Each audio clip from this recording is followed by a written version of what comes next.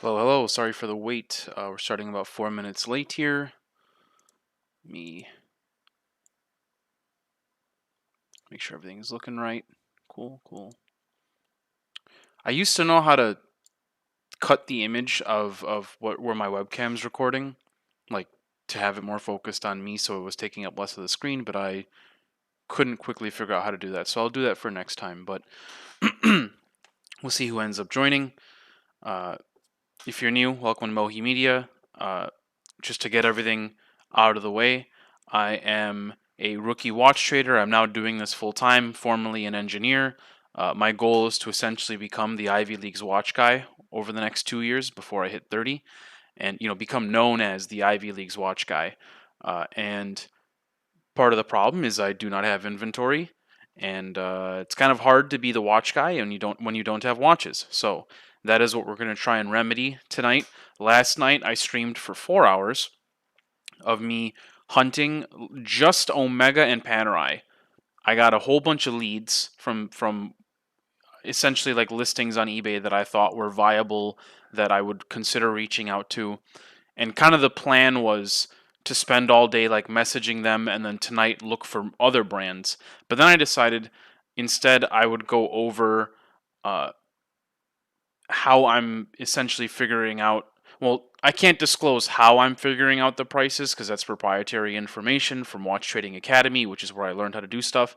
But just some things I notice when I'm like looking at here's a watch that I want to buy, and what is the other data out there on the internet telling me about this watch? What data is useful, and also what data is not useful. There's a lot of people out there that rely on what they think is data about watches that is literally useless, but they're convinced that this data, like you have to be using good data for making decisions, because if you've been using bad data to make your decisions, garbage in, garbage out. Like you're shooting yourself in the foot there. So um, anyway, let's go ahead and get started. My name is Mohi. Welcome to Mohi Media. Join me as I work towards becoming the Ivy League's watch guy. As I like to disclose in all my videos, I was taught and trained by Watch Trading Academy. I took that online course, then took and really fell in love with it. Took the advanced courses. I love the community. I'm not being asked to say this or do any of this. I'm just sharing how I hunt watches, and I'm not disclosing anything proprietary from the course. So that is the strategies. There are like you're seeing me hunt, but there's stuff that I can't explain because it's stuff that I've learned from the deal hunting course in Watch Trading Academy, and I can't explicitly explain where my pricing comes from because again, uh, it's proprietary information, so I just can't do that. But I can share kind of the overall thought process. Basically, I can share something that you could figure out on your own, and then I'm here to answer questions about watches in general, about you know being a full time trader, and then obviously questions about the course. And if I feel there's a question that even if I know the answer, but I don't feel it's appropriate for me to address, I will then just recommend you go to Watch Trading Academy, get the course, and then I can tell you everything. Like once you're in the course, I can tell you everything that applies to the course you bought. So, can't recommend Watch Trading Academy enough. Again, I don't have an affiliate link or anything, but you know, just being straight up about who I am, what I do, etc.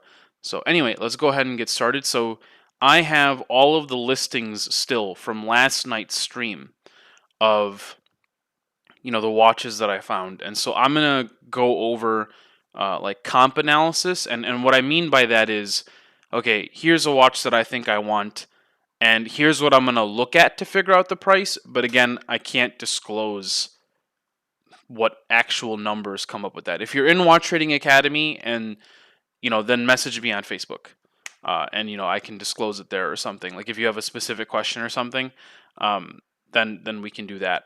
And then what else? So comp analysis. So again, just let's say I'm looking for Planet Ocean, I'll show you the other websites I look at, and what are my thought processes based on prices and stuff that I see, and then I'll discreetly like do my own calculations on the side, and I'll pocket that information for myself for later.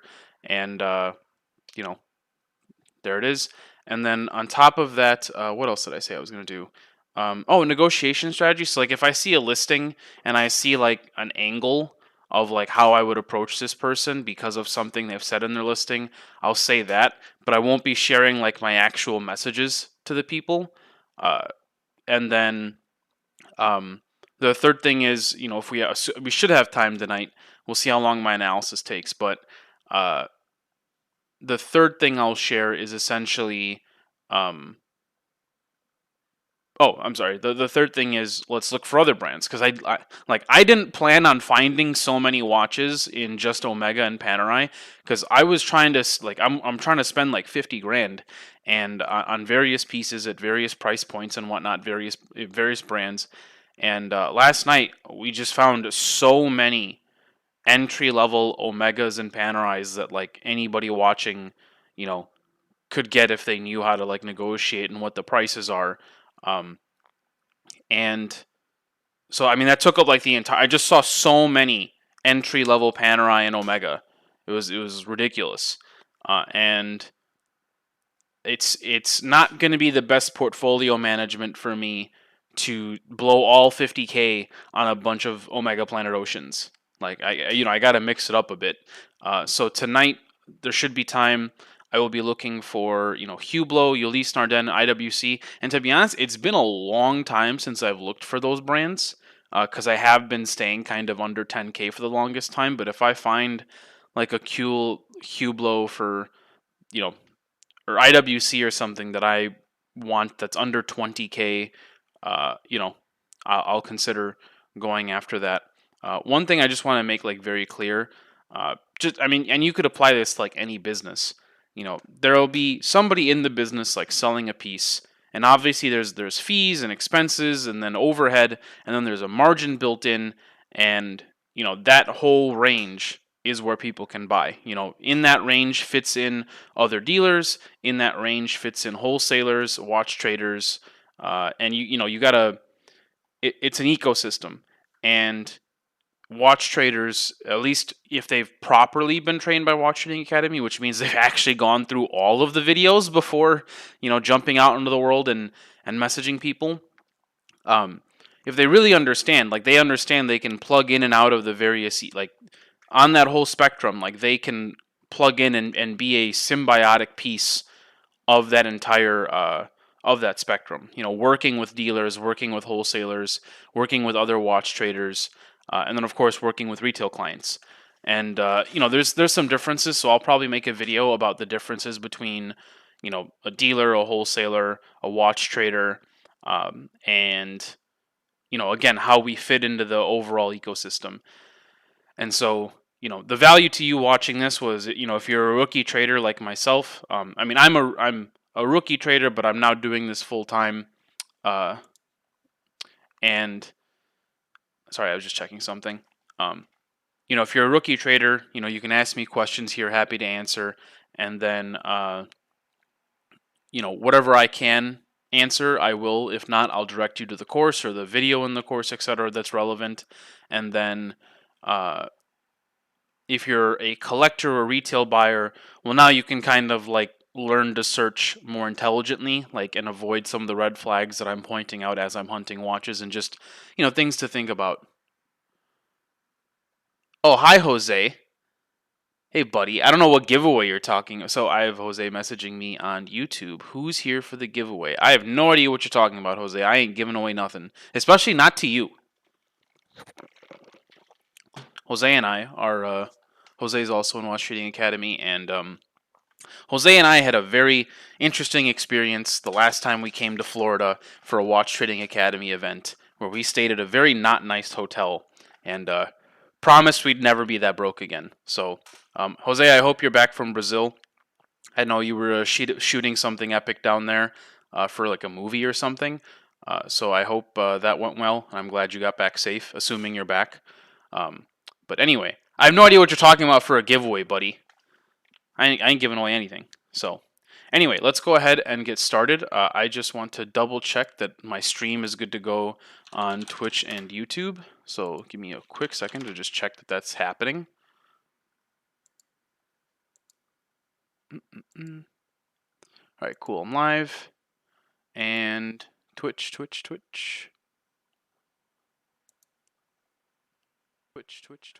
Okay, yeah, cool. I'm live on both. Great.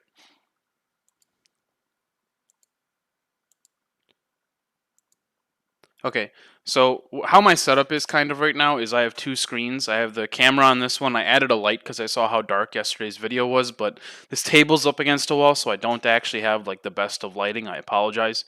And then on this screen is me hunting, and then on this screen is the chat, and then the proprietary stuff from Watch Trading Academy, which would be there's like a newsletter that I can look through for target prices, like target buy and sell on various pieces. There are the BCV charts, if you know what those are. That's a really great tool, and it'll come in especially handy for the more expensive pieces because there's watches out there that are like okay, so there's like Planet Oceans that I'm making this up, but let's say there's Planet Oceans out there that are listed for 5K. Maybe dealer trade-in is like 3K. I'd buy at 3.5 because I think it'll sell for like 4.2, 4.3, 4.5, right? There are, and so you can kind of see the margin there.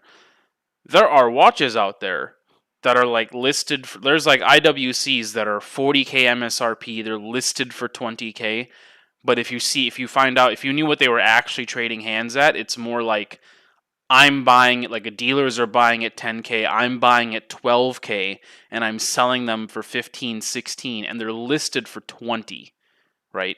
It's very hard for you to like, and that might be that kind of IWC. A Hublot might be different. Like, so that's where the BCV charts really come in handy, because PJ's figured out the pricing on all of that, and so that helps you kind of understand the market. And I would say like the biggest difference between a watch trader and all the other types of people that are in the watch ecosystem is, well, the better traders are trading with what we call risk management in mind. And so, for example, or I mean, just to give you an idea, like there's watches out there where there might be a couple bucks to be made, but is it worth the risk of spending the amount of money? Like, let's say there's a watch out there that you can sell for 10.2K, but you can only buy it for 10. I mean, is it really worth spending 10K to make 200 bucks? Some people might argue, like, yeah, if I know I can instantly make 200 bucks, I'll do it. But what if like the risk exposure on that, which means like at any point if you need to like liquidate it, what if like the liquidation price on that is like 7K? So you're spending 10K, which means you're risking like 3K to make 200 bucks. A lot of people in the business would still take that deal because like, hey, I know it's quick money. It's a phone call away. Some of the more savvy traders might only do that trade if their overall portfolio can take on that kind of risk. And most of the time, like it just doesn't make sense to spend 10 grand to make 200. Like if you really get into like financial terms, so that's like one major difference between, in my experience, like watch traders versus like other people in the business is that knowledge of risk exposure when we come to doing trades. That might sound a lot like really good stock traders, and that's not a coincidence that like the risk management is what kind of differentiates people. So what I'm sharing on my screen. So yesterday, where we kind of left off, I had a one thing I couldn't think of yesterday was a tag. Somebody asked about a tag hewer, and I mentioned one sells for over 2K, and I couldn't think of what it was except that it was a square shape. And the one I was thinking of was the tag hewer Monaco that James Dean wore in a movie. I forgot which movie it was, but that watch, certain variations of it tend to trade for like over 2K. Other than that, a lot of like tag hewers you can buy under 2K. So then that is this watch right here, tag hewer James Dean. Yeah, so like this square case tag hewer. It's not for everybody, but you know, has its place. There's a collector class, like there's a group of like diehard fans for it.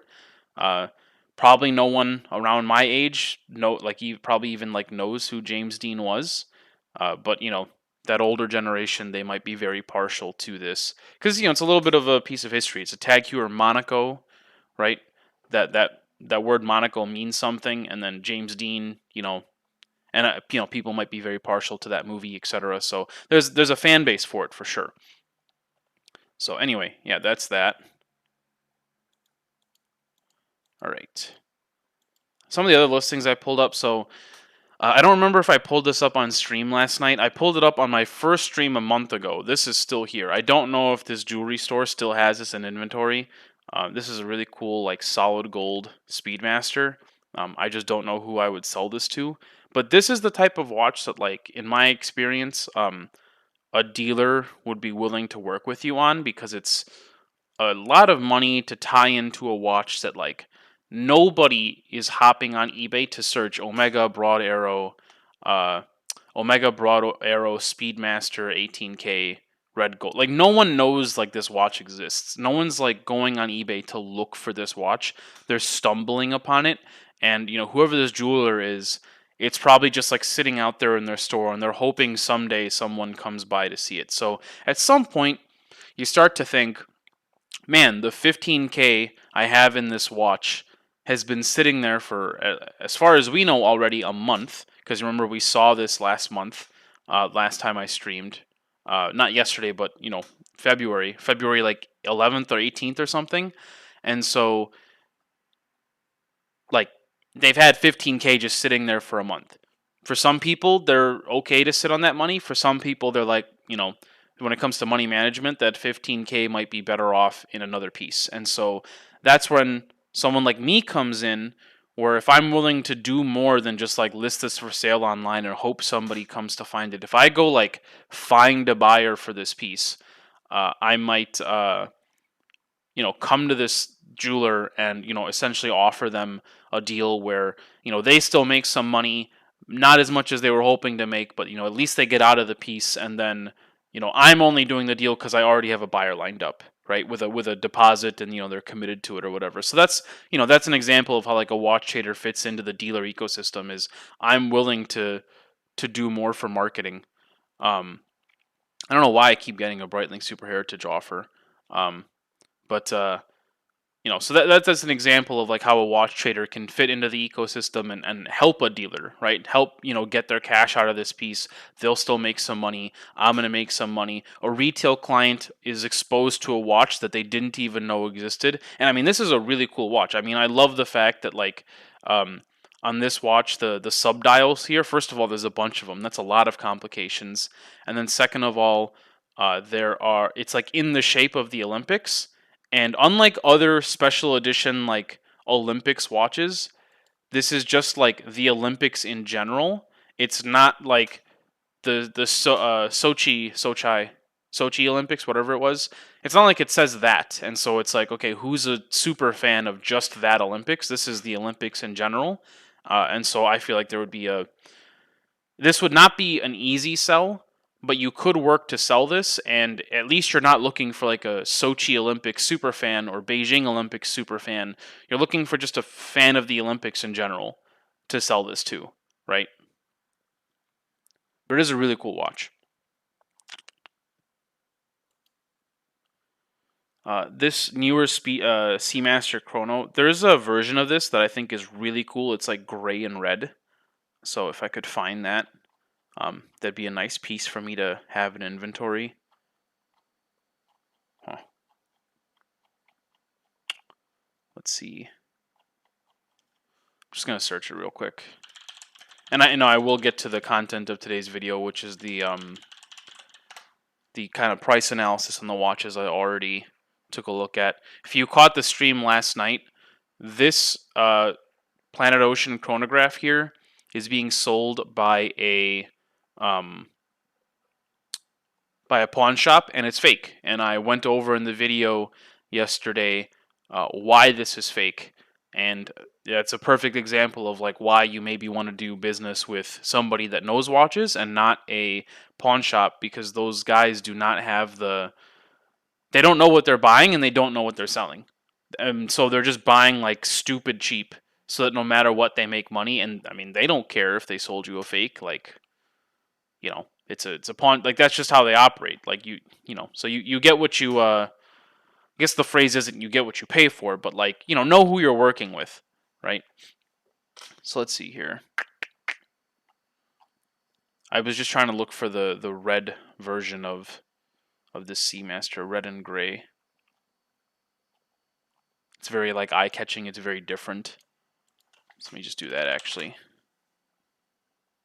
I should have put gray, but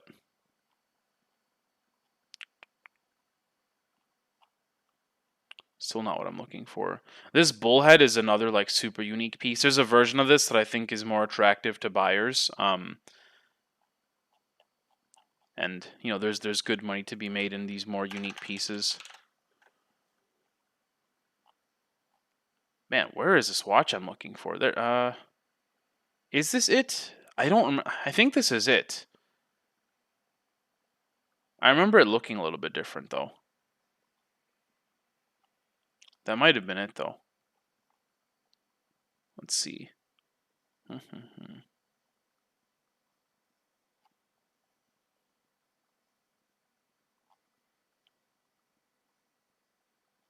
I could have sworn it was like all gray with some very bright like red accents, and so it really like popped.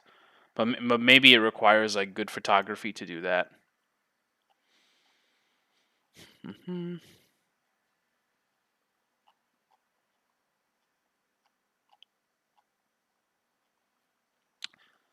See, there's a lot of Aquaterras on the market. I like the watches. It's just, there's just a lot of Aquaterras.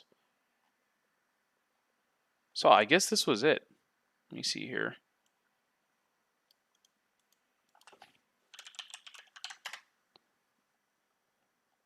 Only 2 of these. All right, I'll come back to this. I think this was it, but I'm really not sure, to be honest. I thought it looked a little bit different. But all right.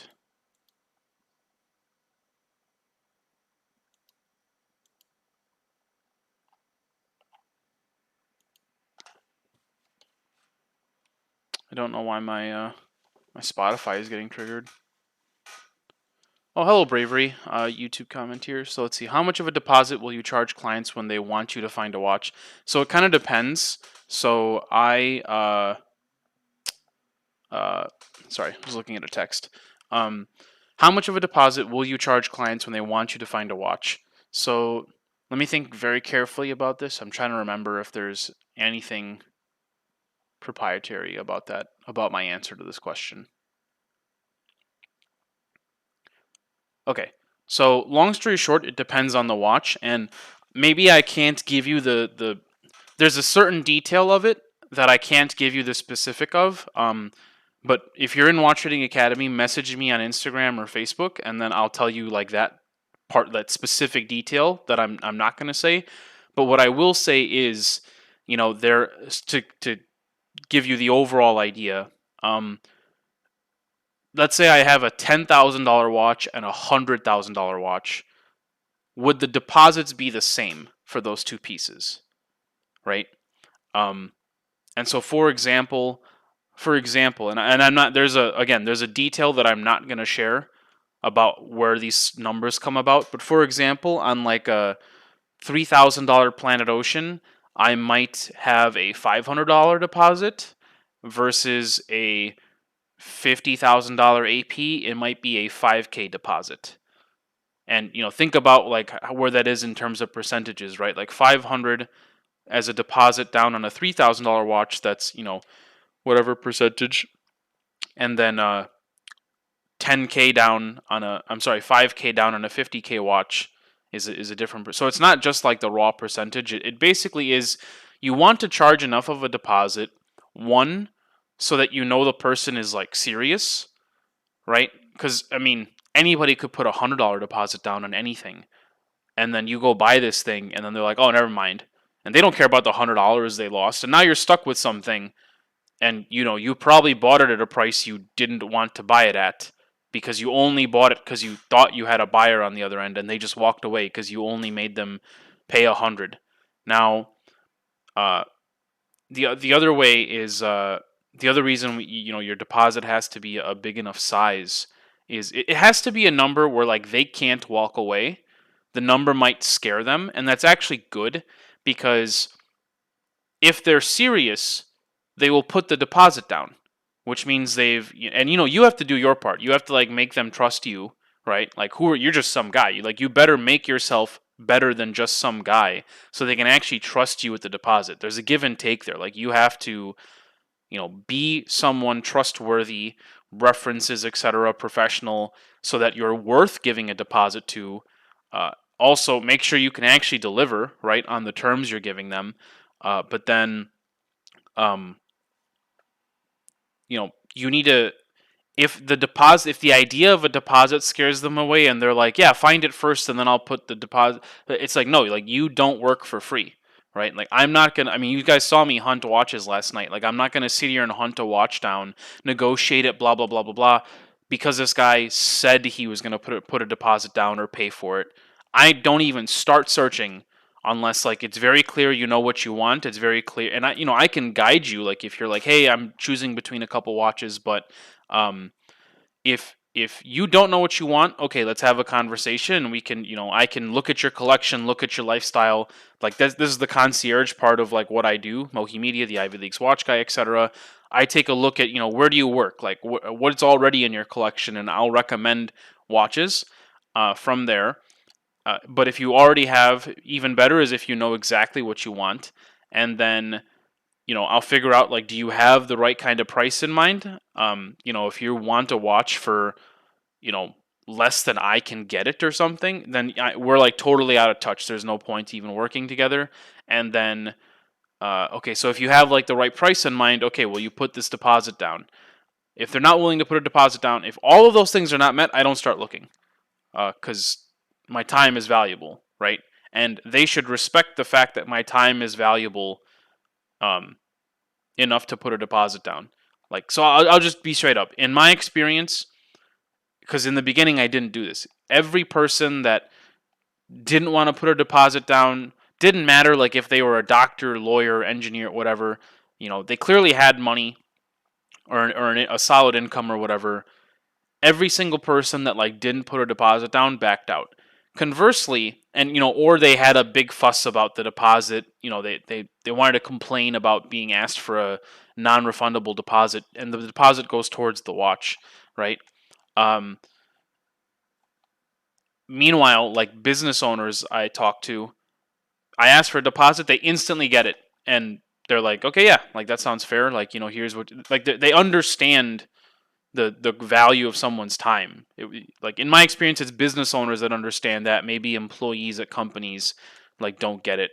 Um, and so that was a long way of basically saying the deposit has to be enough that um, it has to be enough that they won't walk away. Uh, but at the same time, like it could be a little bizarre to ask for like 50% down on something, and sometimes it makes sense. Like I know, for example, um, if you're trying to buy like a Richard meal for PJ from PJ, like let's say a $300,000 Richard meal, he might ask you to put 100K down deposit, right? Which like you got to wire PJ 100 grand, and then he's gonna go find the watch for you, or find who has that watch, and then you're gonna send him the other 200,000, and then the next day he's gonna ship. That sounds terrifying, but when you have that kind of like reputation and trust, and also when you're at his level where $100,000 is not enough to like make him run away. That's the other thing is you know with everything I just said, I'm not upset by, let's say, like I've had some people like from my car community and whatnot. Um, I know they have the money. I know they have these exotics and stuff, and for certain, like if they want like a 50K AP, again, my deposit's going to be like 5K or 10K. Uh, they might not be too comfortable doing that, even though they know me, because at some point and because you have to put the deposit down, and then there's the actual value of the watch itself. So let's say it's 5K down, 50K total. Again, I'm gonna get paid before I even ship to them. They have a valid concern of like, is 50K enough for Mohi to just like dip, like disappear, right? Like if I go take 50K and run away to Argentina, right, which doesn't extradite to the U.S. and 50K goes a long way in Argentina. That sounds like a crazy example, but you have to be someone where the size of the deal kind of makes sense. So not just the deposit, but the overall size of the deal. That like it's not an amount of money you're gonna run away with. And so in the other extreme, you can send PJ 100K deposit, because if you look at anything about his life, he has no reason to run away with your money, right? So I mean, this all kind of ties into like how you present yourself, the credibility you give yourself with your track record, and how you present yourself online. There's a reason I have a professional like Facebook profile, my LinkedIn, all my contact information is easy for people to find, and I try and carry myself well. Uh, it's all to help people like feel comfortable and like know who I am. So I hope that answers your question, Bravery. And again, message me on Instagram or Facebook, and after I confirm you're in Watch Trading Academy, I'll tell you the one little detail from a risk management perspective of there is a specific number that you can do for deposits essentially. And so I can tell you that detail. But hopefully, like what I just explained gives you an idea. It has to be enough that they're willing to not run away on you. So I hope that answers the question, and gives you something to think about. So, and obviously, like that, the deposit. So let's say for example, if I'm going to ask for a 50, let's say they want a 50K watch. Normally, I'd ask for like a 5K deposit or something towards it. But then that means I have to go buy the 50K watch with my other 45K, right? Or whatever the 50K watch actually is going to cost me to get my cost of replacement on it. So if you don't have the 45K, well now you're going to need them to like prepay for a watch you don't have, and that's a big ask, right? So that's also where people could rightly so be a little concerned of sending you all of this money when you don't even have it in inventory. And again, like there's two sides to this. Like they have if you yourself have not done the legwork on your end, they have every right to be like concerned and not want to send you 50K prepaid for a watch you don't have, and you're claiming it might take you like 2 weeks to find, but you don't really know. Versus like somebody more experienced, they know exactly who to call, they know what they can get it for, and they have the money, so they only need the 5K deposit, then the watch they can have in hand, and then they can request the other money now that they actually have the watch that the person's looking for in hand. So very, very long answer to your question, but I hope you got something out of that. So anyway, and thank you for your question.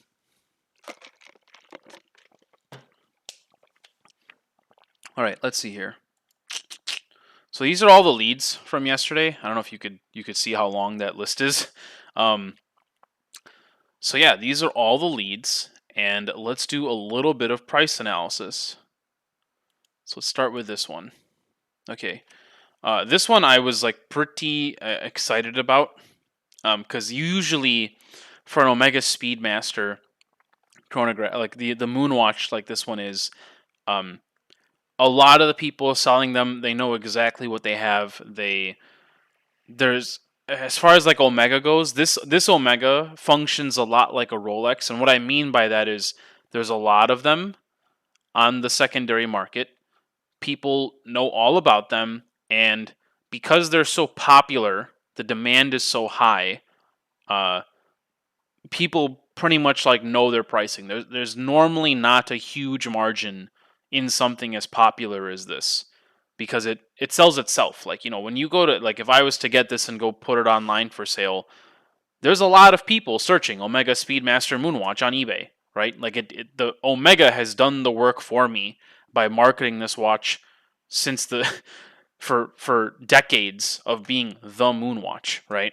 So, I already explained on last night's call why I picked this listing.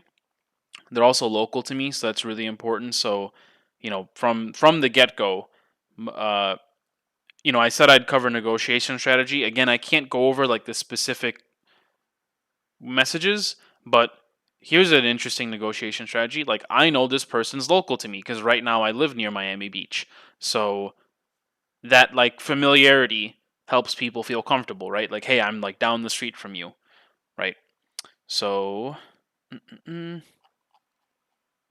I would definitely work that into the negotiations that I'm local.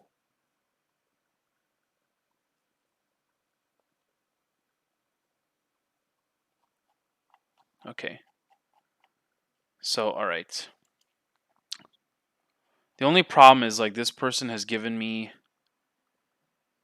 so few information here.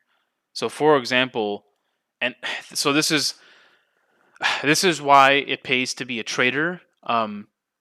There's some mismatches on this listing here that would scare away most people. Um, this is the Omega Speedmaster Moonwatch Professional Chronograph. Looks fine. It's from they bought it from Watch Vault. And then here's a reference number, 3570 5000. And unless I missed it, they don't have any photos of the case back. Let's see. Maybe they do. Just from this clasp, I can tell this is older. From the reference number, I can tell it's older too. And then, yeah, so the more recent moon watches have the display case back. So this is the older one. So that factors into pricing. So let's see, we have this reference 3570. So let me just give me a quick second here. Okay, just we've got Chrono 24. So okay, I have this watch on eBay, and it's the 3570 reference. Let's see what else is of this reference on eBay. So okay, just take a quick look here. I only care about the market in America. That matters less as you get into the higher end watches. Like, when you start talking with like APs that there's only 10 in the world, um, you know, they might be in different countries, right? And when you're dealing with that, like a 1 of 10 AP, you're probably talking about a price point where, like, somebody would actually fly to the other country to get that watch, or have it shipped, or figure out some way to make that happen, right? Um, but for a moonwatch where there's plenty in America, there's usually doesn't make sense to. I would say almost never makes sense to buy out of the country unless there's some crazy differential in currency. Sorry, we've got a couple. So what am I seeing here? We have this one at 4.5. I'm going to guess from a jewelry store or something. That box I don't think is correct. It says Omega on it. I have a feeling that's a fake box. But I don't actually know if the moon watches from this generation came in that box or the more traditional, like, red Omega box. But they're at 4.5. I'm going to guess that's naked. This one's at 4.8, and I've clicked on this before. Maybe I clicked on this last night. So let's investigate these, because this one's at 5. This jeweler's at 5. That's weird. I thought I filtered by lowest, and this one's lower. So this is Hesselite, also at 5. Okay. So this person's not listing their watch like terribly aggressively, unless these are all naked by chance. If they're all naked, then maybe he is pretty well priced. Let's see. Yeah, I don't know why it repeats down here, because it's sponsored. So, okay. Let's look at a couple things. Let's look at this moonwatch, and let's look at if this one's naked. Let's look if this one's naked. Nope. So this is a box and card with the warranty card. So it's not a full set, but it is essentially box and papers because it has the box. And like I said, look, there's the red Omega box. So this is from 2009, which sounds right for this reference number. That looks pretty good. So this one's at 5. So, I mean, just the virtue of this watch existing means that just by virtue of this existing for box and papers, it's at 5K. It's in let's just double check condition here. And even the red box here is in really good condition, like really good condition. I'm not seeing anything of issue here. A couple on top of the NASA, that looks like a pretty deep scratch. It's odd. I actually have never understood how people scratch the underside of their watches. I've been wearing watches for years now, and I don't know how people do that. Especially something like that deep. I'd have to get another angle of it. Let's see here. On top of the net. Okay, it's like blurred. But, I mean, this isn't the watch that I'm trying to buy. I'm using it as a price comparison. So as far as like condition, it's like pretty good. And like I said, it's box and paper and it's at 5K. And this is from somebody with a store, right? They have a bunch of watches here. A bunch of watches. So this person being listed at 5, it's like comparable to the market, but it's like, hey man, like these jewelers that are trying to make money have essentially the same thing and they're at 5K. So why would I buy from you for 5K when I could buy a jeweler, when I could walk into a jewelry store, pay with a credit card, um, you know, why buy from you when I can buy from someone even more trustworthy, which is a jeweler. They have a big store, right? Like, I could look up this location. If like, something went wrong and they screwed me over, I know where their store is versus you're some guy, right? So that's one of like many reasons why like this person can't command the same price as a jewelry store. So he's gonna have to like come down significantly. And then where are these other watches?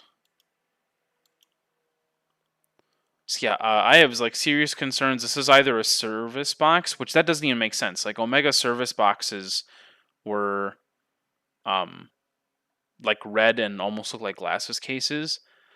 This one is from 1996 though, so I mean it's possible Omegas in the 90s had boxes like this, but I would have to do some research to find out if it's like legit.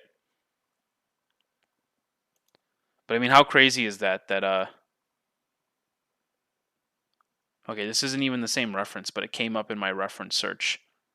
So that's interesting. Let's see here. Yeah, this is like a even older reference of the same watch. Yeah, I can tell by the band. You can tell by the. Let's see if I can get a good picture of the clasp. No, that doesn't help.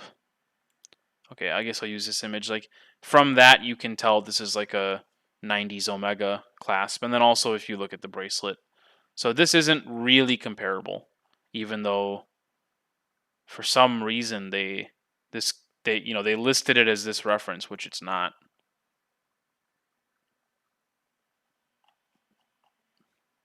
It is really cool though to see. So it's looking like this box might actually be legit. This just might be what they had in the 90s.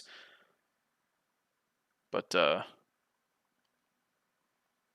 yeah, it's a different reference it looks like. Let me see here. And if you remember from last night's video, I am not a fan of Omegas from the 90s, unless it's like a really hot piece or if it's a certain price point, because service on those things is going to cost more than the margin on the watch itself. So, got to be like very careful buying these 90s watches. At 45, I mean, I'm just not Not crazy about this.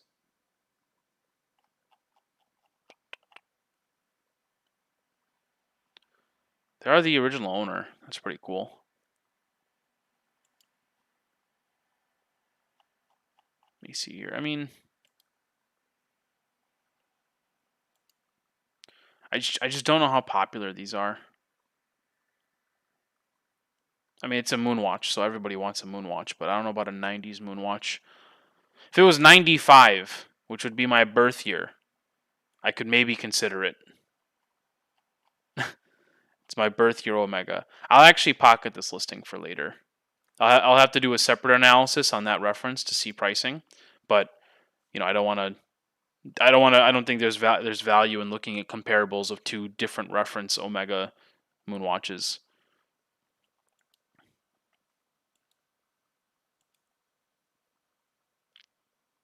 Okay, this is another. I think I saw that this person's in the business.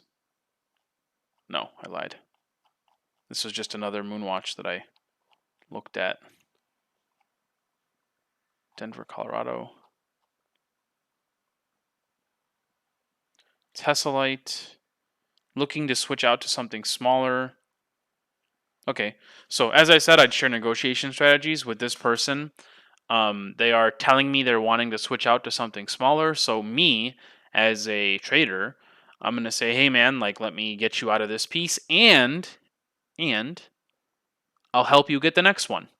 Or, you know, if I could get a deposit towards the next one, you know, you could trade this one in, like a deposit, and then trade this one in towards the next piece you're looking for.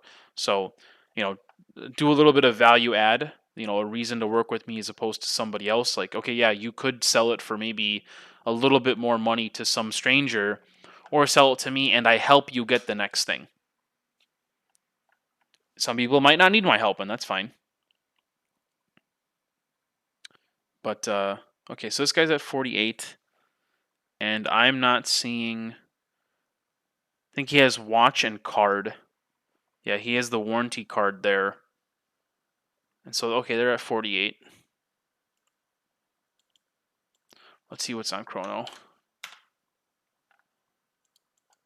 Again, just looking in the US, there's 17 for sale of this specific reference, which means there's, you know, more Moonwatches of all the other references. The Sapphire version of this, the newer Moonwatches, the older Moonwatches, lots of options for people. So, all right, we've got a private seller at 42.75. Already down pretty steep, but this one is just watch and box. But all right. This person's at 44.25. Already reserved. All right, but they had, which is important, like they're getting action at 44.25. And did they just have watch and box, or did they have, I can't tell if they had papers or not. Let's see if it says anything. It says box and papers. Okay, so box and papers, they had action at 44.25. Now, here's kind of a mistake a lot of people make. I don't know what this is. There's a lot of people that join Watch Trading Academy. They watch a couple videos, and then somehow they get the idea in their head to like go look at eBay sold listings for price analysis. That's like nowhere in the course does it say look at eBay sold listings or use Chrono 24's like watch charts, which are useless by the way. You know, the little chart, like if you like Chrono 24 used to like give out this chart with every watch to show like the value and whatnot, but that's like list price of watches by like dealers on this page, and dealers are always like listed high, so it's not like the actual value of the watch. Like I said, I mean, think of that example I said earlier. There are IWCs out there that are listed for 20K that I'm a buyer for at 12, and I'm trying to sell at 15. And so sometimes you see these people that have that IWC, and they see all the other jewelers are listing for 20K. They're seeing the watch chart says they're at 20. They should be at 20K, and they'll never sell at 20K. Or if they do, they have to wait like a year for the right person to come along that also, you know, doesn't know better. So that's why you can't go by watch charts, the Chrono 24 like chart or whatever, and you can't go by eBay sold listings either, because if an offer was accepted, you have no idea what it actually sold for, and you don't know the other details of the listing. The seller may have like disclosed some other information about the watch, and then on top of that, like yesterday's market is not today's market. So especially like for something like Rolex, like let's say there was 10 of a certain model last week. You saw a bunch of them sell last week for one price. You look on the market today, there's two. I promise you they're not going for last week's price. If there's only two for sale in the entire United States, when last year there was 10. Last week there was 10. So I hope that makes sense. So even though that I'm seeing this is like reserved at 44.25, I actually don't know if this was like a buy it now listing on Chrono 24 or if there was an offer that was accepted. But that's important to know. Another private seller here with the watch and some interesting boxes. Oh, maybe the other watch I was looking at was actually maybe it looked like the 7 looked like a 9. So maybe it was actually the right reference. Because this is from the year 2000, and it looks a little bit different.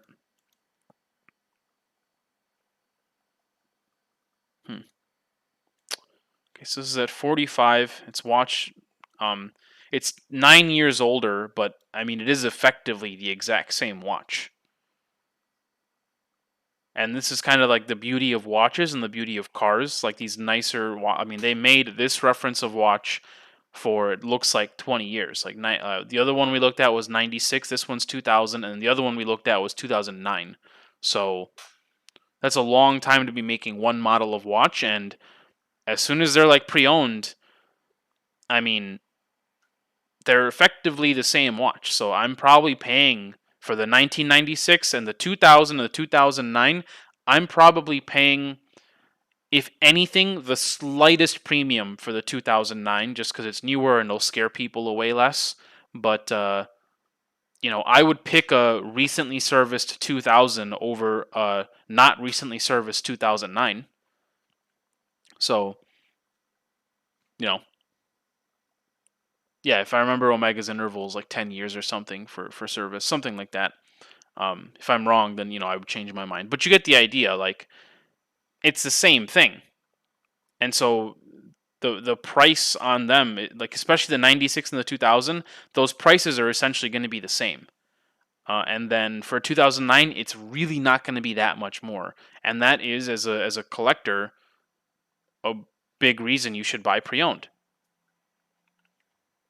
because your money is safer.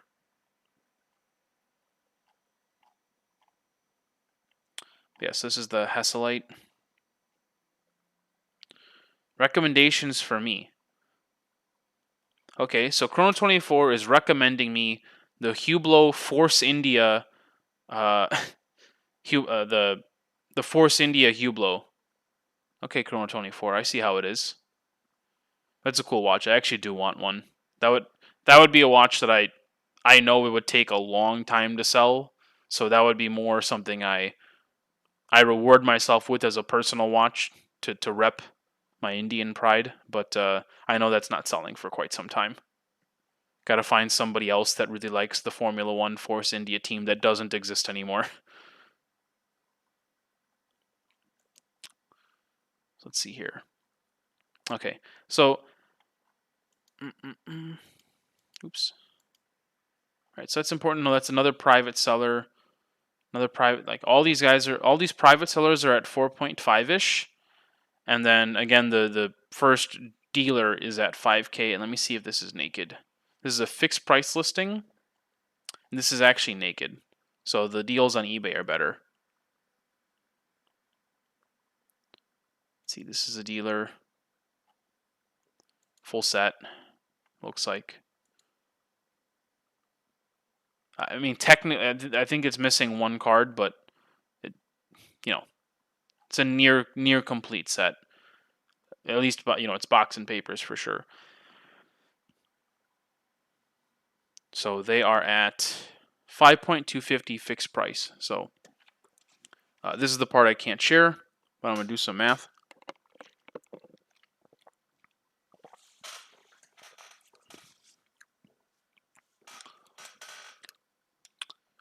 If you have other questions, keep them coming. I can see them if they're on Twitch or on YouTube. So let's see here. We have a... So I'm just doing my notes and my calculations in my notebook.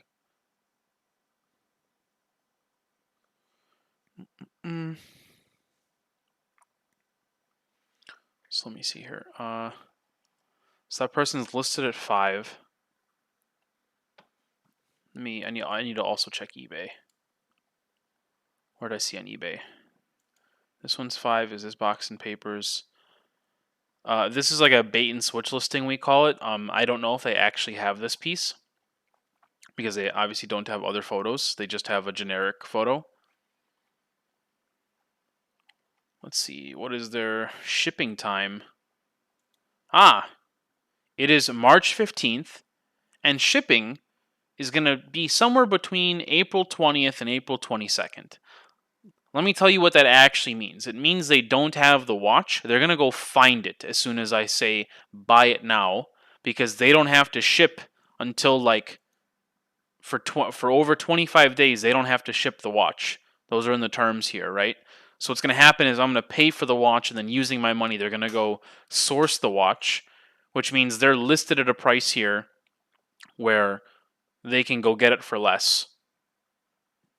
So that's what that means. So if you're a retail buyer, that's important to know that like there's a reason there's a 1 month wait for this watch. It's because they don't actually have it. The other reason that's important, and this matters more when you're dealing with like Rolex, AP, Richard Mille, etc.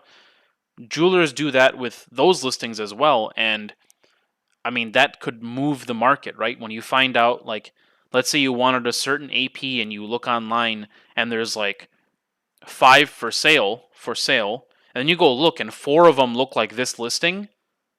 There's actually only 1 for sale. The other 4 aren't real, right? And that matters a lot when it comes to pricing. You get the idea? And so, like, let's say you go reach out to the one person and then you guys can't come to a deal and you piss each other off. And you're like, oh, it's fine. I'll go talk to the other 4 people. And then you realize that when you call the other 4 dealers, they're actually going to call the first guy to try and get his AP to sell to you. I'm not making that up. So you gotta be careful with these, that's what I mean by like good data versus bad data. This watch doesn't actually exist.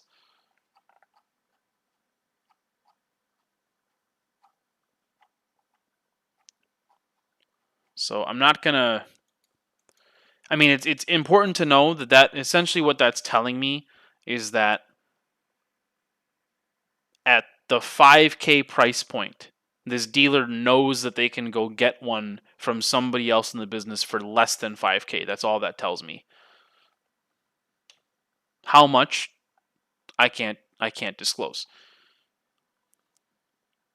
Let's see. Let me just make sure I did my math here. Is this one real? So this is a real listing, right? These are just really nice photos. This is effectively box and papers. Doesn't have like everything in the set, but that's nice. This is at 4,995.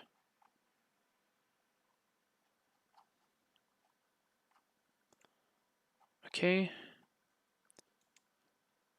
This is at 5,250 fixed price. So, all right. Let's do some math.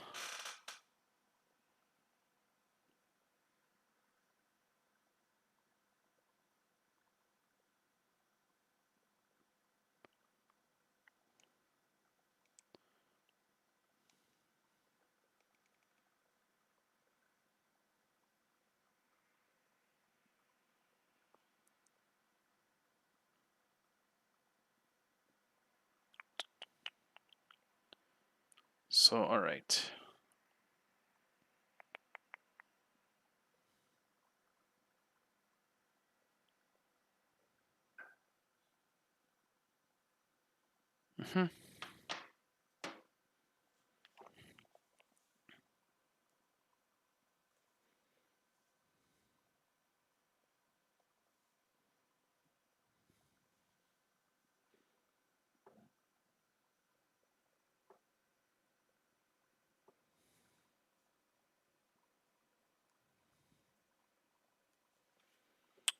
So sorry for the silence, but I don't know how to make doing math interesting.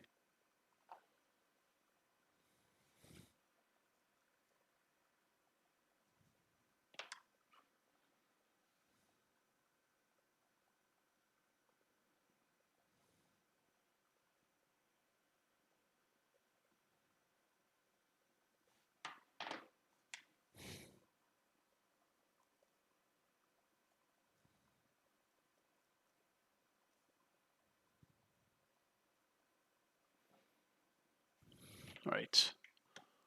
I actually don't really need to use the BCV charts on this one.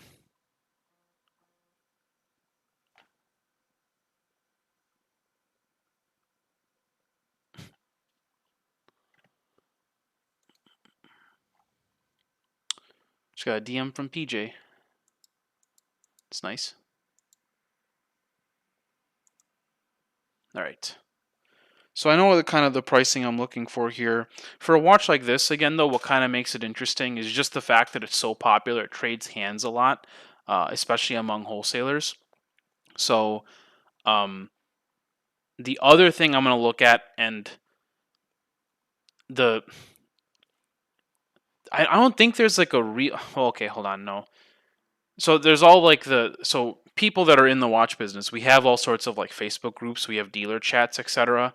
So I have my calculations here, but the other thing I'm gonna do is look for I'm gonna go look and see like what are the people selling them like dealer to dealer for in those groups, and see like where that fits into my calculations. Because so, like let's say for example, I'll make this number up. Let's pretend the Speedmaster was 10 grand. If this Speedmaster was 10 grand, and let's pretend I calculated like a target buy of 7K and a target sell of 9K, for a normal watch, but because the Speedmaster is so popular, on any other watch that's like this imaginary 10K watch, if target buy was 7K, target sell was 9K, buying it from a retail seller, as by retail seller I mean like somebody not in the business, not like a jeweler, but somebody not in the business, I want to buy at 7 and I want to sell for 9 again to like a retail buyer. Again, making those numbers up, making this example up. For a lot of watches, like that 2K would be the margin. But when a watch is popular, like a moon watch, instead of buying at 7, I might not be able to buy for less than 7.5 or 8. And then now that means I've got to like try and sell for 8 to 8.5, right? So that you see how like the margin shrinks. So that begs the question that there's a risk and reward there. So that this watch essentially sells itself because it's super popular, but the trade-off is that now the margin has shrank from 2 grand down to 1 grand, right? In this theoretical like crazy example. So that that's just something to consider. So I have my numbers there for that watch, for that reference moon watch. I'm going to then go look and see like where the dealers are trading the pieces at, and then that'll kind of inform my decision. The other thing to look at is I only looked at like these references for the watch, but also what's kind of important to know is like where does it fit into the overall marketplace. So it might also be useful to know the what are moon watches that are similar, right, trading for above and below this. So for example, like this is the Hesselite version. The Sapphire Sandwich normally trades for more. And so I kind of want to know, okay, where is the Sapphire Sandwich pricing? Where is this Hesselite pricing? And then for an even older Moonwatch, where is that pricing? So that kind of tells me, because a retail buyer, when they go to look online for a Moonwatch, I mean, they're really hardcore enthusiasts that they want this specific reference number or this specific year or something. But then like somebody that just was like, hey, I saw this Moonwatch on somebody's wrist at the bar, I want one too. They just go look up Moonwatch on eBay and they don't care what reference it is, right? And so you have to be priced in a way that makes sense for them to pick your watch over the other watch. Does that make sense? You can't answer me, so it doesn't matter. But if anybody's watching, they could say something. So let's see here. So all right, that was. The other place. Okay, so the other place I should have looked is Watch Recon.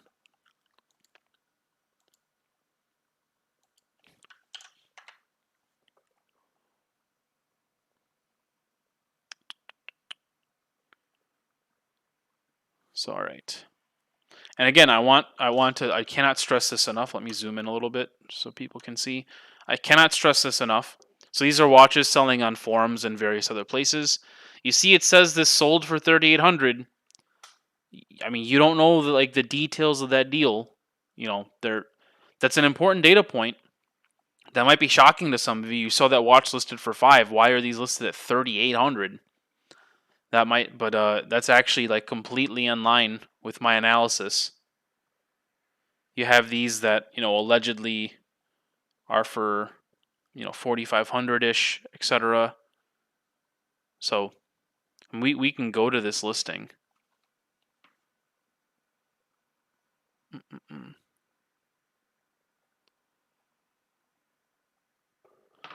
see.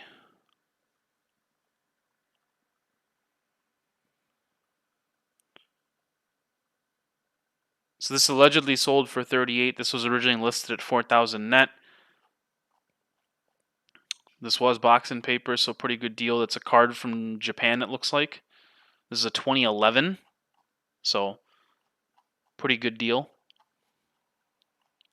So this informs my decision, but this is not the basis for my decision. I can't go around assuming that this is what this will sell for, especially because this one's 12 days old, so that's a little bit more useful. But some of these are from fall winter of last year. On something like an Omega, a Moonwatch. Sorry, not any Omega, but a Moonwatch. That data is not very relevant. So in this case, this sold for 3,800. That's I don't know if we know that for sure because this is on the Watch You Seek forums. I think they just marked it sold, but let's see. Yeah, so they bumped it to 38 and then they said sold. But did it actually sell for 38? Do you know?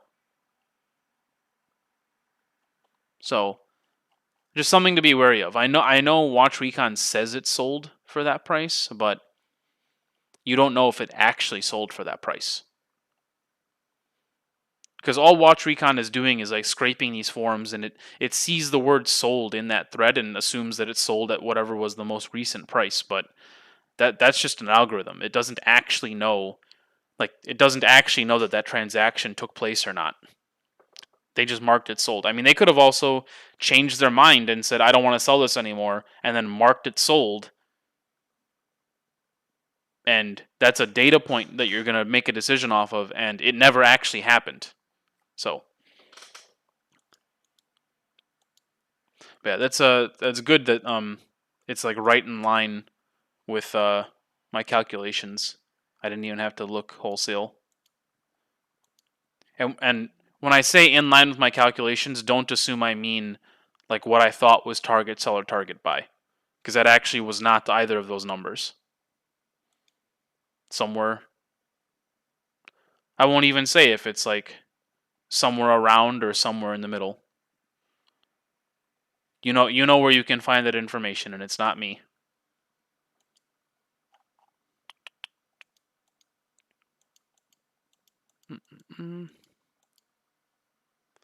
So, all right, I know what to talk to this person about. Let me just make another note of. I could have sworn there was some other information. Okay, so let me do this.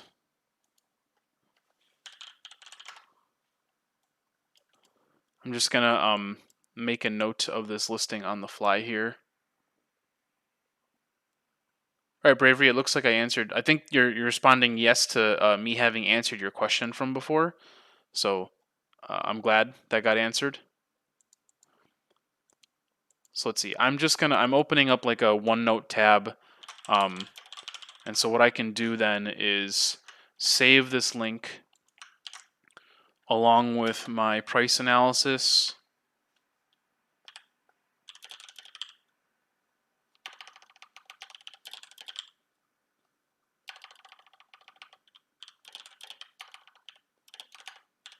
And then whatever notes like negotiating notes I have.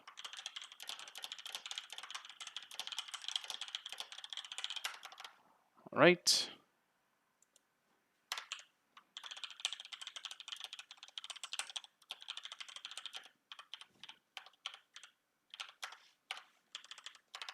Okay.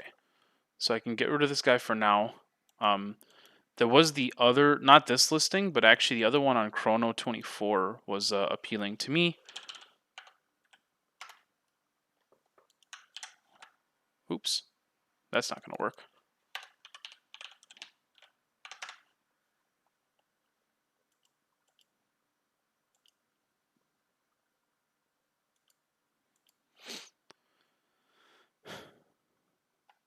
Okay.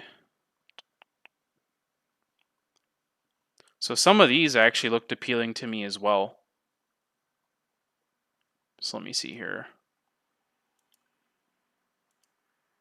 Got some links. Got a watch stand.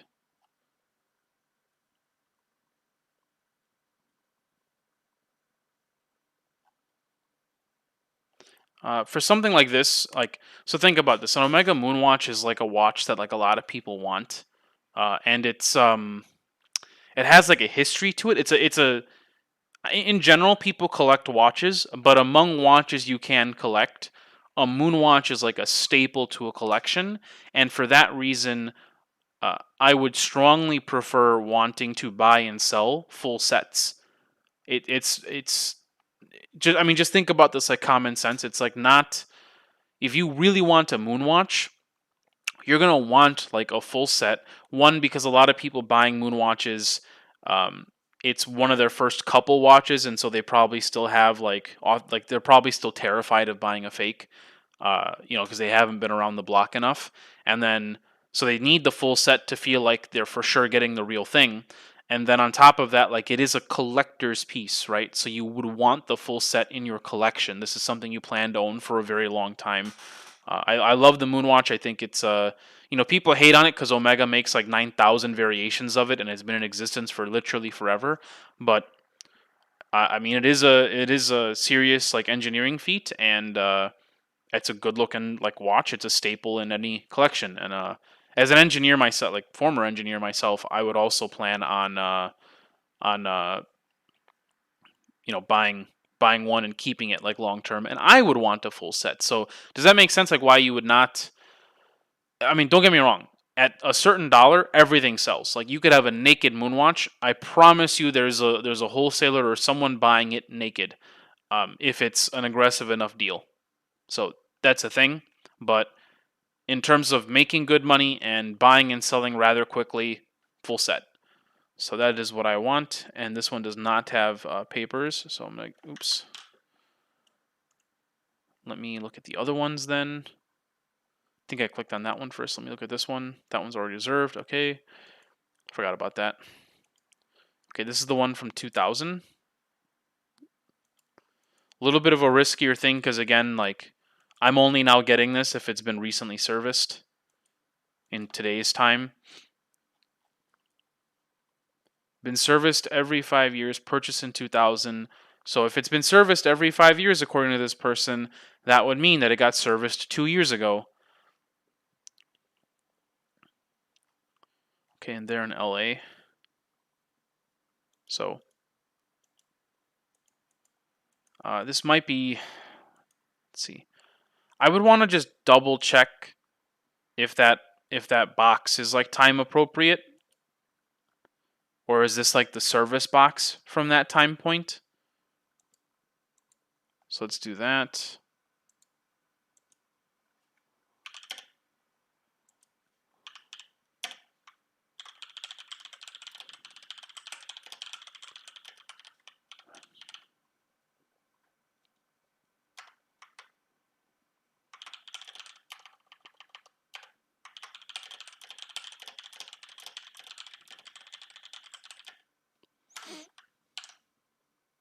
I don't know why my Spotify keeps getting triggered.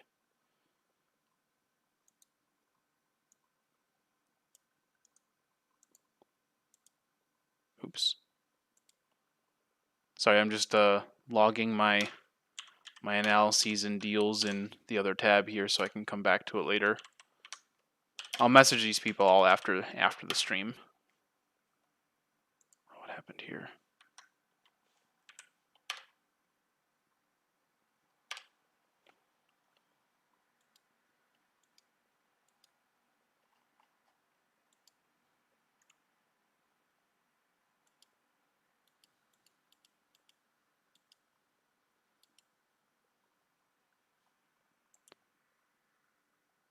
Okay, cool. All right, so that's the 2 moon watches. So I have the price on them both essentially. I would still like double check what it's trading for in like dealer hands, if the age difference really matters, because this one is a 2000, or this one, yeah, 2000, and then the other one's a 2009. But again, if this has been serviced in 2020, this is instantly a better deal, because that service is going to be $400 or $500, $300 to $500. I don't know. It depends. Parts are hard to come by, and it'll take them. I mean, I don't know about the places down here in Florida, but the places, the place I went to in Illinois, MJ Watch Repair in Glenview, you know, a lot of some of these older pieces, it would take a month to service, right? And sending it into Omega is like 2 or 3 months to service. So you have an idea there. So tying up the money, losing your margin to service, losing the time that you physically don't have the watch to sell, that all factors in. So that older one that's recently serviced, instantly a better deal.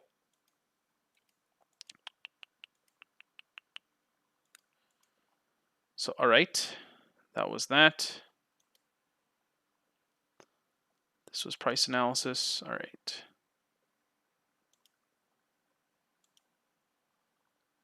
Let's see what else we got here. Okay, so this is a much newer Moonwatch. You can see that I mean, it's literally a month old.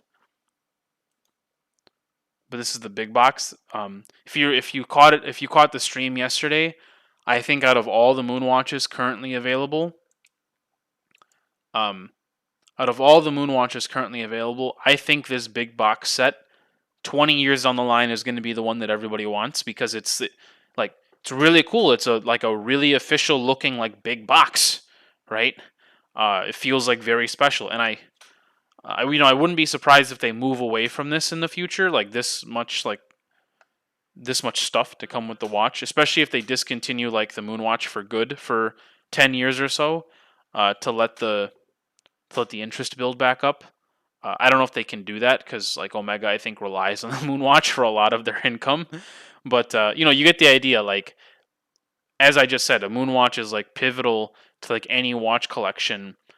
This is a really cool collector's item because it has all this this fun stuff. I mean, look how cool this box is. Makes you feel like an astronaut. So, let's see here. Did my stream go down? The messages disappeared. Maybe that's just a timing thing. That's fine. But I know that my Twitch stream got cut up into pieces because my connection dipped. As a reminder, I'm staying in an Airbnb right now until the end of the month, and so I am not on a wired connection. I'm on my Airbnb's Wi-Fi, so that could explain any issues there. I'm not going to do the price analysis on another Moonwatch, or maybe, I mean, I'll do it on the fly here because there might be some value to seeing how it's different for this newer one. But I mean, a couple things to look at here is well, okay, let me pull up eBay and Chrono24 on this, and you'll see what I mean. And watch Recon while we're at it. If you saw yesterday's stream, I mentioned that there is a tool called Watch Scout that's provided by Watch Trading Academy. I just need to double check some things before I stream myself using it. I think I'm good to go, but I just want to be sure. Because it's a cool feature of Watch Trading Academy. I'm going to do a separate video detailing it. And then But I just want to make sure that we're all good to go before I stream myself using it. What's cool about it is, so Watch Recon scrapes forums, and then but it doesn't scrape eBay. Watch Scout was its proprietary, like, Watch Trading Academy made that app, and it includes scraping eBay. This right here, this seller capital thing, this is the business loan that I was talking about on yesterday's call as well. For this is money that I'm being offered as a watch person. If you guys haven't been paying attention, eBay is trying to become a serious contender in the watch game. Like, I don't know what other industries they're offering this loan to, but I mean, eBay literally added in an authentication service for watches over 2K, and then that was like a year ago. And this year, like just like last month, you can now pay a little extra to get your watch under 2K authenticated by their location. Their authentication location is in Dayton, Ohio. Which, if you've ever been there, there's really nothing to see. So I've driven through Dayton. It's a city of highways, if I remember right. Like, I remember being at like a McDonald's and like doing a 360 view, and it was just like highways. But anyway, shout out to Dayton, Ohio. Uh, but so they have this location there where they're just funneling in eBay watches bought on eBay. They're authenticating them, providing a little card. So I mean, think about that. Like, eBay, this big giant reseller of just everything, is noticing how popular the transactions of watches are getting. I mean, whoever's running eBay, like, their board has to see how much, like, a spike in income from the fees they get from jewelry sales, right? That have been happening since 2019. And in general, the trend has been going up for like a decade, right? As watches are seen as more of an alternative asset than just a fun toy jewelry, right? So eBay's trying to make itself a serious competitor to the other platforms out there for buying and selling, watches online, and that's probably one of the reason that, like, I was offered this loan here. That I'm sure a bunch of other businesses got to, but my point is that the businesses that are like bringing in money for eBay is going to support by giving them loans. And like I said, this was no income verification and no credit check. Interest rate's a little high, but I can work with it. So yeah, if you're new to the business, if you're already in the business, I'd really recommend taking advantage of this if you think the interest rate is worth it. But okay, so we're doing the price analysis now on a essentially brand new Moonwatch, and we'll see how that changes things. This one has an MSRP of like 6,400, right? Let me see what they say in the description here. So it's still under warranty. Has everything, obviously, because they bought it a month ago. I can't believe the reason they're selling is because they bought an Aquaterra instead. I mean, unless it's like the Aquaterra like world timer, I don't know why you would pick an Aquaterra over this. And like I said on yesterday's stream, I don't think you can actually insure this because UPS, FedEx, their insurance caps at $100.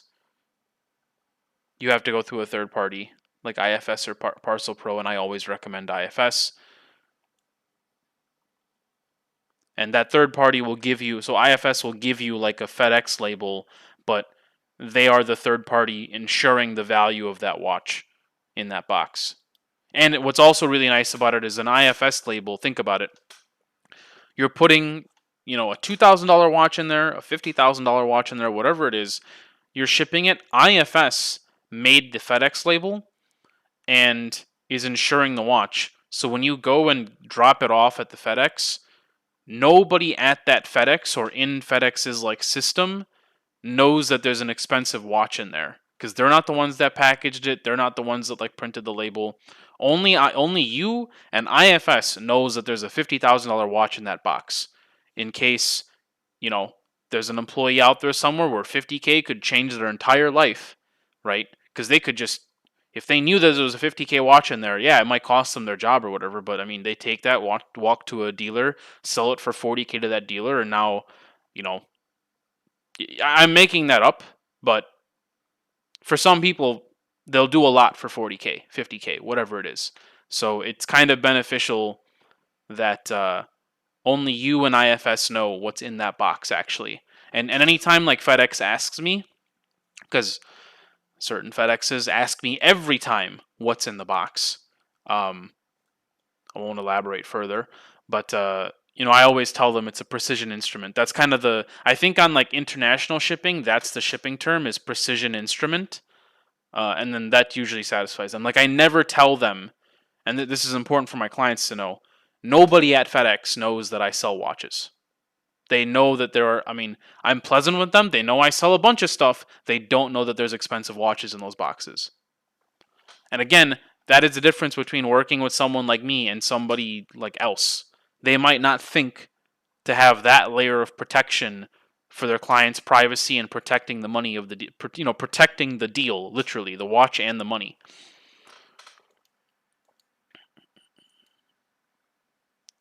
So, all right, we are looking at the, let's see, looking at the newer Moonwatch here. So I'm just gonna take a look at this. That's an auction, can't rely on that. This is a trader, has to be. Yep, luxury timepieces. I don't recognize that name though. Big box set, that's cool. I have a feeling Hallandale, Florida. Okay, let me see if by the language I can tell if this person's in Watch Trading Academy or something.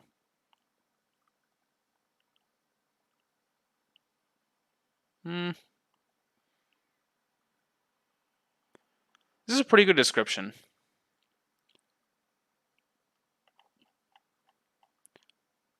So their luxury timepieces is in their name. They're new. So again, this is a new trader. This photo is not bad. It's not amazing. It's not bad. And then, they're taking these photos outside, which is smart. There's better lighting outside.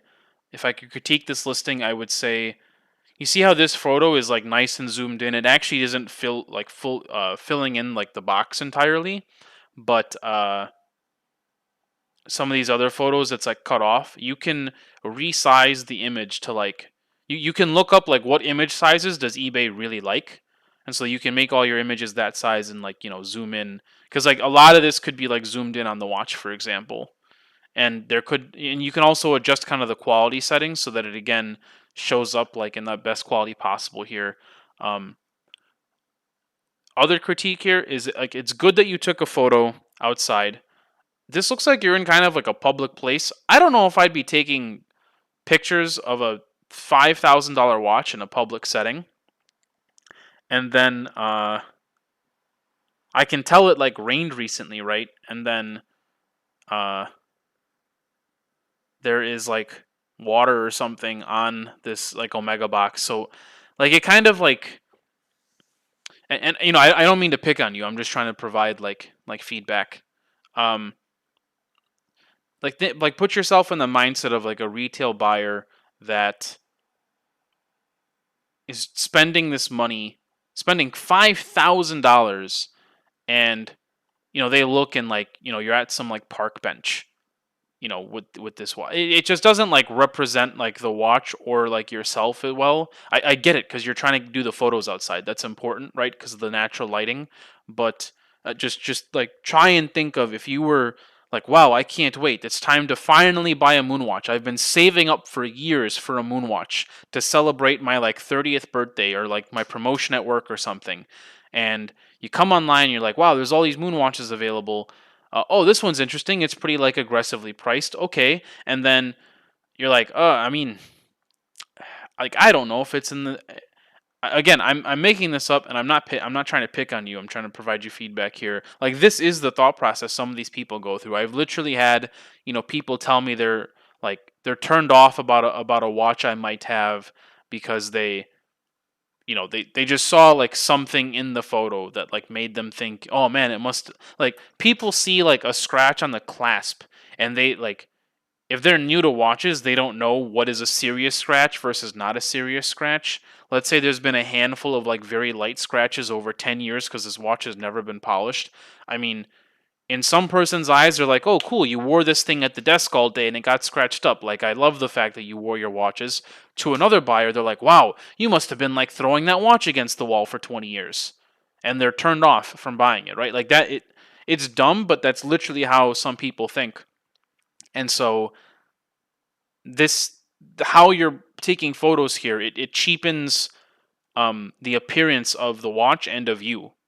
So I would look for a different venue for taking watches outside. I appreciate the effort, and then also for your safety, man. Like if you're, uh, I mean Hallandale, Florida. I actually don't know much about Hallandale, Florida, but like for your own safety, you don't want to be sitting there like having this box out and having like you're out taking photos or something. Like what is stopping someone from just running by, grabbing this watch and booking off or something, or hit you with a cheap shot as you're like bent over like trying to take photos. They can just whack you upside the head and take your watch. You know what I mean? Like protect yourself at all times.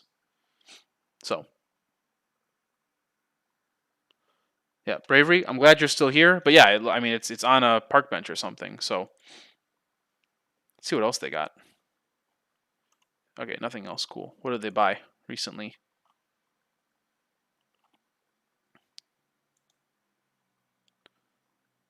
I don't recognize any of these buyers. Okay. So this is 5K for the same reference, but mind you, this is where it gets kind of weird. The watch we were looking at is like a month old from the 80. This one's 3 years old, but they're the same reference. You kind of run into this like, is that 3 year? I'm sorry, 5 year difference. Is that 5 year difference worth $800 or no? Just in their list price. I'm not saying that's like a price to get it at. But let's see here. Oh yeah, forgot to specify for United States. Bravery, do you have other questions? You asked a good one earlier. It got me on a good like 30-minute rant.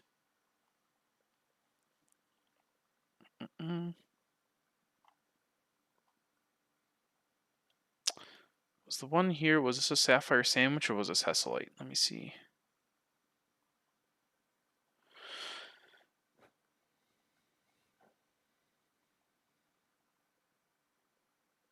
Okay, it doesn't say. Should say somewhere here.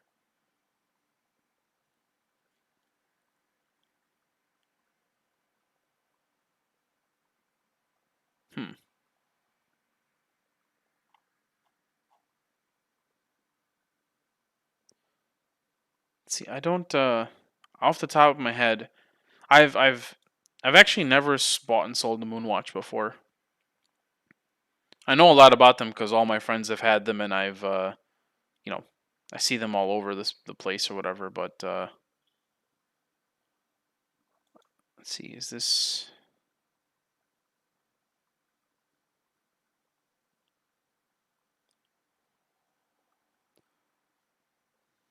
It's possible these are these all sapphire? Yeah, because this is a slightly different reference, I think. No, 001. And this is 005. Okay, so this might be Hesselite, and this one might be Sapphire Sandwich. That's also important to know. I'll have to double check the specific reference. Let's see. Did I filter for United States? Yes, okay. All right. Okay,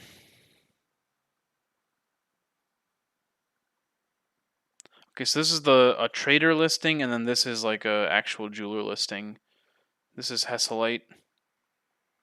They've already knocked it down in price a little bit.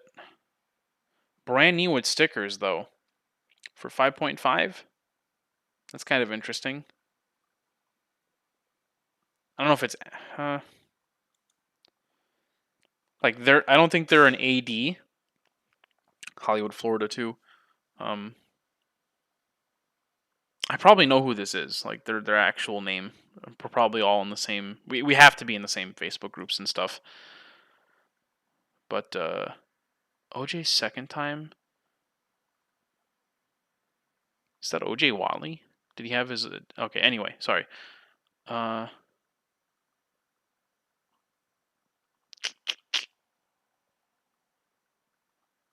Yeah, OJ Watley. I was right. Haha. And not surprised. As soon as I saw OJ, I was like, "There's only one OJ in the watch game." So, all right, brand new, never worn factory stickers.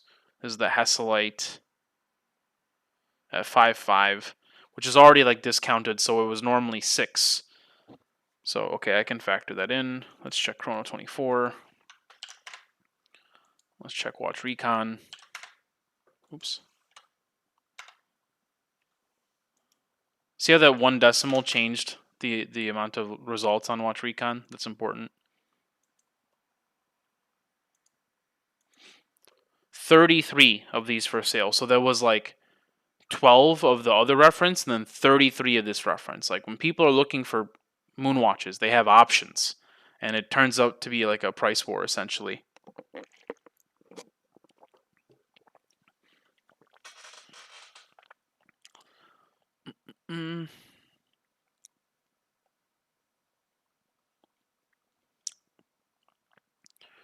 Right, all these are.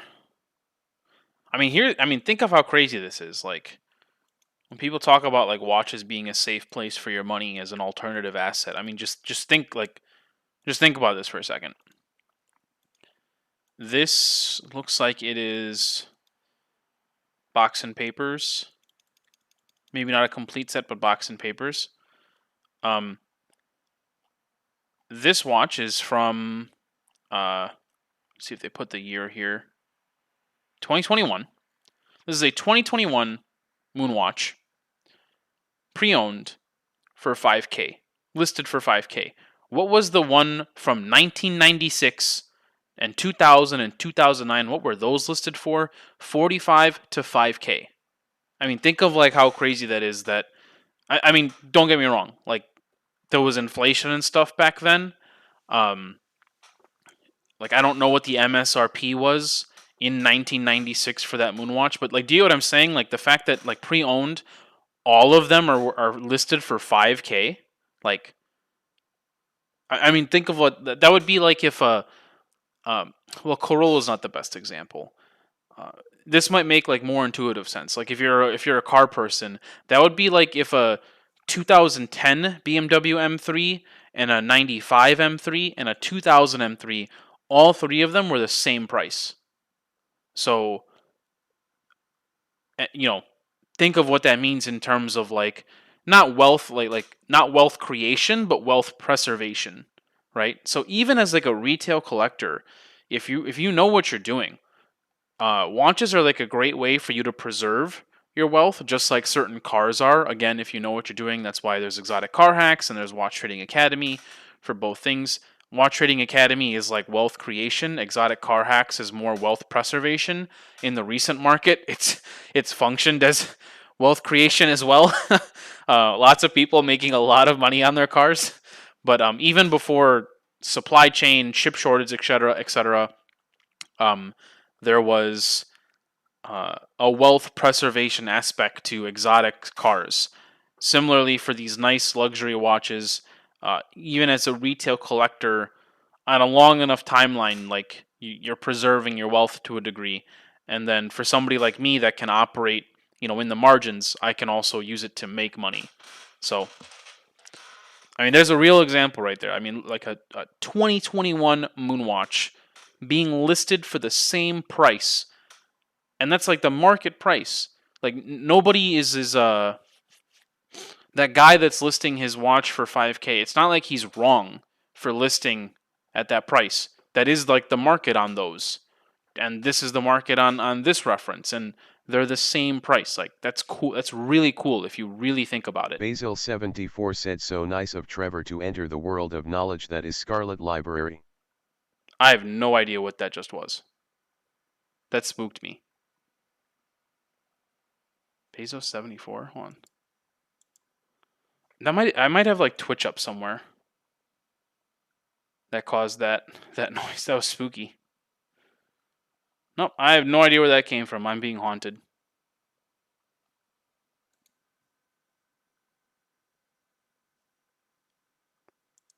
Let's see.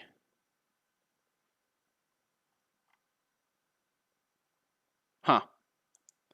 I genuinely have no idea where that audio came from. I'm not sure if you were able to hear it. But, well, I'm afraid for my life.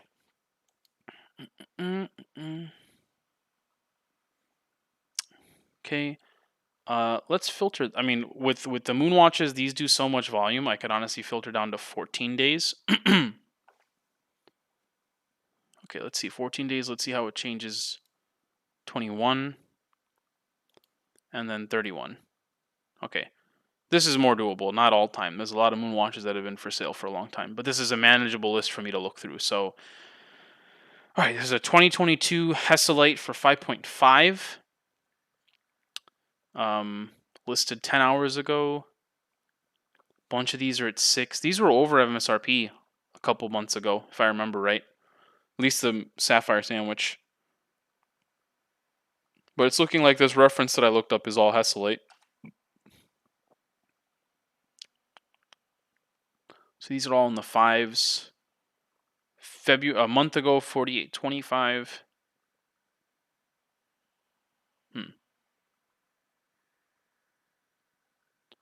So what might be happening here, and I'd have to look into it more.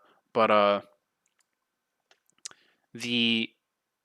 remember when I was talking about like because this watch is so popular, let's say the range was 7,000 to like target buy of 7,000, target sell of 9,000. But for this watch, because it's so popular, if there was a moon watch in those price ranges, because it's so popular, the buy price might be more like 7.5 or 8, because it's just impossible to get it for 7 because there's just so many buyers at 8, right? That might be more true for this than the other one. So you kind of saw the other one had somebody selling theirs in the 3s, even though it was listed for 5. And here, none of them are listed below 45. Yeah, none of them are listed below 45. So the margins might be like super tight on this because it's so new, which then makes me think that the older one is actually a better deal because there's a for a very similar watch, there's a better margin there for me. So if I'm going to sell a moon watch, I'm going to pick the one that has the bigger margin. The trade-off is I'm sure a lot of people want the new one. So that's kind of like a decision you have to make. Let's see here. I mean, look how many of these are entering the market, though. 10 hours, yesterday, 2 days ago, 2 days ago, 3 days ago, 4 days ago, 5 days ago, 5, 8, a week ago, or a little bit more than a week ago, 2 weeks ago, I'm sorry, 3 weeks ago. So these are popping up on the forums all the time. Here's somebody that has 2, which means they're a reseller. So you kind of get the idea there. All right, what's the lowest price I see here? 4825. Is this that's a full set? Cool. It's an odd photo. The proportions on it make it look odd.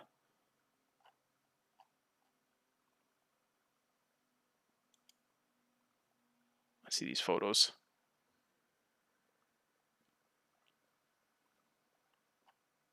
Okay, that looks fine. Tidbit of information. So the reason there's the 2 different crystals is Hesselite is a plexiglass-like material, and that is like actually the material used on the original watch that went to the moon. So if you want like the actual watch that went to the moon, technically it's the Hesselite version. In modern times, though, we like to use sapphire on our crystals because it's way more scratch resistant than plexiglass.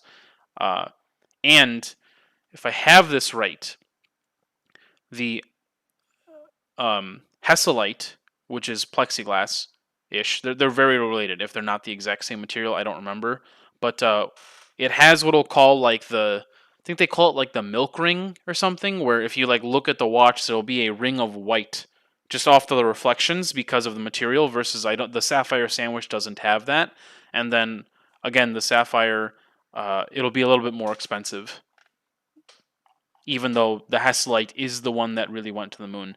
And then the other difference is if it's Hesselite, you can you can do a little bit to get rid of scratches on the crystal versus on sapphire you got to replace the whole thing. There's no, I mean, there might be some new technology coming out to like fill in the scratches on the crystal. I don't remember if that's a thing, but with Hesselite you can literally like polish down the Hesselite to get rid of some light scratches. I don't think if it's too deep you can do it, but some light scratching you can polish down on the glass itself.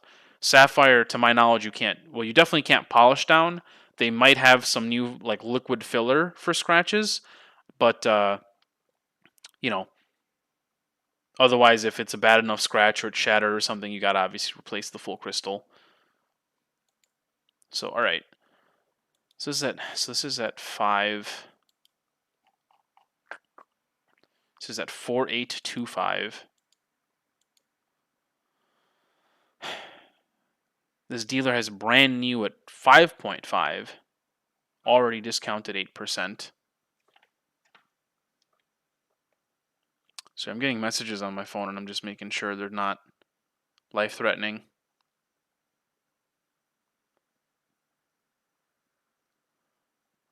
Let's see. Okay. We're all good. Okay, 5.5, 5. What was Chrono 24? That's 550. Lowest dealer is also at 5.5. But this is for pre-owned. Okay. This looks like a stock photo, but then like this looks like they actually have the watch compared to, with the other thing I was showing before. So interesting that they don't know year of production. Usually just by the reference number you can tell the year of production on these. But okay. So dealers are at 5.5 for box and papers.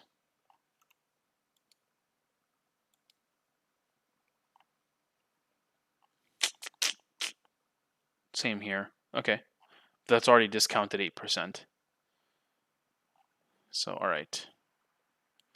And so just inform my decision a bit. This dealer, they're not firm on their price here, so that's interesting. What about the next dealer? 5.750. Yeah, not firm. This is a bait and switch listing though. Coming soon. Item will be available in 3 to 6 weeks, huh? That's weird.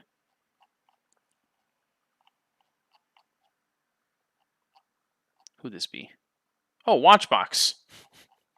Okay, Watchbox. I'm sure you don't have a Planet Ocean. I mean, a Speedmaster. Positive. Oops. So for some, okay, so I don't like to. I originally pulled this listing as somebody to work with, but I mean, like a lot of people in the business like to work with watches like this because it's essentially a new watch. It's a month old that makes it pre-owned. So this person's saying, instead of buying it brand new for MSRP plus tax, here, come buy it on eBay for already a discount or whatever, a steeper discount than you normally could get. But as you just kind of saw, OJ Watley has the a new with tags watch for 5.5.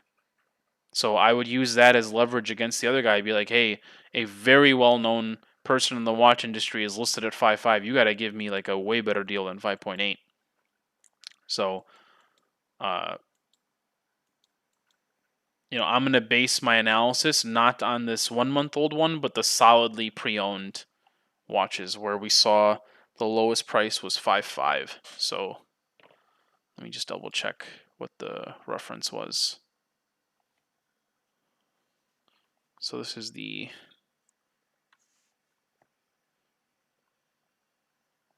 310 3042.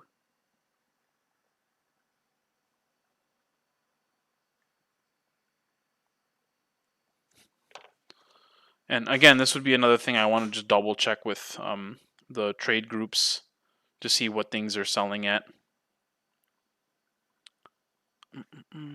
What they're like regularly trading hands at. All right, doing some quick math here.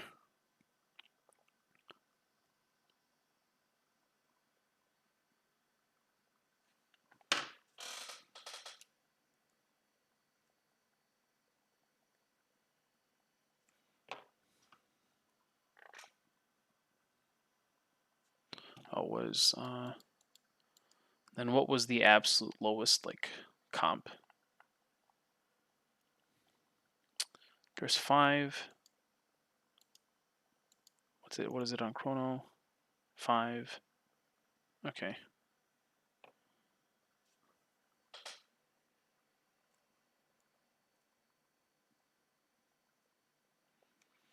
All right.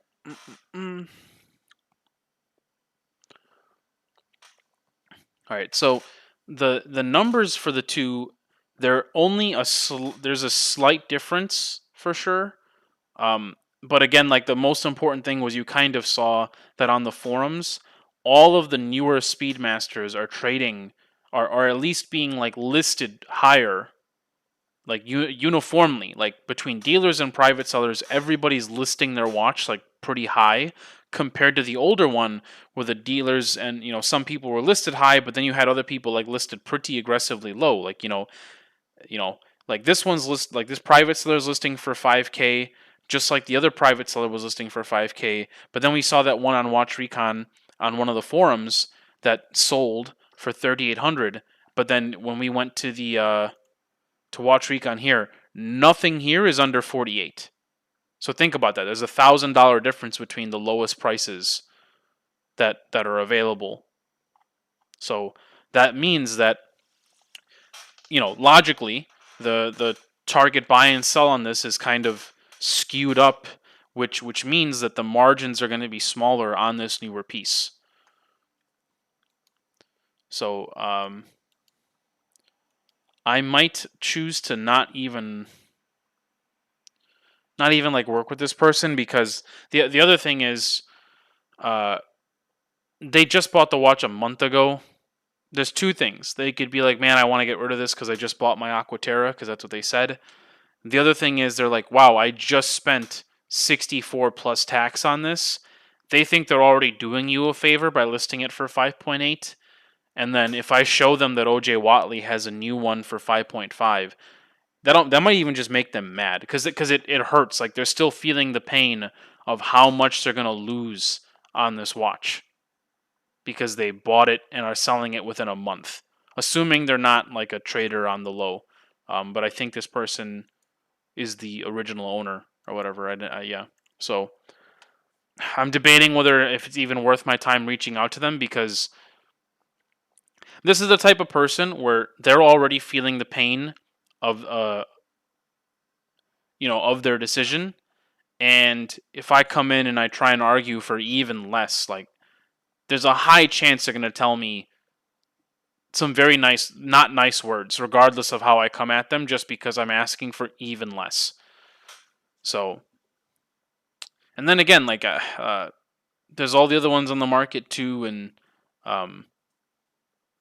yeah, like the range, like the target buy that I've calculated for this is so far, it's below 5.8 for sure.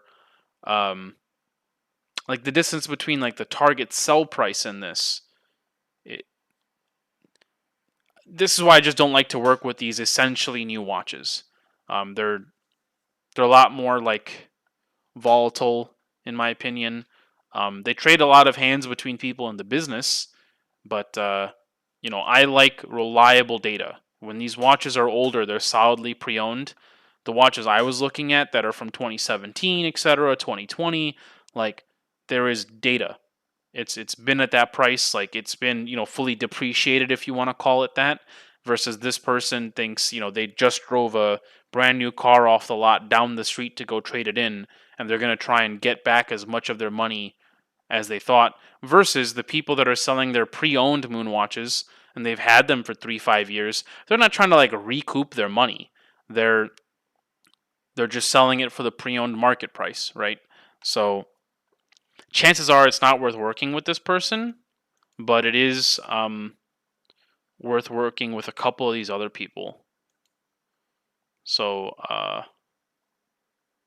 and the other thing I didn't even do was I didn't search for like Moonwatch the other way, because sometimes you'll like I searched the reference number here because I'm doing some math. Like I need the just to look at the right things, but there might be someone out there that has listed a Moonwatch, this reference for sale, but they didn't put the reference in their title, and nobody sees their watch, and they listed very aggressively, and like there might be somebody out there that has this watch listed for 4K, and they just didn't put the reference in there. And if you find it, you know, you've hit kind of a jackpot because nobody else is talking to them because they can't find their listing.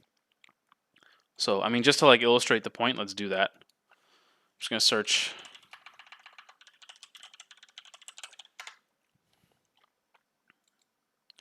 The reason I don't want to like actually do it here on screen is because that means we're going to have to dig through a lot of other Moonwatches. But there might be essentially a diamond in the rough of a certain reference. Yeah, so like now we're in the this 5K price range or whatever. So all these other Moonwatches are popping up, but you know, they could be other references. Like here's this one, which I don't think we saw before. I'm just curious what these end up being. Here's this one at 52. Here's this one. That one's probably a dealer or something. Let's see for cheaper. No. Let's look at this one. 3590. I think 3590 is okay, yeah, that's this one. I knew this one was different from the others. You know what it could be? Don't quote me on this. Like 3590 might be like Sapphire, and 3570 is Heslite. I don't actually remember what makes it what makes the difference. So let's see. Do they say it's Clearwater, Florida? Okay.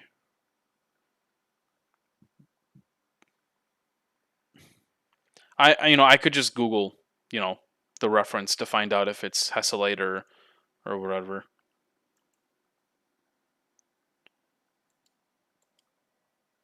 But let's see. This person 31130. That might be a typo. They may have meant 310, but they typed in 311. Nope, I'm wrong. That's fine. There's a lot of Moonwatches out there, man. This one's also listed for 5K, and it's a different reference. You know, what makes it different? We'll find out. This one's from Joma Shop, I saw.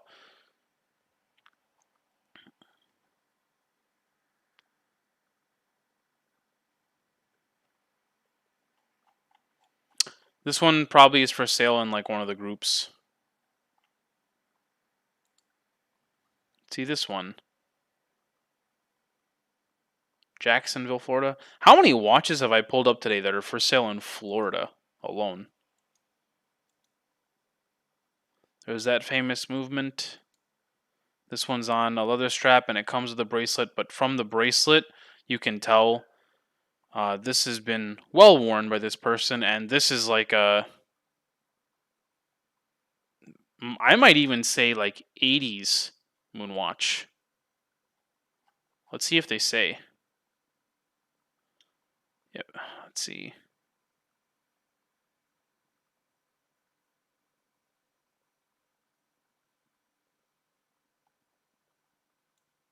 I mean, just to see how well I know my stuff. Let's look up.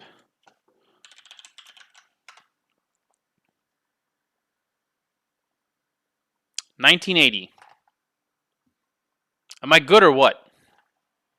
Like just from the clasp, I was like, wow, this looks really old. Here's another one. Another big box. 311.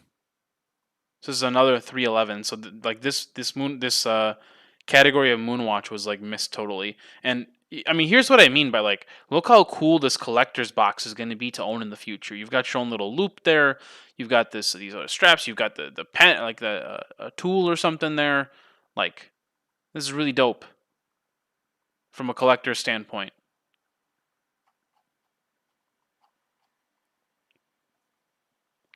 So this is also Heslite, okay. But as you can see, like all these Moonwatches are all priced like the same. All of them. From the, I mean, the one I clicked on before, which I don't remember, did I lose it? This one? Was it this one? Whichever one it was, like,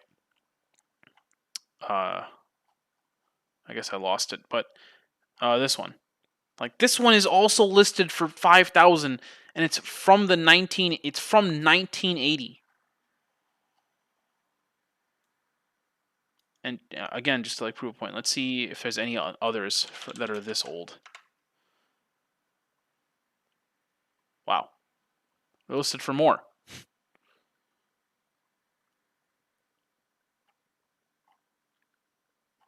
So I mean, this is Canada, and then this is the only other one in the U.S. So off the top of your head, you might be like, oh wow, this person's listed for 5. The other one's 6.5. But again, you got to think about like, yes, that's the only other of that exact reference that's comparable, but somebody's going to buy a Moonwatch. They might not be able to justify like 1980 as opposed to 1990, you know, and sell for anywhere near this. So just, I mean, when you're comparing the watch you're looking at compared to others, like yes, the direct comparison, apples to apples of the reference matters, but then to a second degree, similar watches, and in this case, there's the other Moonwatches are very similar. You have to take that into account.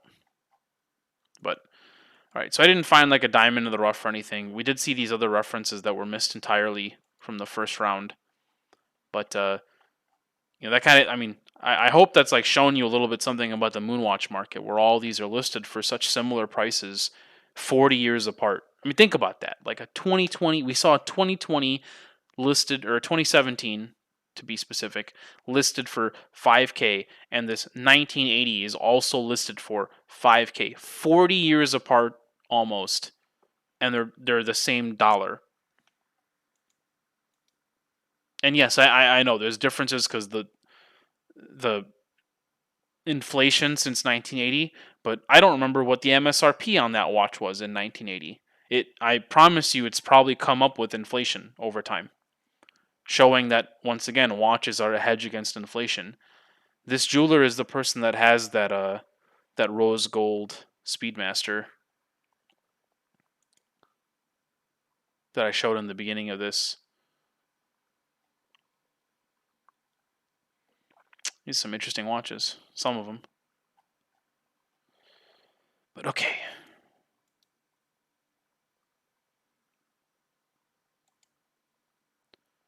So let's see. I want to talk to this person, not this person, because they're a private seller, but it looks like they just don't have their dealer account yet. Because Chrono24 actually increased the requirements to have a dealer account. I kind of got grandfathered in, thankfully. Because before, I mean, being a dealer on Chrono24 just meant you paid some money and you had some like legal paperwork, but it didn't mean you were a trusted dealer or anything. But okay. So let me note to this one.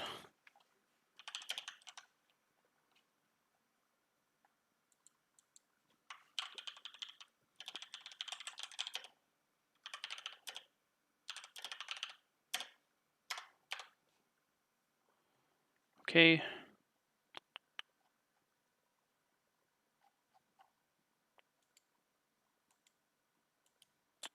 See any of these here on the forums? None of these look like aggressively priced. This one says, I mean, think about, like, look at this. This says 5 days ago, and it says it sold for 5,300, and I just showed you a bunch of them that are listed for less than that.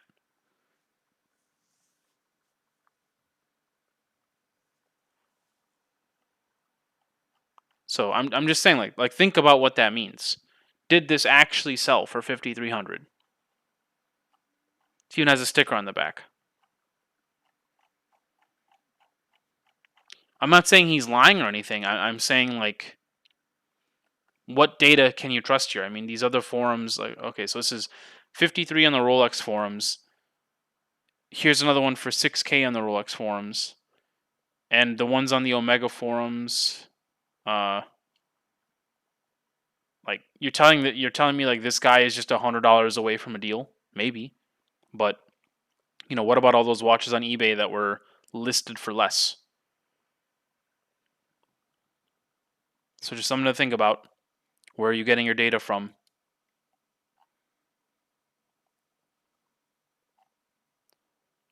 It's all right.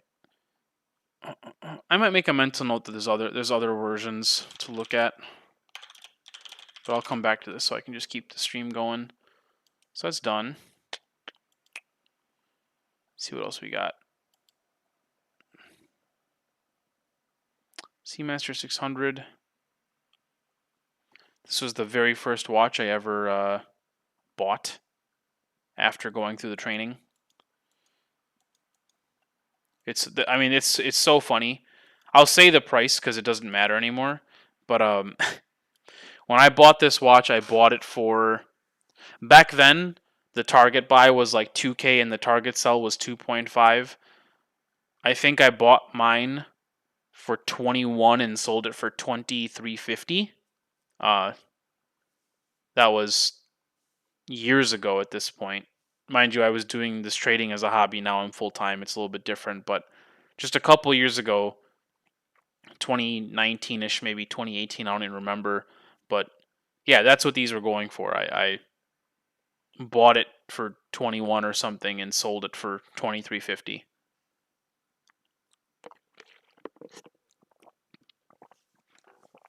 And you have this one listed at almost 4. The MSRP on this was like 4,500 10 years ago.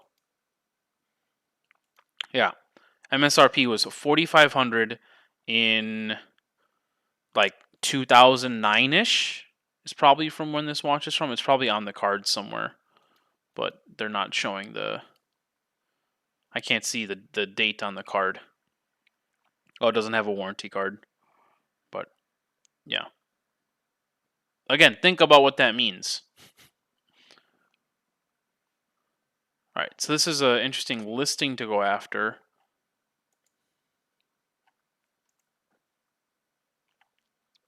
But let's now do some analysis and see what else is on the market.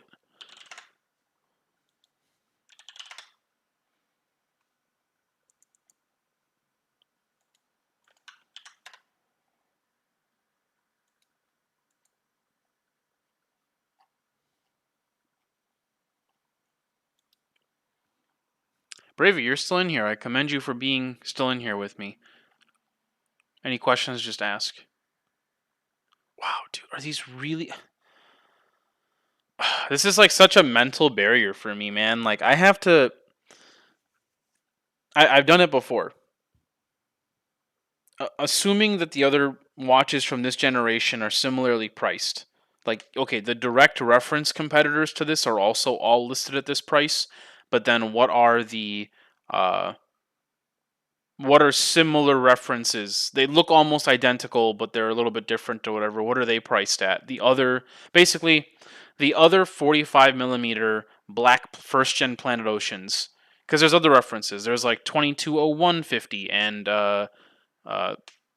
there's all these like little slight differences in the reference, but they're all black 45 millimeter watches, and I mean they are listed for almost $4,000, and I sold these 2 years ago for under 2,500. So think of like what that means, man. Like my client that I sold this to can make more money than I did, a lot more money than I did. If if the market on this is accurate, let's see here. So this person's at 39. You have a dealer here at 39. There's his box and papers. Yes. With a perfect box too. This is already discounted.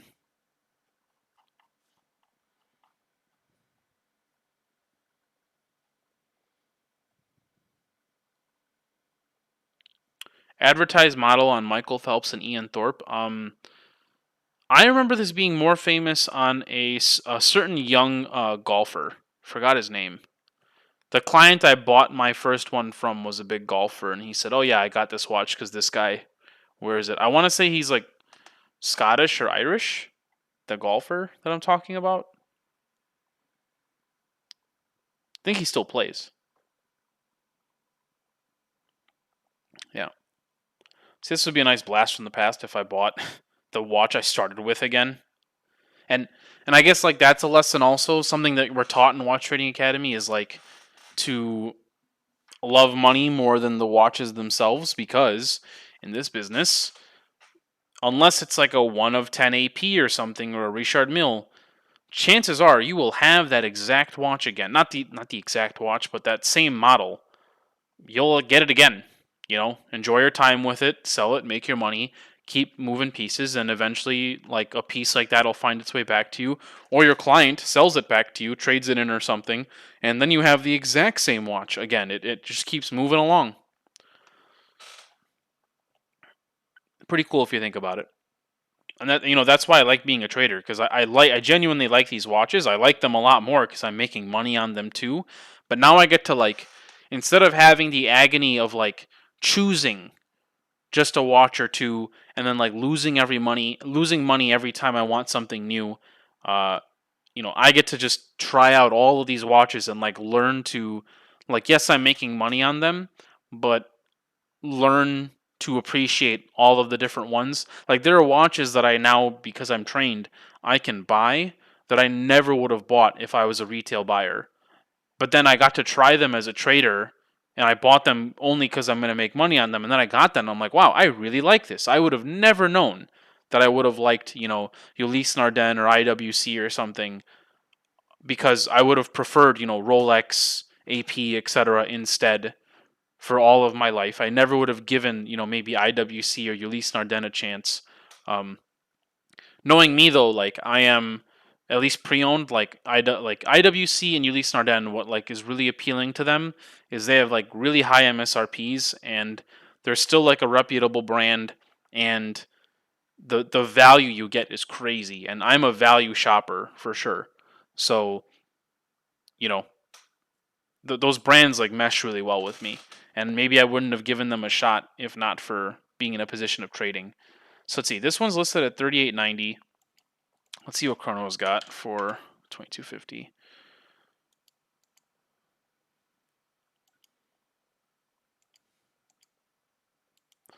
And then we have Watch Recon.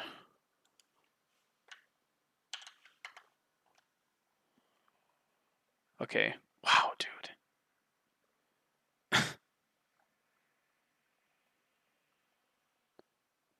41.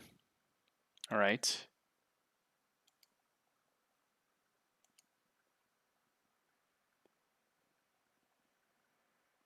Hello, 35. Okay.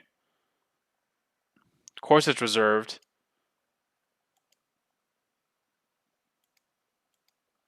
Yeah, somebody jumped on this quick because they saw that the price was solid.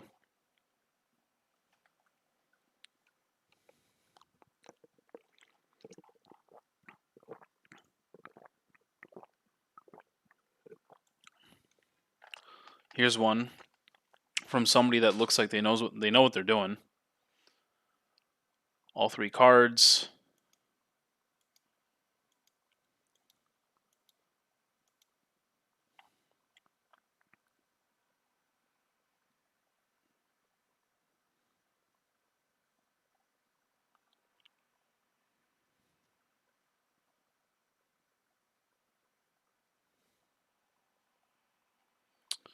I think this is a trader. Pretty good listing. The this photo shows like really good what's the word? Potential. But I do think these photos for the listing could be better. Like, they're good, but I'm seeing you have the skill to make them like much better. Like, for example, you could, like, this is doing nothing for me here, and I don't know like what value I'm getting from the shiny part. So you could like effectively zoom in on this clasp to like really show it's in good condition, and then again make the image such that it takes up this whole space and it's like really zoomed in, so people can like really see the condition here of this Seamaster. If this one was in my possession, do you see how there's like this like dirt in the Seamaster? That's very normal. Um, this being a dive watch, I would clean this watch myself. I would take like a very soft bristle toothbrush, put on some like baby shampoo, dunk this in the water, and scrub all this off. And it won't scratch. So some material science here, former engineer speaking. Um, the really soft bristle brush will not have a. It's just a material property that it won't be able to scratch the metal. You need like a certain material to be able to scratch another material. I don't remember the terms from my material science class, but like diamonds can scratch like anything, but you know that's about like a diamond is something that can like scratch anything, and I don't think diamonds can be scratched except by other diamonds or better diamonds. I might be making myself look really dumb here, but long story short, certain materials can only they have to have a certain material property that overrides the other material in order to like actually scratch them. And so the soft bristles of a toothbrush, if you buy like the softest bristle version of a toothbrush with some baby shampoo, it won't scratch this piece. Even if it does, you can use what's called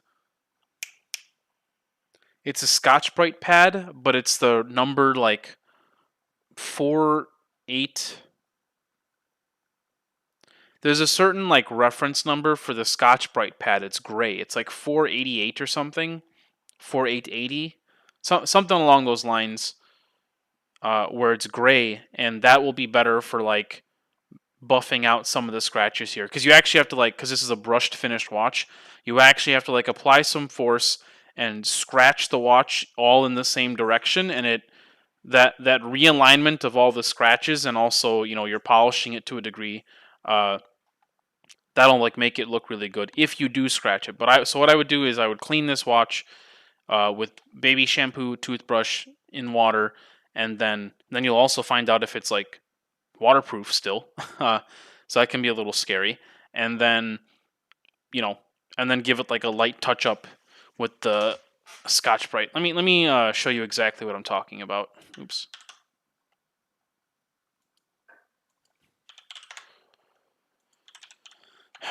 Scotch Brite. What number was it?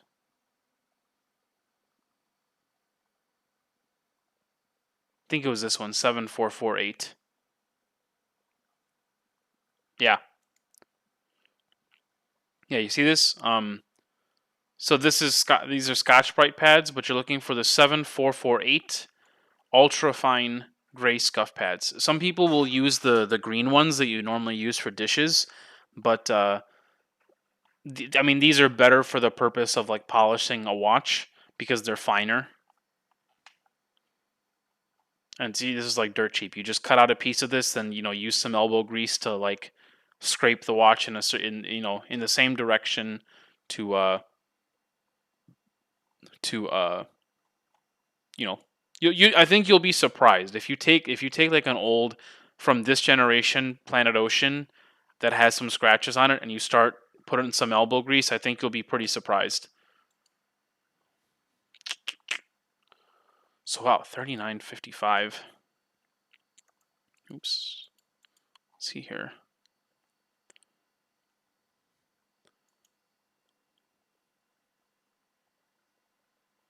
So okay, at 39.55 they have it as a buy it now. They can't you can't make an offer on this, so that should tell you they've pretty much this is the lowest they'll take.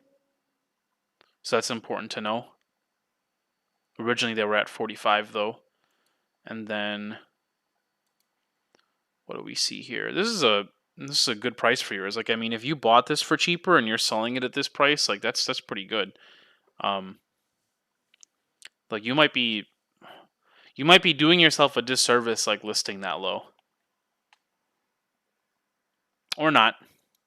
And this is what I mean. Like, see, this is not the same reference Planet Ocean because it's the text is red instead of white, but it is still a black 45 millimeter Planet Ocean, and this one is listed at 38, right? And so, you know, oh, isn't that what the other one was listed for? Never mind. That kind of defeats my point. I'll give you a better idea of what I mean if I find something else. Like, let's say like this. Okay, well, okay. So this is 38 for one that's naked. Okay, this is actually the opposite of my point. My point was is if there was a black Planet Ocean that was a different reference and it was like cheaper. Well, like let's say you had one listed for 3K. Like yeah, this white on black clean 45 millimeter Planet Ocean is listed at 4K or whatever. But then if the slightly different version is listed for 3, well, what are the odds someone cares that much about that slight difference that they'll pay an extra 1,000, right? Like that's what you have to be careful of. But wow, this is really the market on these. That's amazing. Wow.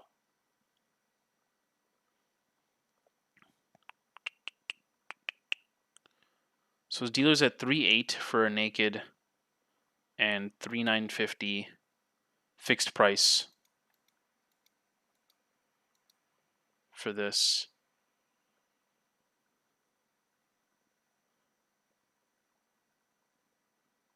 Is that 2008? The set's in pretty bad condition though, but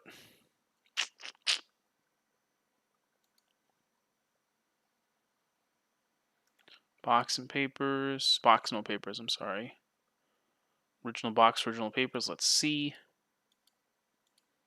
Show me the money. This is really good condition.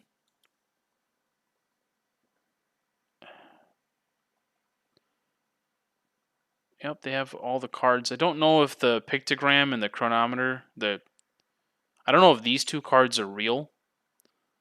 This one is though, the international certificate. That's the important one.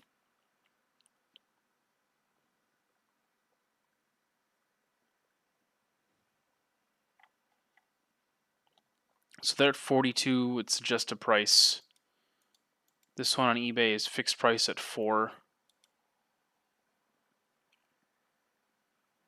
4 for the dealer. Okay. Interesting, man. Interesting. This is at 41. What a time to be alive, man. Let's do this. Omega, Planet Ocean. So yesterday we did this search trying to find different Planet Oceans. Now I'm filtering by the lowest, and I am looking for something like this. This is bizarre. This is going to be like 38 millimeters or something. Something weird about this. This is the 220150. So this is what I meant, right? Like we were just looking at the 2200.50, and that was a certain price, and then here's one little difference, and it's worth a lot less. Now I'm going to find out why.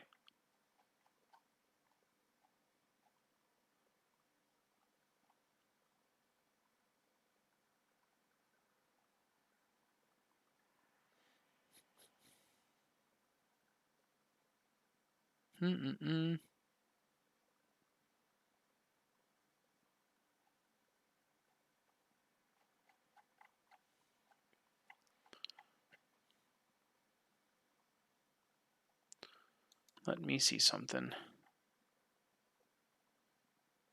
Yeah, see, like this one's listed for 3.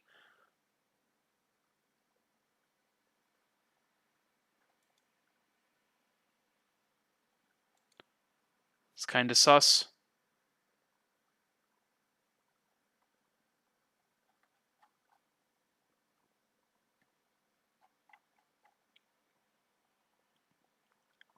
So you see, like if you were basing your numbers off of that specific reference listed for 4K, you'd be way off. Because I mean, also, I mean, here, look, the orange bezel, which is more popular, the 45 millimeter version of that Is $800 like less from a jeweler?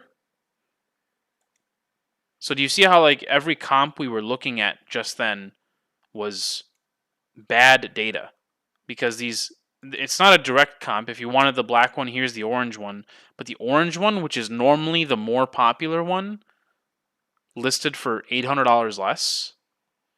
That by a jeweler, like that should be a red flag that like that you can't base your data off of just that market. All you have to base it off of more like the and mind you, this one's naked, the other one was full set, sure, but what I'm getting at is you have to look at the other first gen Planet Oceans and what they're priced at and base your numbers off that. Because if you only do it off of that one specific reference, your numbers might just be like totally wrong. Mm-mm.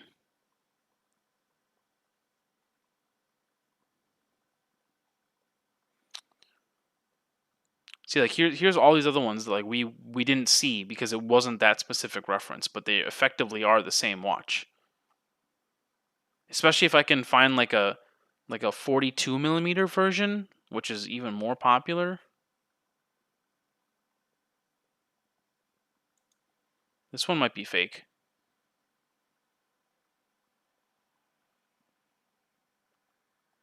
No, I guess it was just the photo.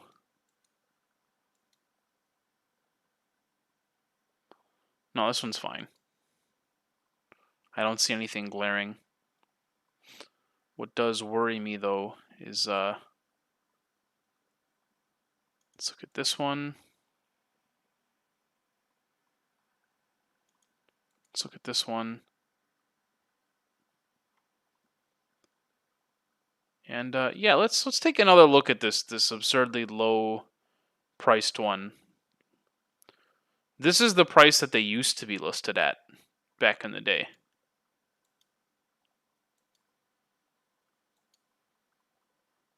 Got it. I don't think this one's real. I say that because if you look at the gem right there, look at that piece. Right, like above the 12 o'clock in that triangle, look at that. And then look at it here. And look at it here. Look at it here. It's dead center. It's dead center of that triangle, and look how it's what is it? Concave or convex? I actually don't remember. Clearly I wasn't cut out for engineering. And then look at this one. So this looks like a jeweler. This person does a lot of volume too. Like I'm pretty sure this is fake. Unless this specific reference, they did the gem set differently. Let's find out. If so, I apologize. But some of these people, they do so much volume, a fake slips past. Right, so here's the other ones of the exact same reference. So once again, here's theirs. Has that gem on top. And then let's look at this one. Nope. And it's allegedly the exact same reference by another person in the business. And then finally, here's like a trader. It's Camden. Also, again. So yeah, I'm gonna. Oh, but this is the 42. Oh, let me take another quick look then. That's another like huge red flag for this 22-150 reference. Here's the other one we looked at yesterday where they said James Bond, but it didn't make a lot of sense. So this is also a 42 because that date is touching the 3 indicator. Like Camden said, Camden's is accurate. This one is that, and then let me see this one. Okay, I guess they got that maybe right, but this is still like that's a okay. Sorry, let me rephrase. It's possible this is just an aftermarket bezel because this watch is so old, maybe the original bezel got beat up so much that they got an aftermarket bezel. So the whole watch might not be fake, but it could be just an aftermarket bezel. I don't know if they disclose that.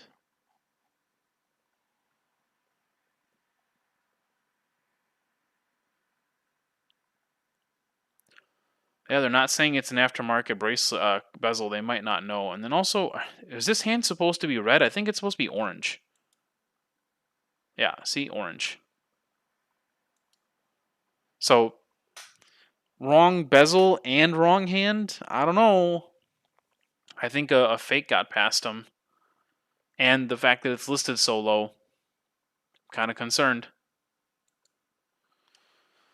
By kind of, I mean a lot. So, all right, is this one in America? La Mesa, California. Do they actually have this?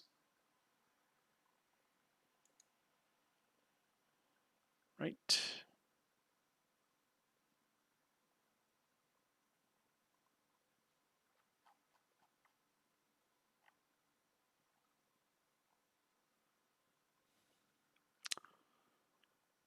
Hmm. Okay, so this is better to base my data. I mean, so do you see how screwed we would have been if I based my data off of all of those models? The 45 millimeter listed for 4K. This is 33, and it's the 42 millimeter, which is more popular. So I'm gonna base my numbers off this instead, which means those people that are listed really high, I'm gonna hurt their feelings, but I'm gonna show them like, hey, look at the other ones I can get instead.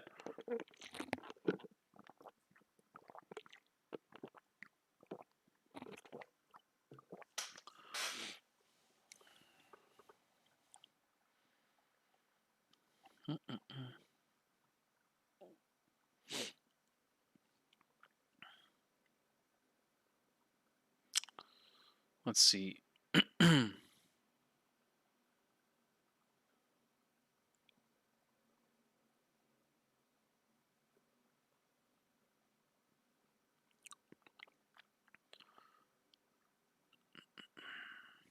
Okay, so this is out of the running. We have a dealer at 33 for, I forget actually if that was like a full set or not. They have an appraisal. I mean, so they appraise it themselves. It's not the best comp. So let's go back to our generic Planet Ocean look. The other issue is like these might just be listed low because they sold 3 years ago, and they've just been left up. This one was interesting though. Jet Set Sales. I think the crystal here has some scratches. The bezel has some light scratches, but mainly the problem here is the crystal. I would need a better photo. Easy to polish out there. Nothing out of the ordinary there. This looks like it's naked though. Okay, yeah, so this one looks like it's naked.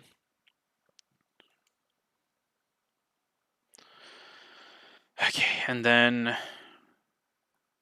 we have these at 32. This is also a 45 and is the more popular orange. This one is the more popular 42 for 33. This one's at 34. These are all jewelers. So yeah, my numbers will be based on that instead.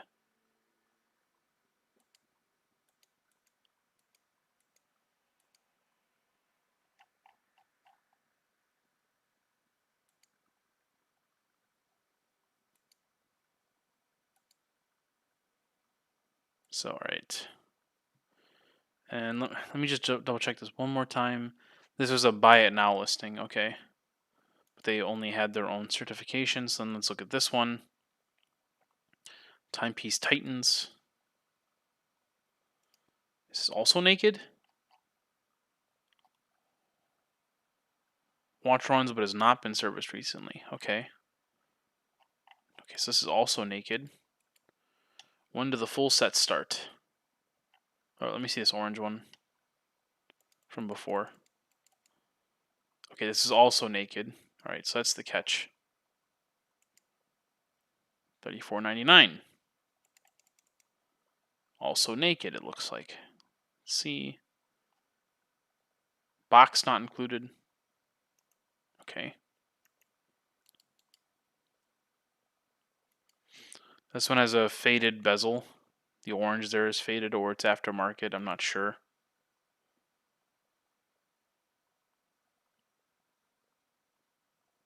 This one also naked? Wow.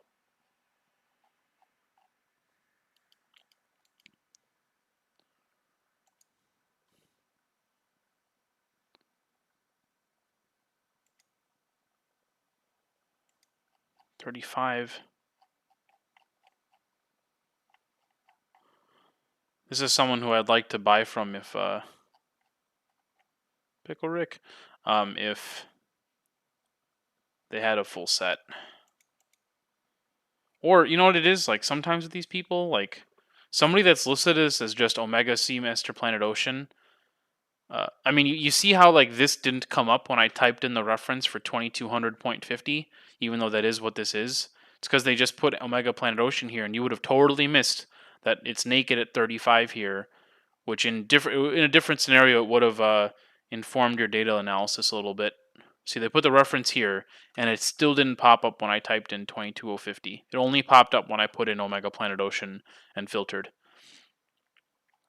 But this might be someone I ask if they have the box and papers. I'm not kidding. Sometimes like people forget to think that's important. Like some people like don't think that's important.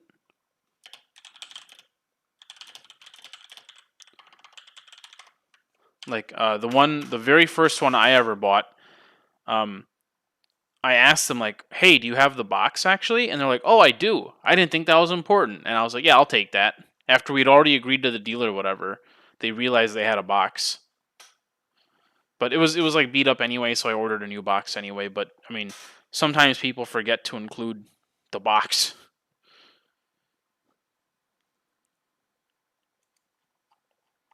But all right, so that's naked. Okay. So now we're back to this guy, 36. 36 and desperately needs a polish. I mean, if you couldn't catch it there, look at that. Yeah, definitely going to polish this one. Bezel doesn't look terrible. But yeah, this would 100% need a polish. And here's where this comes in. Some people see this, and this is what I mean. Like, they see this and they're like, wow, this watch must be destroyed.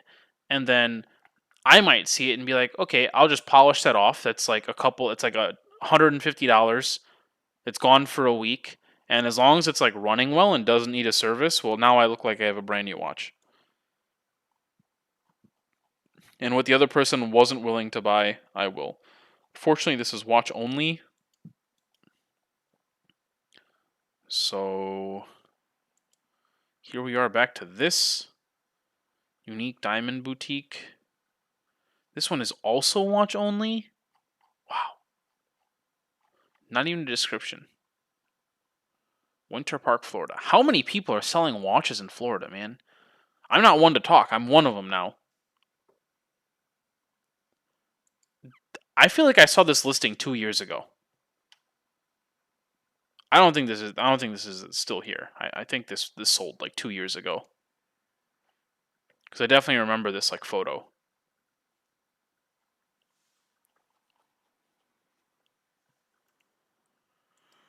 So it's at 37. I mean, yeah, you could use it as leverage and be like, hey, here's somebody selling the almighty 42mm orange for 38.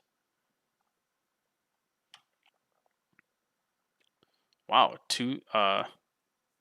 second generation for 38.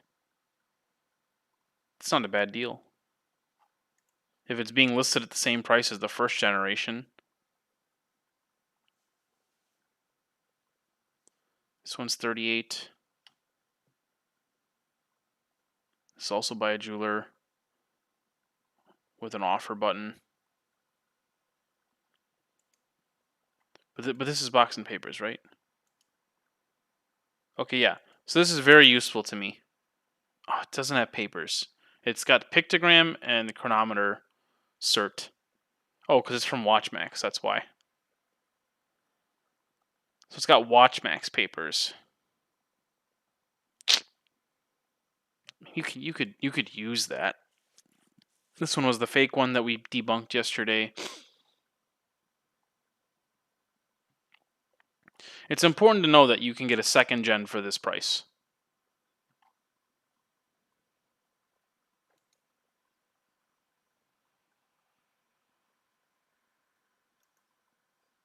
Okay, that's also from somebody in the business. 3850. 3850 has all three cards though. That's kind of good for my analysis.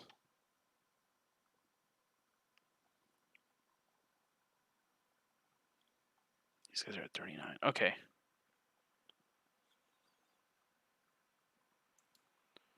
All right, so they're all in the same like ballpark. 38.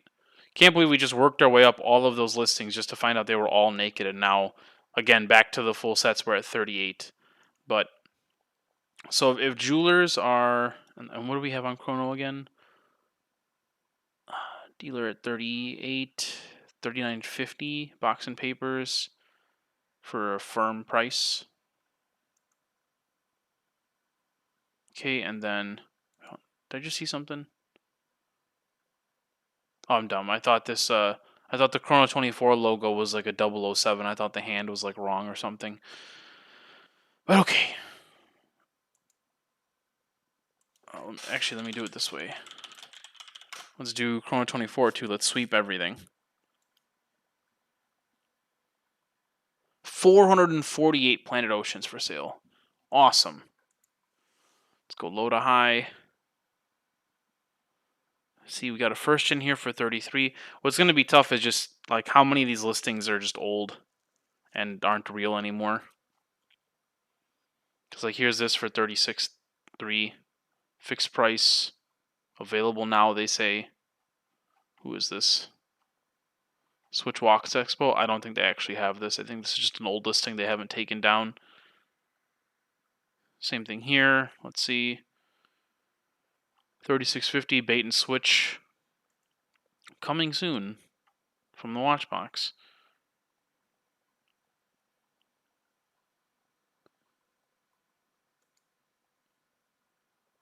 Okay, 38 on this. Is this naked? Oops.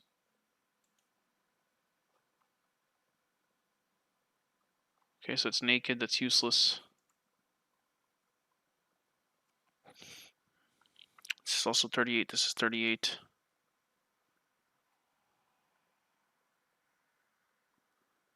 Paper is no box. Interesting.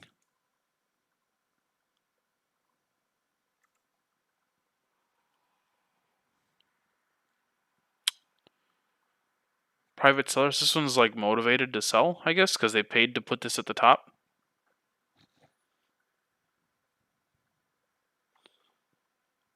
So this is somebody to talk to. I'll save that info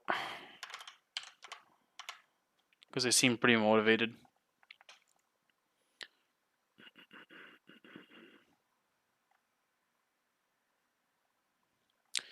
Okay, so maybe I don't want to factor these into my analysis just because I don't think they're real.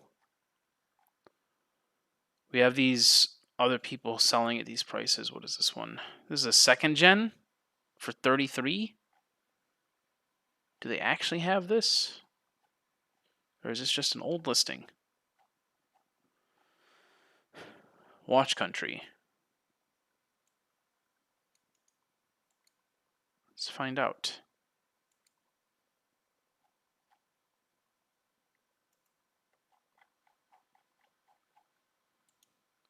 Let's see if they're a real person.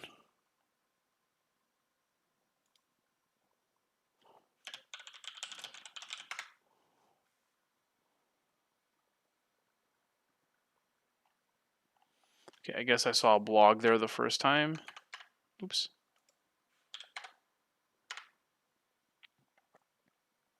Watch. It's a different homepage.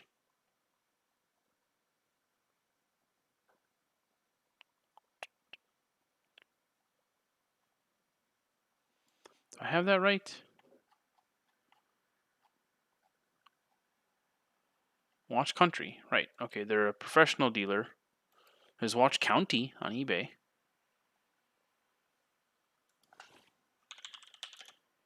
Is that just a misspelling? They don't have a Planet Ocean there. Here's their blog.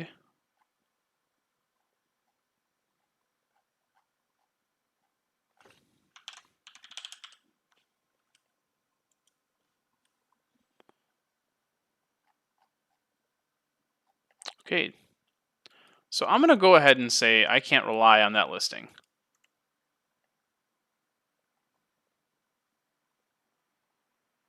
So this person's at 35. They're a private seller, but I know they're in the business.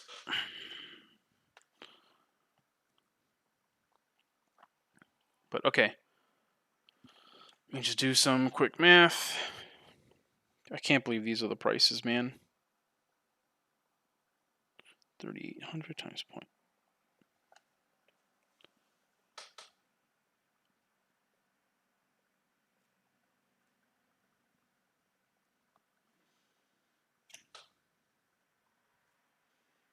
This is crazy. The target buy on this whole, or I'm sorry, the target sell.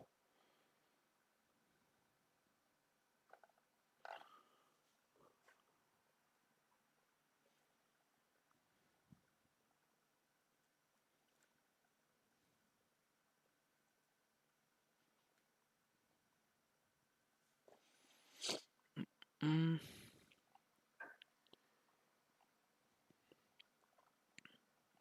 And what's kind of annoying is like with all these old listings and stuff, it kind of muddies the waters because like now someone else might come online. Like if I was to buy this Planet Ocean to go try and sell it, they might see all of these that are selling for less and not realize that these aren't even like real anymore. So now I look like I'm not offering the deal that I'm offering. So okay. Uh,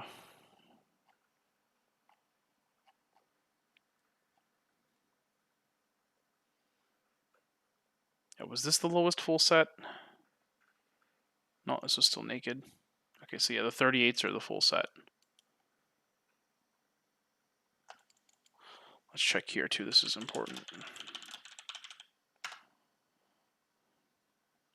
I'll do 31 days for this. 35, 33, 3 days, 3 hours ago?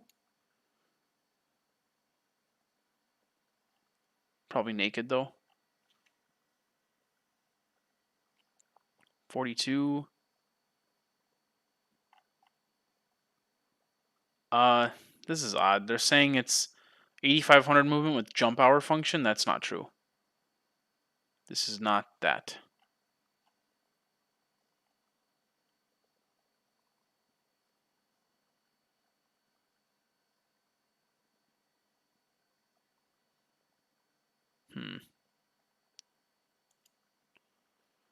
Let's look.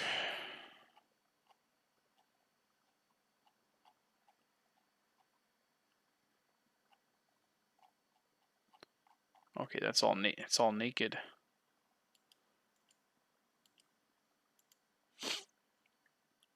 Let's see. 4,000, 3,500. Let's investigate this one.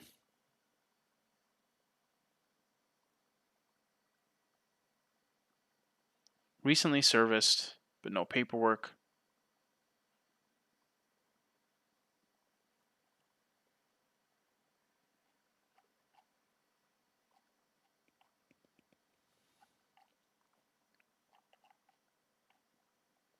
For the record, on forums,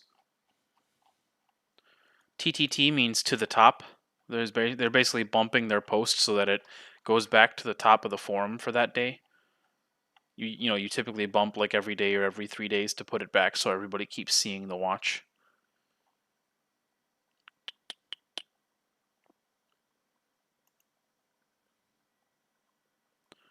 So that was also naked.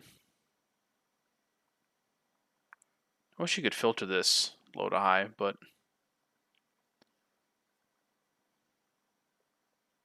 it's crazy. Here's a second gen for 37. Like, it's the same price.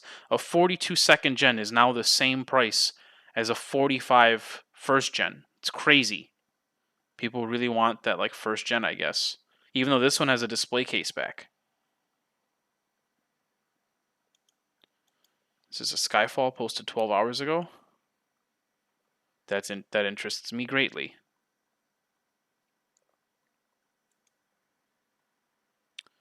This is a box. Some service paperwork, it looks like. Travel case. Some aftermarket strap.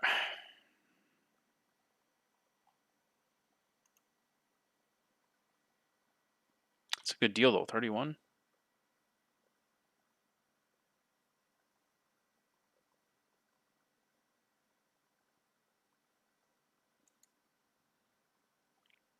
Full set listed for 35.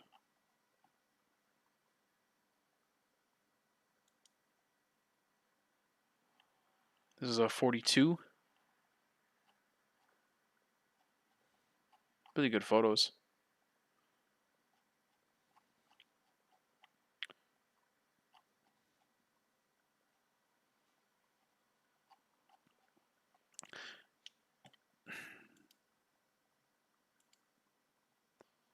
Let's see, so that's at 35.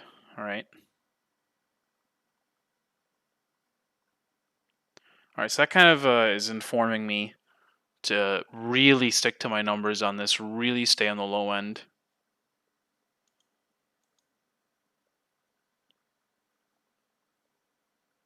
Just because there are all these comps.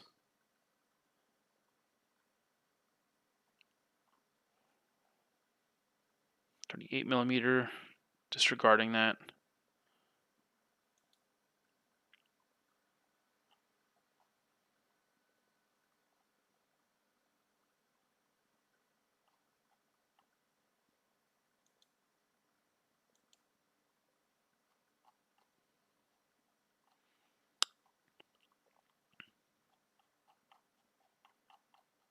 See, that's why I love them. The second gens have that display case back. I've had a couple of these now. I've had more of these than the first gens, to be honest. I've had like 3 or 4. There's a period of time where I had one for sale and I had like 3 back-to-back-to-back buyers lined up.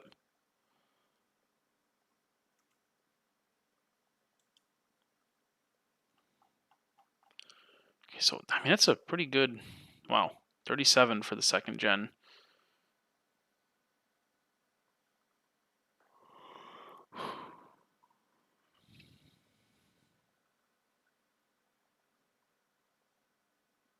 $4K for a newer chronograph? What are these prices, man? Like, this is like a newer chronograph for the same price as the first gen. Like, I like the first gen. I didn't realize people like the first gen that much that the prices are competing with something with a much higher MSRP. This is wild.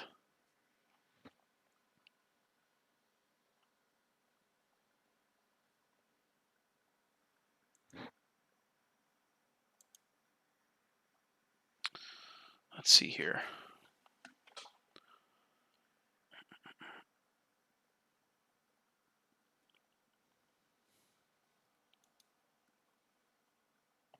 Wow, 35.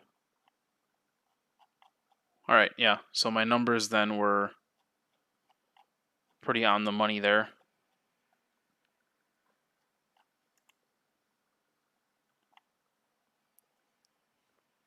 Not saying like 35 is a target buy or a target sell, but interesting. Okay. So I have that jotted down. Not sure I'm gonna go ahead and like pull the trigger on any of the Planet Oceans on the first gen.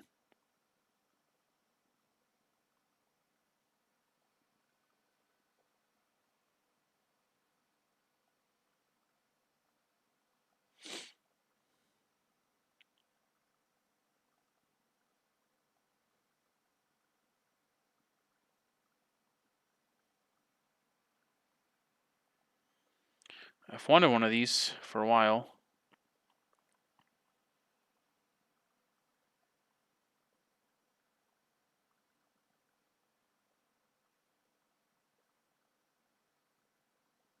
He's saying the box has some damage or whatever, but that's fine. The Oreo GMT. This looks like it's a sticker from the, because he's saying it recently got serviced. He has it sized very small, but he says he has all the links. So that's important.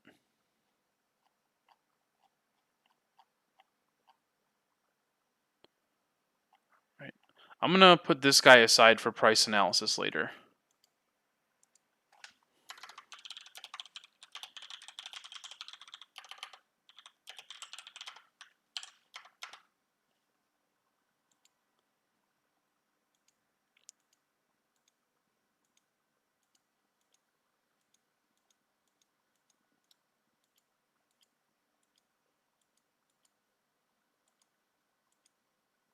So, I mean, I don't know if this person will play ball, but I can ask.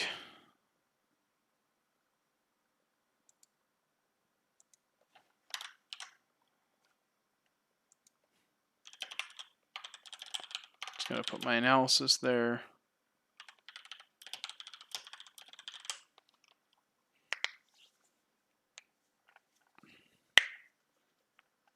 That market's a little crazy, not gonna lie. Like that's a little difficult to read even for me with everything going on. Like it's very bizarre that the first gens and second gens are listed so close in price. Because back in the day, like 2 years ago, they basically used to be like if the first gen you bought for like 2K and sold for 2.5, you were like buying the second gen for 2.8 and selling for 3.5. And now they're the same prices almost. That's a little odd. Sorry, that's this guy. I mean, I'll give this guy a shot. It's already saved this. Okay, good. A lot of leads to work through here. Okay, I don't want to do another Planet Ocean, but I'll save this.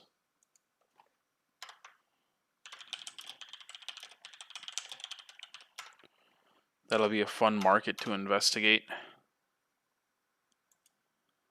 Oh. Oops, hold on.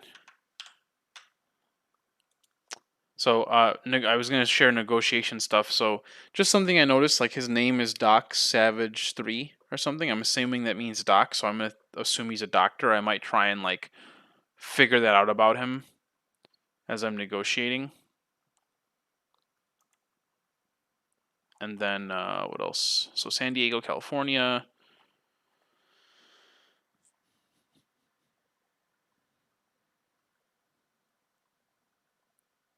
Oh yeah, if I remember, so last night I explained how like based on this, I need to figure out exactly what this means. I think what this means is he has the watch sized for his wrist, but he has all the extra links so that it would fit like my wrist, and there's a bonus half link on the bracelet. I think that's what that means. I would have to double check. But so let me make a note of that. I have to double check that.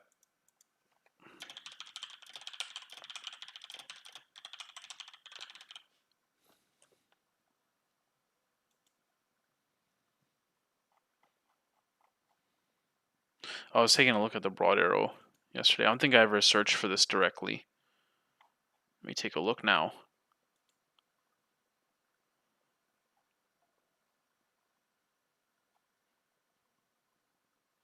I'm looking for this, but in the hands of somebody not in the business.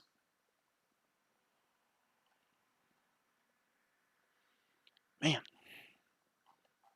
one of these days.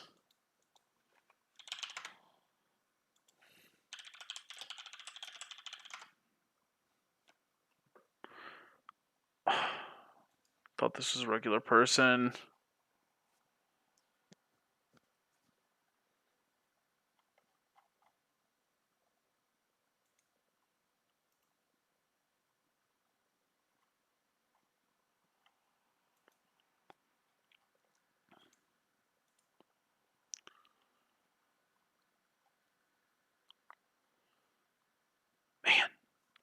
Brutal.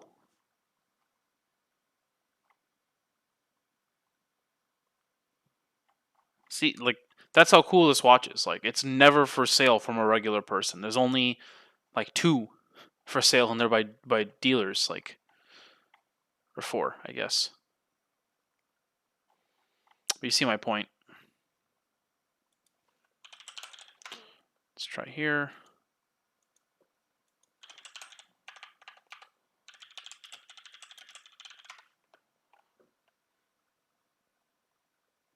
Board arrow. Okay, misspelling. That's always good. Swatch is fine, but nothing special.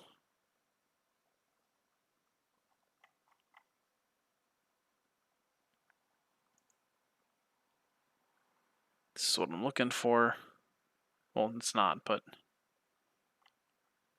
Okay, let's see. When was the last time? January 9th, I missed one.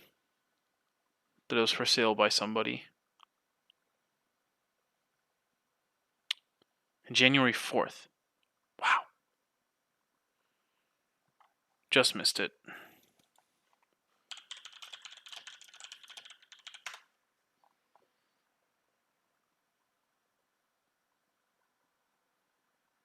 December. I missed it. The one I want the most.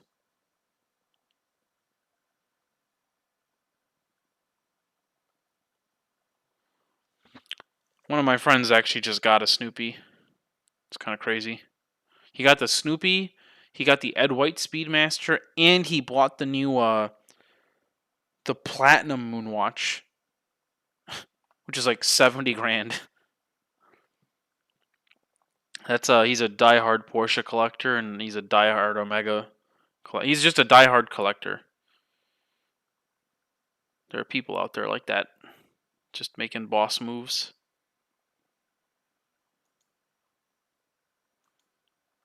Okay, so no broad arrow for me. Let me see if I can find that old listing again. That the blue Planet Ocean that I wanted to reach out to last year or last month.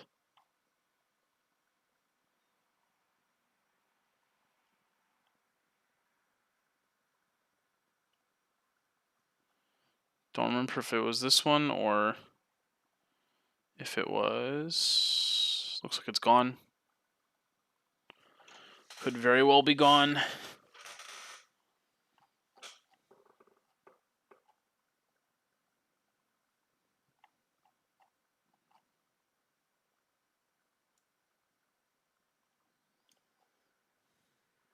Okay, let's see here.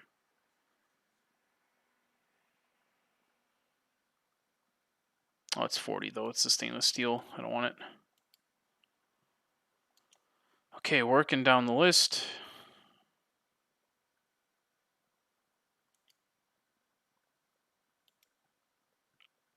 Okay, I don't want to do another Planet Ocean. Or I guess the deep black.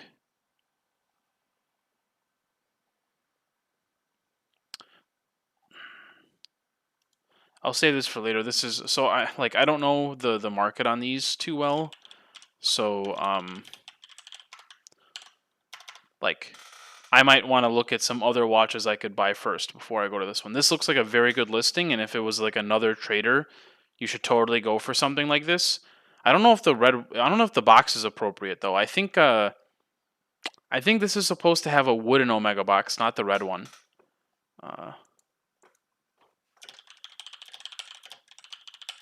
So they may have like bought a real Omega box, but just secondhand, while the watch is newer.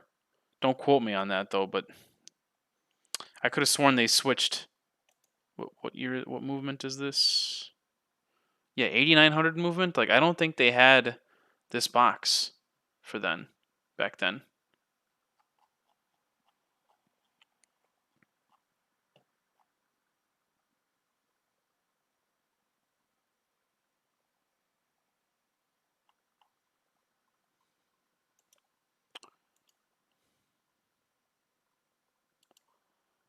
Okay, 38 for this. So I already did the math on what I would want these for. So if I didn't save it, I'll add it here.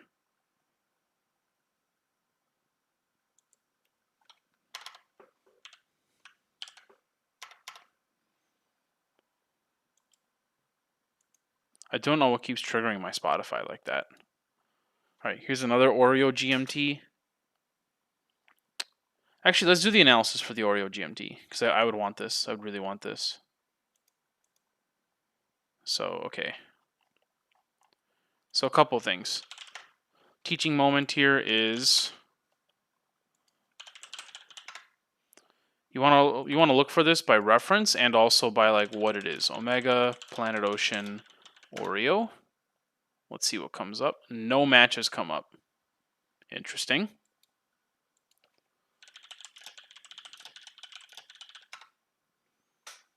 I wasn't actually expecting anything from Chrono. I just saw something very interesting though.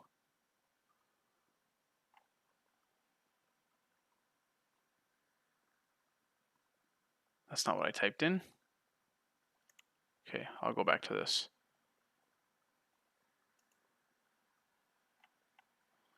I typed in Omega Planet Ocean Oreo. This came up.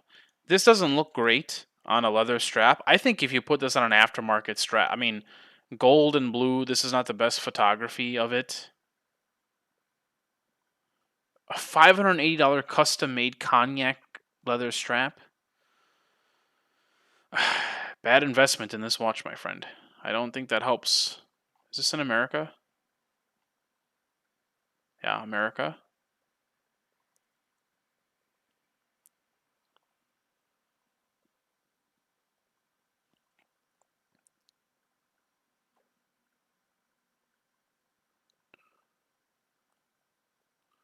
They bought a Rolex instead.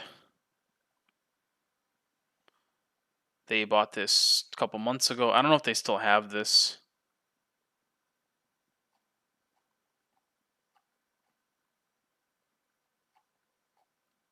There's a lot of effort into this description, though. So what I would do with it... What is this strap, man? So what I would do with this is I would take photos that really highlight the... I mean, look, you can't even tell this is blue and gold. It looks black and gold here. I would put this on an aftermarket leather strap that really makes it pop. And definitely not the strap it's on or came with. And then with better lighting, you can like make this look amazing. So let me pocket this for later. That's going to be an interesting price analysis. That's a pretty high dollar for that watch. Like for Omega in general, it's a pretty high dollar.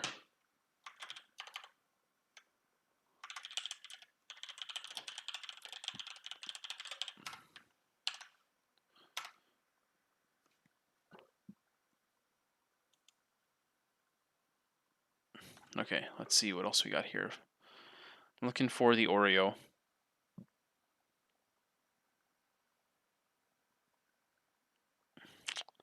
This is I can tell that photo that's Win. Haven't done a deal with him in a while.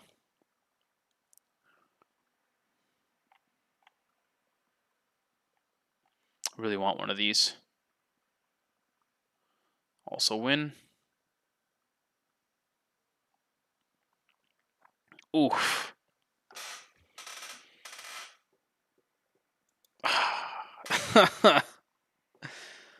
Man, that's wild.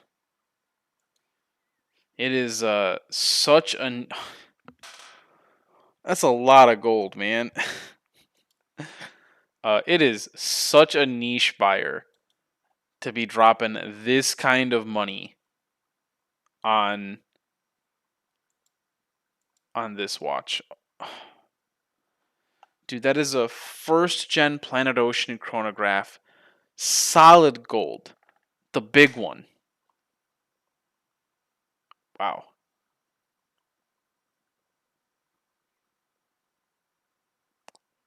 fellow Midwesterner. 12 ounces.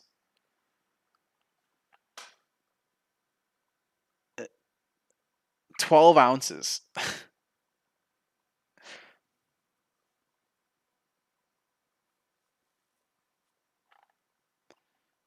I wish I knew when this person listed this watch. I mean, this is wild. I have no idea who I'd even sell this to. Like, you're effectively selling this, and he kind of mentions it in his description. You're effectively selling this as like, hey man, do you want a gold? Do you want 12 ounces of gold? Well, here it is in watch form. So, somebody call Peter Schiff. I'll sell Peter Schiff this watch. Just wow. It's beautiful too. I mean, I don't partially like love the chronograph part of it. Um,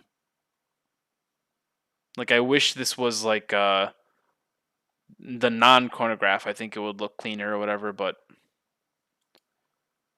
man, I mean, I can't even imagine what the MSRP was this back in the day in like 2009. Okay, this is a watch where price analysis, I mean, there's going to be no comps of this on the market. I guarantee it. And then the only way to figure out pricing then is PJ's BCV charts, which I can't share. But dude, I wouldn't be surprised if like this is listed for 47K, but there's a term called like melt, so it's like the price if you just melted this watch to extract the gold. I wouldn't be surprised if like the target buy on this is like barely more than the melt price, for the only reason being that like it's going to take a while to find somebody to spend this kind of money on a first gen Planet Ocean. Cuz I mean, cuz think about it. If you've got 40 grand, 50 grand to spend to pick this over AP, Rolex, um like like who's gonna pick this watch over an AP or a Rolex for 50 grand, right? That's got to be it. Like the only person I know that would spend that much money on Omega is the friend I mentioned earlier that bought the platinum version for 70K and the uh they bought the Ed White Moonwatch and uh they bought the new Snoopy and I think the old one too. And so that super crazy Omega collector, I mean, I don't know if he'd want this one in particular, but he he might want like the old gold Moonwatch or something. Like maybe that makes more sense. But I'm gonna pocket this listing just because I'm curious what the analysis on it is. But I don't see myself getting it. I'd have to get it at such a stupid dollar. And like the position I'm in now, where I just became a full time trader, I don't know if I can dump so much of my capital in a piece that I know is going to sit for like potentially like 3 months. As cool as the watch is, it's just from a business standpoint, I don't know if I can do that.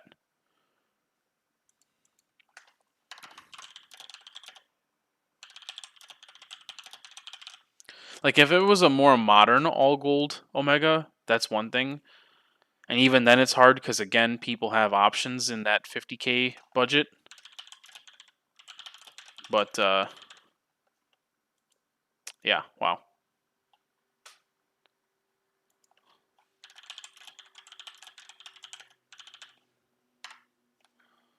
Okay, one Oreo listed just okay, that same listing from before.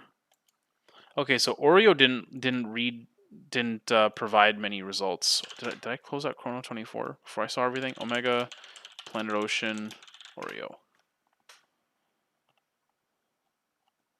Yeah, I think I got carried away there by the by the all gold Planet Ocean. Let's see.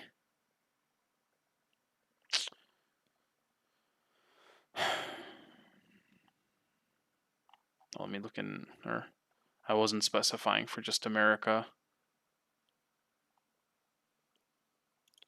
What is this one?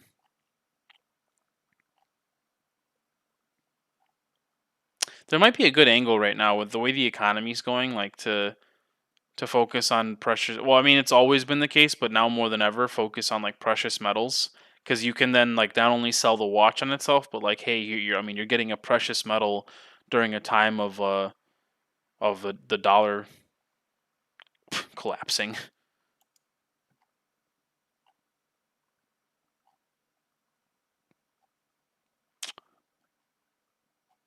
Okay, so most people not using the term Oreo here. I just opened these because I thought they were interesting. No description. They're from Illinois. 60124. I don't know that area code.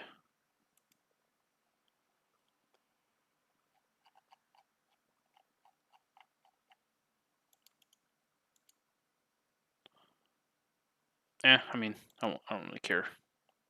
But okay. Now we got to search for the actual reference of this GMT. Does he have it somewhere?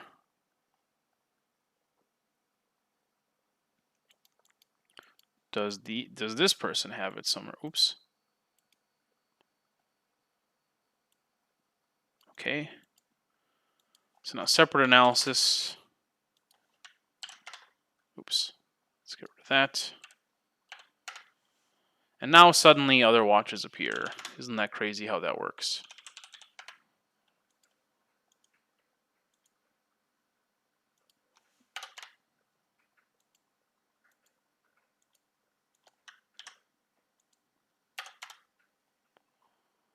Okay.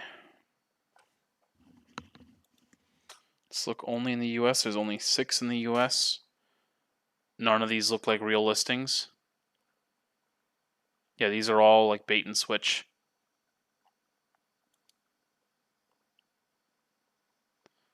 There's this one at 73. Wow. Is it the same photo?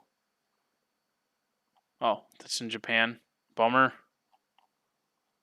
Let's see. US only. Drops to these 3, and I don't think any of these are real. Out of curiosity.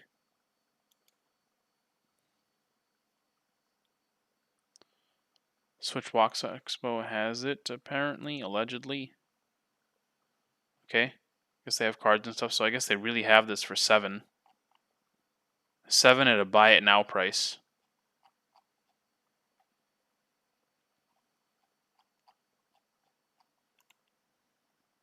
So, I mean, let me see if that's true. Swiss Watch Expo. Let's see if they really have this.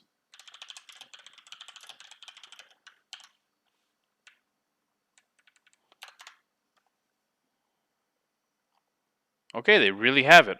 And oh, would you look at that? They have it listed online for 8, but they're offering it here for 6.6. So that's kind of important to know. I mean, here they have it for 6.6. I think this is Switch Watch Expo. Yeah, it is. Okay, so 6.6. Fixed price listing. All right. What is this one? Reserved. Bummer.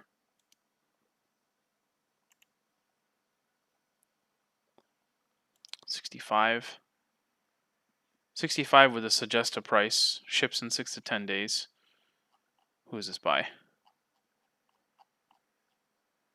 Timepiece Perfection.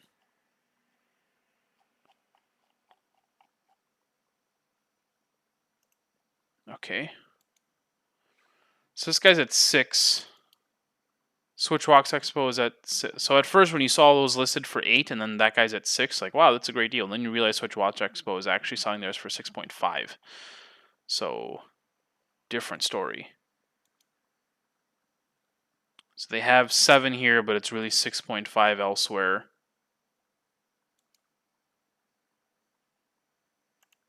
Okay. I might also want to double check the BCV charts on this one.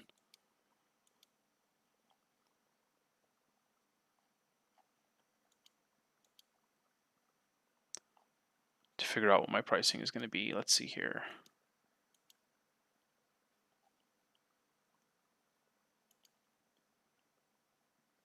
$7.1 is still a fixed price listing. Fixed price.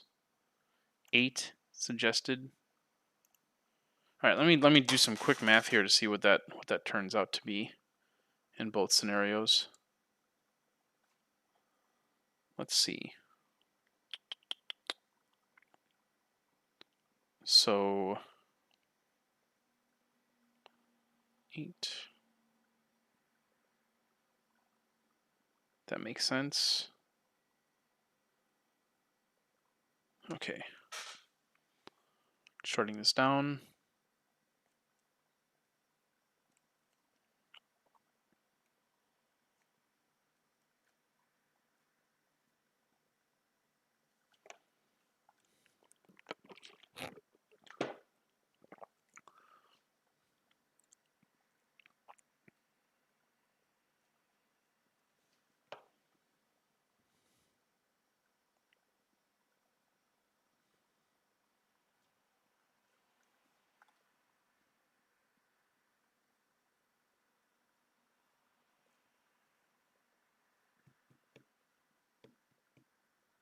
Hmm.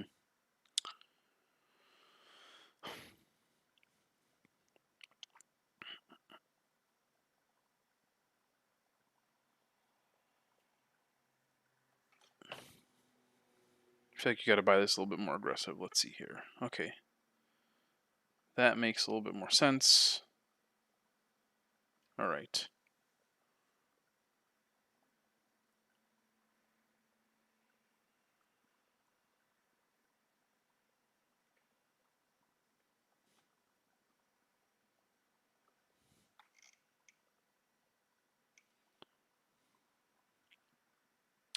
Okay, yeah, that's more in line. Okay, let's see.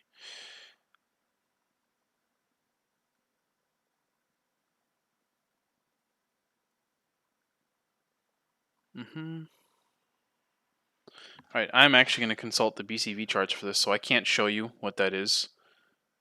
But I just kind of need to know my risk exposure on something like this.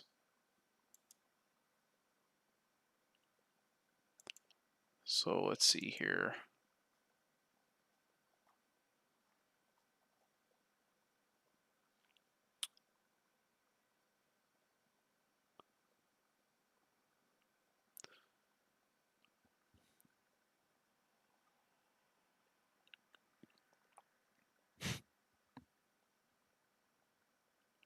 All right. So what is the MSRP on this reference? Let's see. Does Watch Expo even say?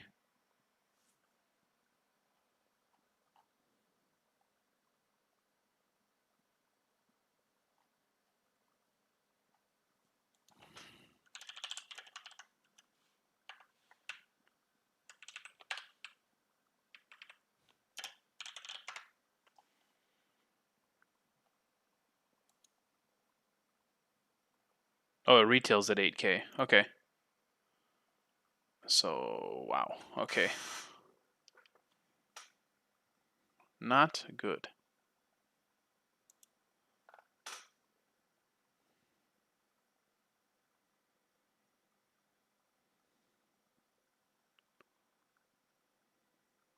Okay, let's see here.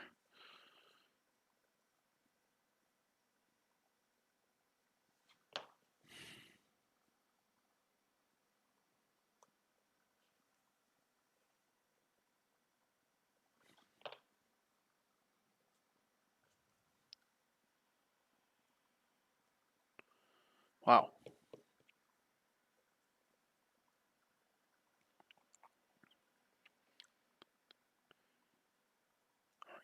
And something I don't remember if I mentioned this earlier. As you see, I haven't even like started negotiations yet. I basically don't even talk to somebody unless I already know what my target buy price is, what my target sell price for that watch is, and then there's a certain number that adjusts for risk, where basically like that's my walkaway number, even if there's some money to be made. Like my risk, that's the risk management part of this game. Is I only buy the deal if there's enough money that's worth making. That example of like risking 10 grand, or risking 3 grand to make $200, like doesn't make sense. If I was trying to buy a $10,000 watch to try and sell for 200 or something, for $200 profit, like spending 10K to make 200, even if it's quick. You got to adjust for risk. And so yeah, the market's kind of crazy. Like, yeah, I'd have to be buying pretty aggressively. And who did I have to buy from? It's this listing, right? Yeah, and they're in the business, right? There is like a very sparse chance that'll work out. They've got some interesting inventory though. Well, at least I have my price analysis for next time. I don't even think it's like worth doing this. I mean, maybe I message this person.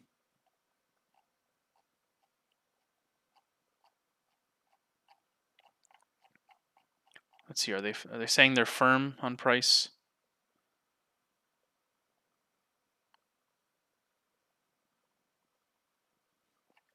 They just got it serviced. Like it's all night. I don't have a lot of like negotiating power against this guy.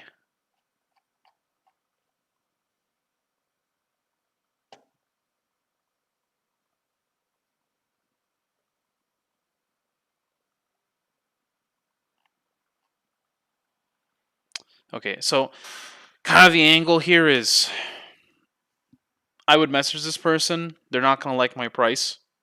I'd be very courteous and nice. They're gonna tell me to jump off a bridge, and then I'm gonna say, hey, don't worry about it. Like, let me know if you change your mind. And then in 2 weeks, when it still hasn't sold, I'll pop back up again.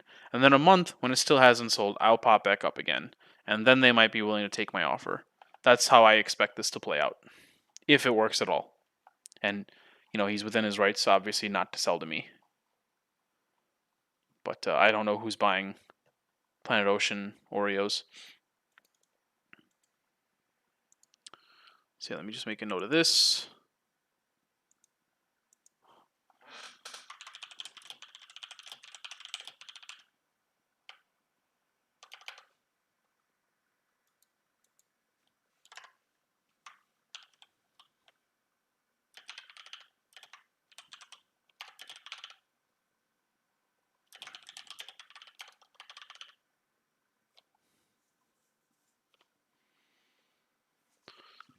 Alrighty then.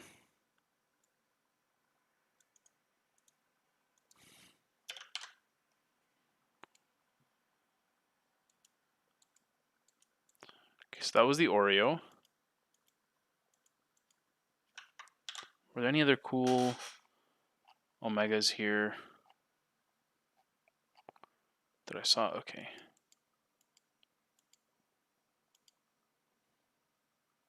So that's that. Let me see if this somehow leads to any others.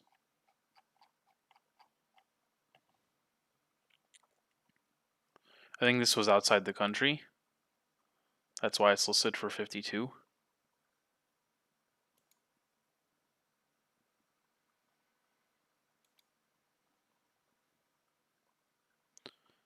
And then, oh, this is the blue titanium I was looking at, I think.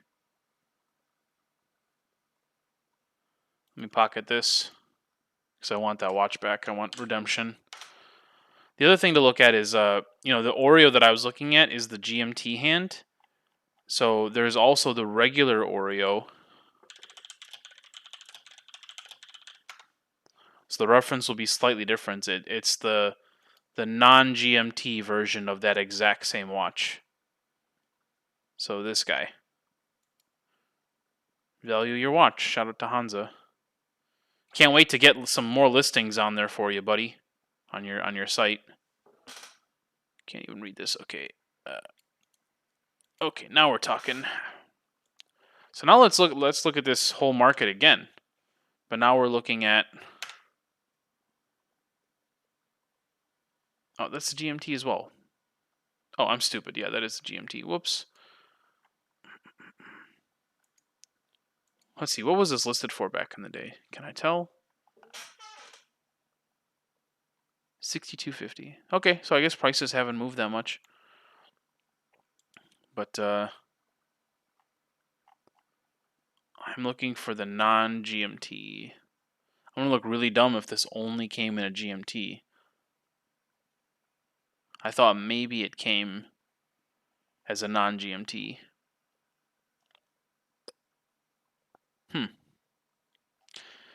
Nope, looks like I'm dumb. Looks like it was only a GMT. Never mind. What else we got? This one. Black Planet Ocean. This I'll pocket. I would like wholesale this to the group immediately.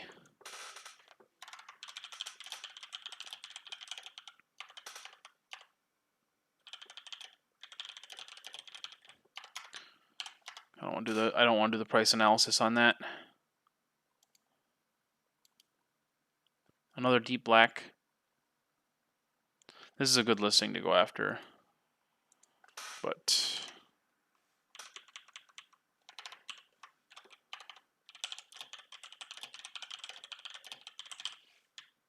I don't know what is like causing my Spotify to keep popping up. Bizarre.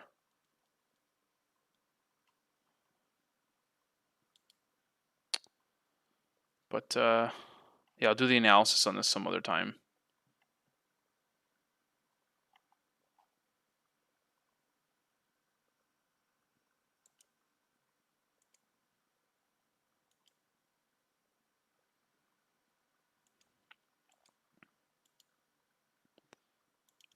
I guess this is what I get for looking up so many omegas yesterday.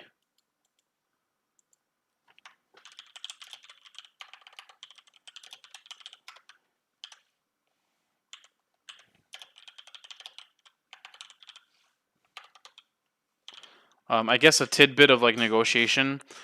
I would use the titanium version of this watch as leverage against negotiating this guy, and vice versa. Like I could basically tell,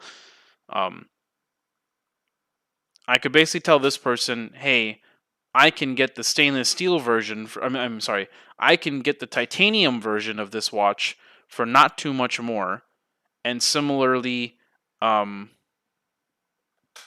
don't know if negotiation works the other way around, because I think that one guy had the titanium listed for 5.8, so $800 difference just to have the entire watch made out of a more expensive material.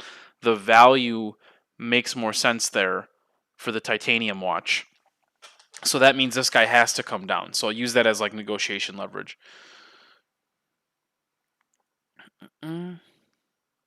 That's how I would think to play that. Let me see if there was anything else in his oops.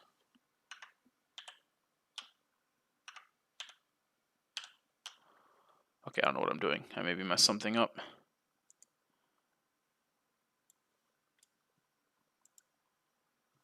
Okay, I was going to say, is there anything else in here that maybe gives me some data? Okay, nothing to say there. His name is just his name, so I can't really do anything there. Received as buyer. Okay, I can't like figure out anything more about this person. I could maybe look him up, but so that's that. He was a Moonwatch. The really scratched up ones. This would need a whole new crystal. This is just in really bad condition. This might make sense for somebody else, but every watch I sell has to represent me. So I would need to like spend the time to make this essentially brand new. So new crystal, polish, etc. Maybe even a service.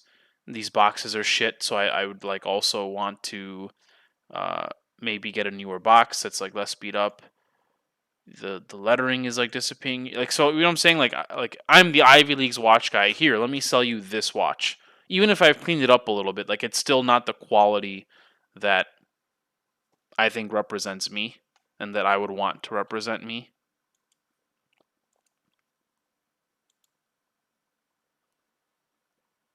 Why did I save this?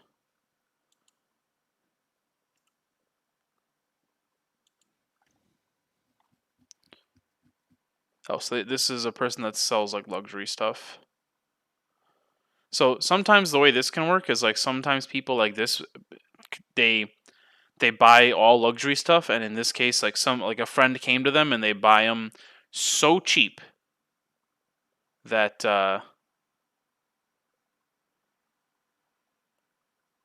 that they can get rid of it. They're claiming they paid 7.5 for this. They have it listed everywhere. So this might be a sapphire sandwich.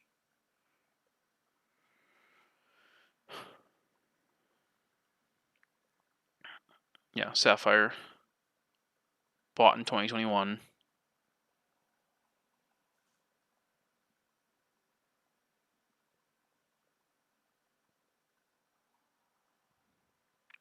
And yeah, a lot of Omegas are sold out, so pricing has basically come up to MSRP.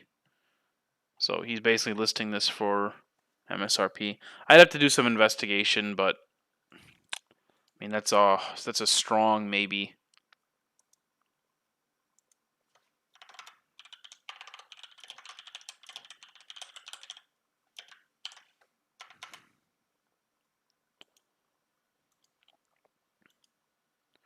Okay, the Mark II. I just thought this thing was interesting.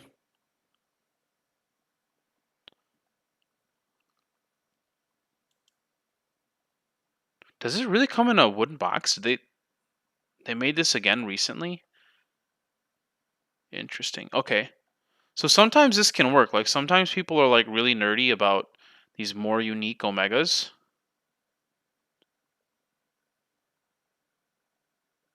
They just haven't tested it yet.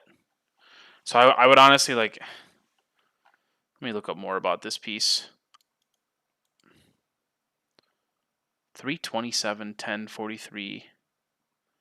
So I have no idea how popular this piece is. Like this is like you have to be a diehard Omega fan to like this, because it's a throwback to the that piece from the 80s or whatever. So let's see here. Let's do some analysis. Let's find out. 1142.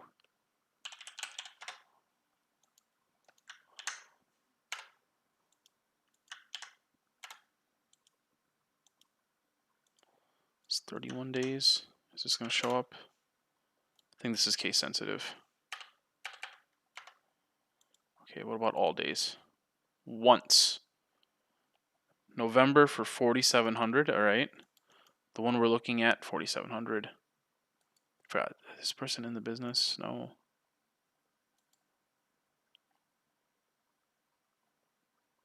$6 Omega Seamaster.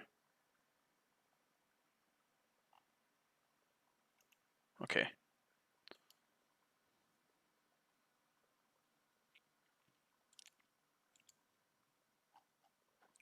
What do we got here?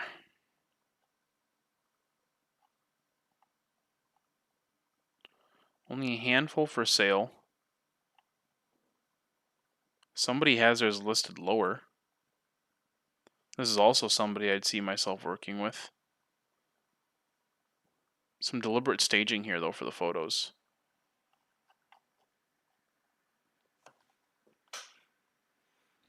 Condensing their collection. 6K MSRP. So let me see.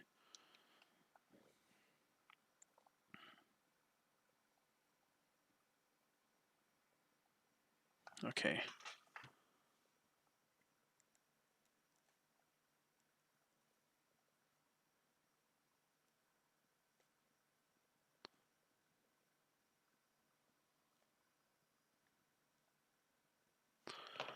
All right. So lowest on eBay is 45. Lowest dealers at 64. That's wild. And then here, only 3 in America. So this is a kind of an interesting dilemma. Are there only 3 of these for sale in America because they're rare or because they're unpopular? Right? Like that. Like, does that make sense? Like they're rare or they're unpopular. So am I gonna get this and nobody else is gonna want it, and I just have to like give somebody a price and try really hard to market it, or do I, have something special that if I show it to the right person, they might be like, wow, that's like really cool. That looks so different than everything else. Let me get that because it's a throwback to the old version. Okay, so this person's at 48.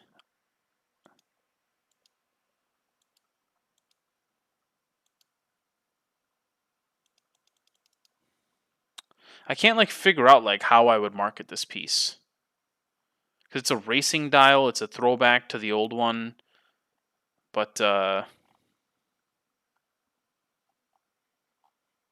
know, I I can't think of anything like too immediately creative here. This is 47, 47, 45. Okay. Then this was at 47. Let's see what this was back in the winter.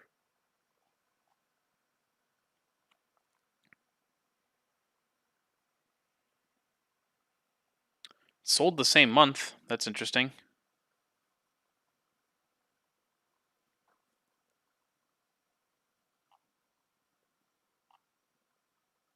Okay.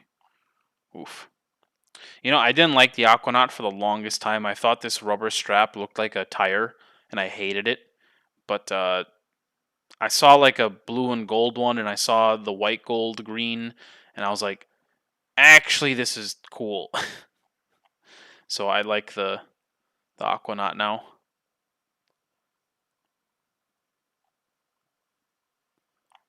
See, does this person have other photos? Oh, there they are. I feel like Reddit is actually the place where something like this would sell. That's where like Omega forums or Reddit. That's probably where this piece sells instead of like eBay. Like no one's going on eBay to look for this piece. So there's kind of the angle I was looking for there. And this person is not the same as the others. I wish I knew how long ago this got posted. But okay. And then, I can do some other research to find out, is this just not that popular?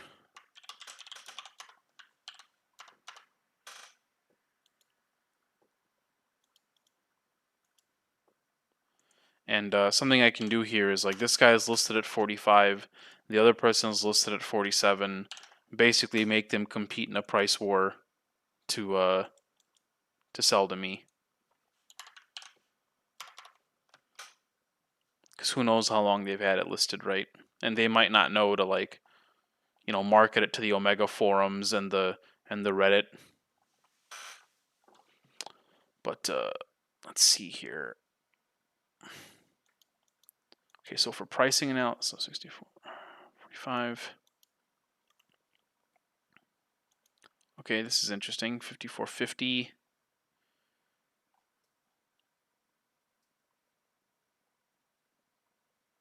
There's no photos here. That's kind of odd. This was Watchbox, all right. Odd. They were at 54.50 with suggested price, but there's no watch there, so I don't know if I can. That's probably not reliable. Or what I could do is let's check Watchbox.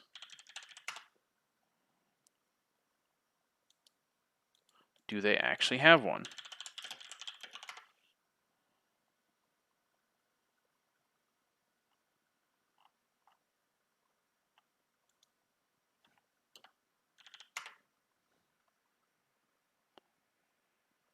Nope. Let's see if I type in the reference.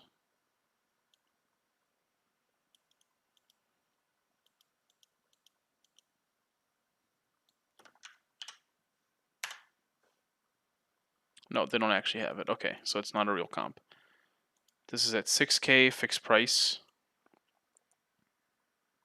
versus $6,400 with an offer. Okay.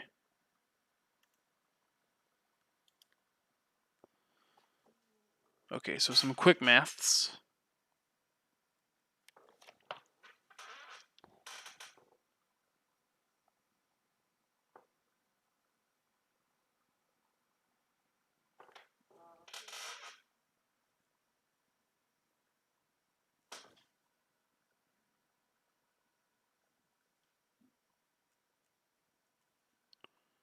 Oh, that's kind of crazy.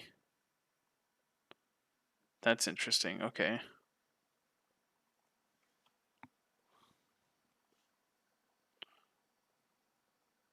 I've never seen the numbers come out like this.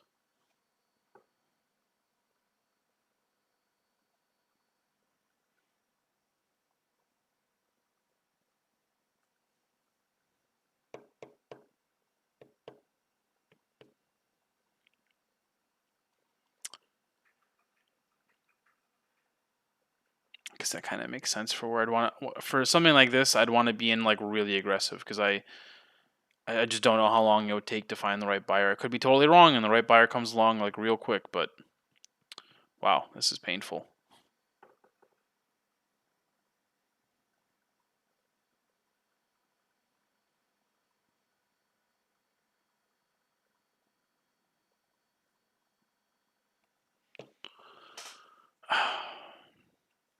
Interesting. Okay, let's see here.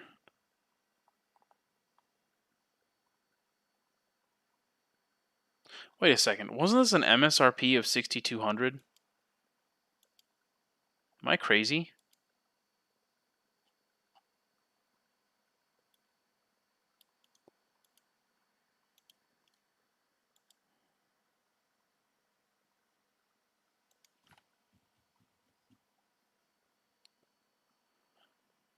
Okay, so the MSRP 6,250, and okay, that makes sense as to why my numbers weren't adding up in the way that I thought, because these are listed for over MSRP on this piece. That doesn't make any sense.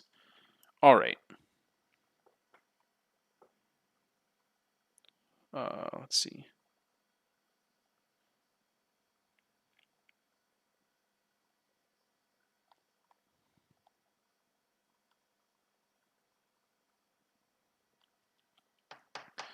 Okay, yeah, the price I wanted to buy these for makes a lot more sense now. Wow. Will they see it my way? Not sure.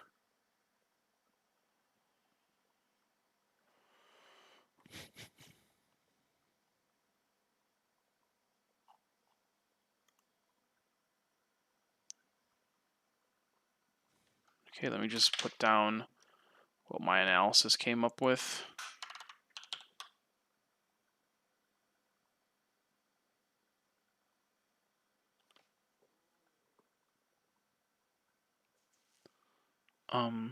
Let's see.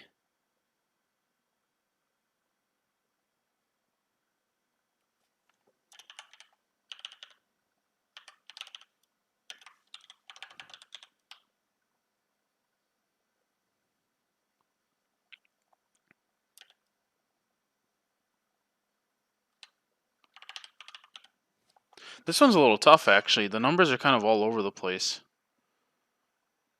Well, actually, the numbers I based off something that was above MSRP. So this, I mean, this would be really nice if I had some data from a jeweler listing a normal pre-owned version of this watch. Jomo Shop has it for $43.75. Okay. Okay.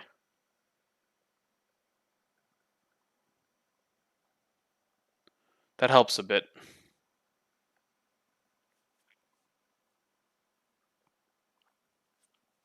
Let me see something. So retail was $62.50. Jomo Shop was listing for $43.75. So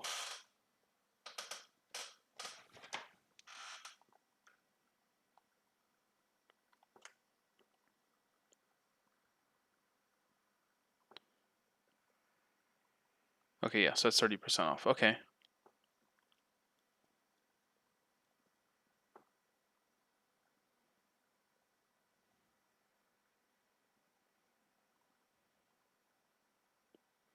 And I guess that's for brand new, pre-owned, maybe.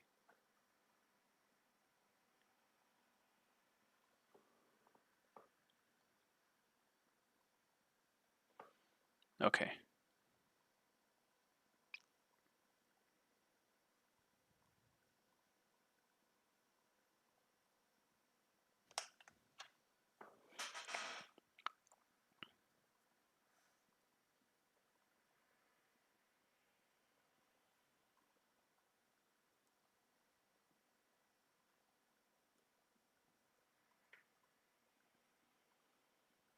All right, yeah. I think I have a good idea of where I want to be on this then.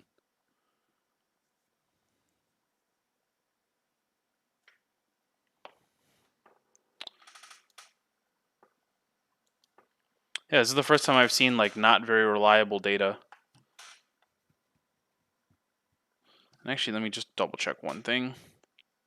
Now that I saw what Joma Shop is selling it for, let me see if PJ's BCV charts were even better than I thought.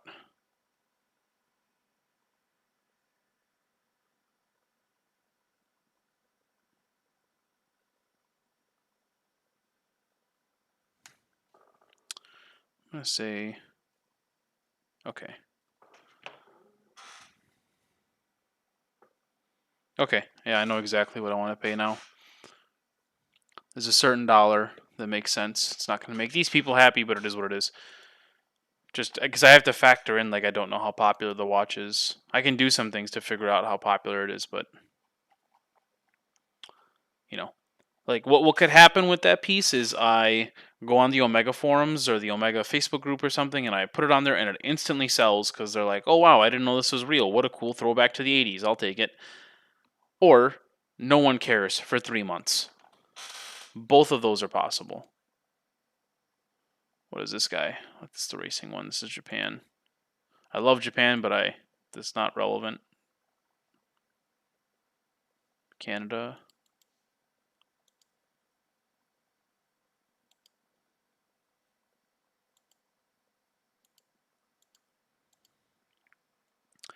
All right.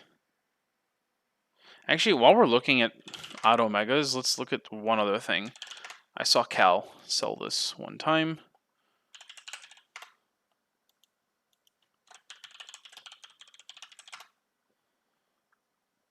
This guy.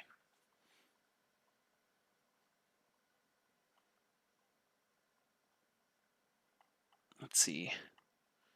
This one's hot. This one's also cool.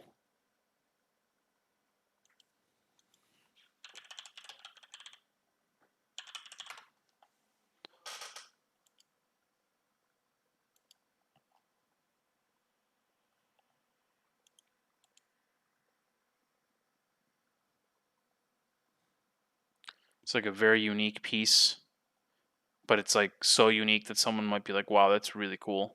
Gotta have it. But I'm gonna pick the like aesthetically like best option here.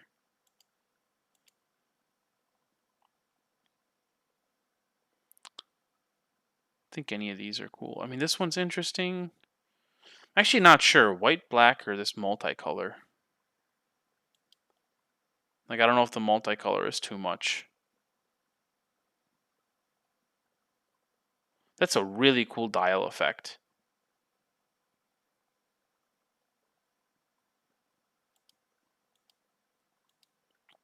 Yeah, this is a super sporty watch.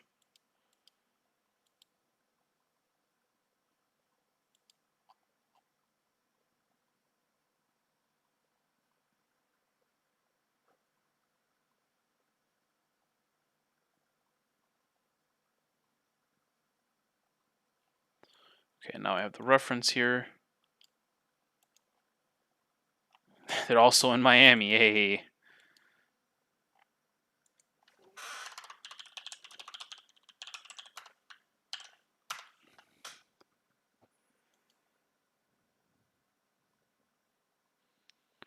It's a crazy dollar for one of these, though.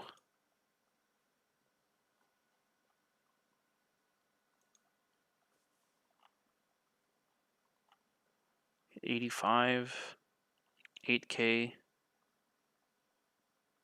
8K brand new. Wow. And this person's had theirs since 2013. I mean, it's a fake list. I mean, this is a fake listing anyway, but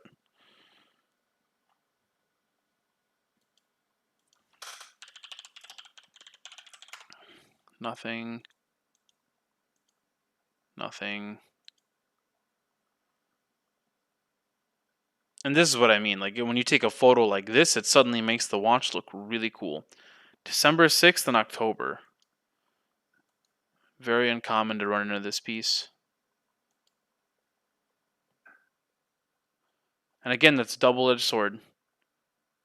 Because if you photograph it like this and people know it exists, now does it suddenly sell? Because that looks pretty cool.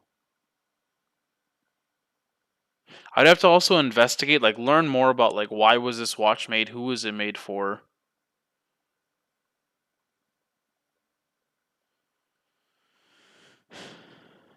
$2014. Okay. I feel like this is also a perfect time to try and put another strap on that. That might be tough, but I feel like with a certain strap, you can make it really hot.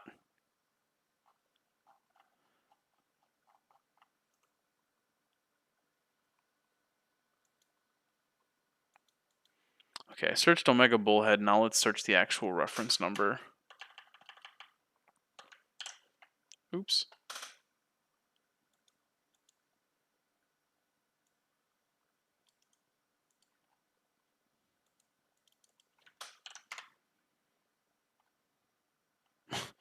$11K. What is the MSRP on this thing, man?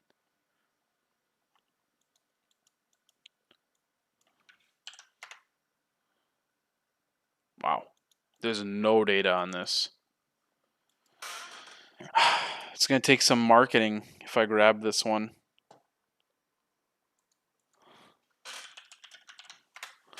Let's look up the MSRP.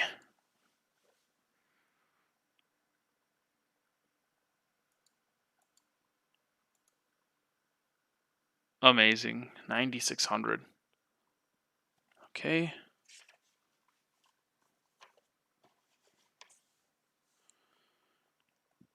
Like, this is a super polarizing piece. Like, people either going to love it or hate it. Like, somebody, like, wants something very different. And then they'll love something like this.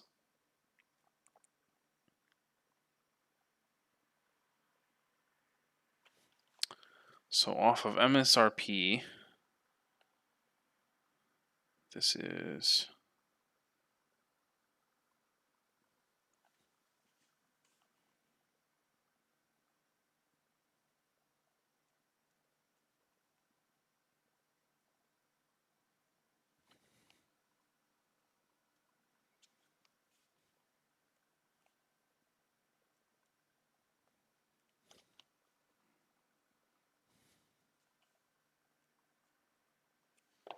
Okay, what was this person listed for? Oh, that's gonna hurt. They're listed for 7K? No way, bro.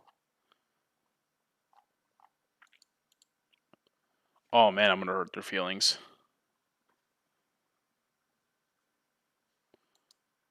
Cause let's see. I mean, this is 81, but this is for brand new, right? Yeah. That's brand new.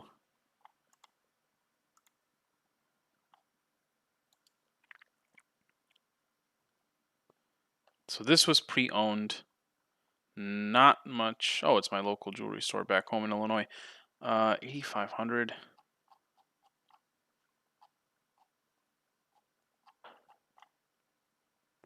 Let's see here.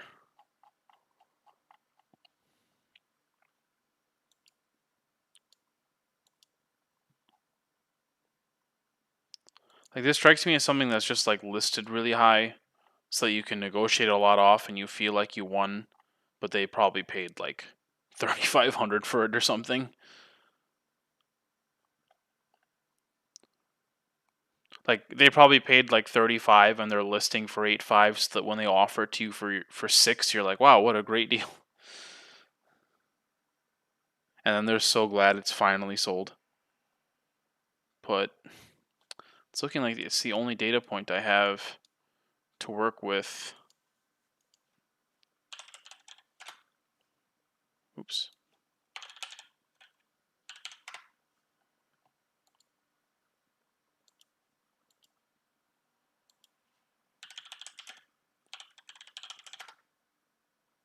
Yeah, 65.25 is what this person listed for. And this person here is at 7K. That's not too okay. They're not too far apart. Then this one, also pre-owned, but this looks like a jeweler. Yeah, Topper. It's a jewelry store.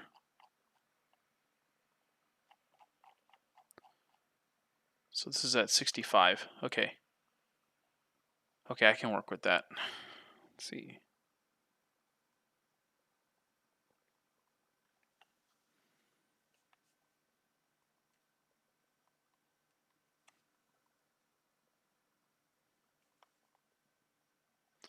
Well, okay, yep, right in line. Wow, that's gonna hurt their feelings.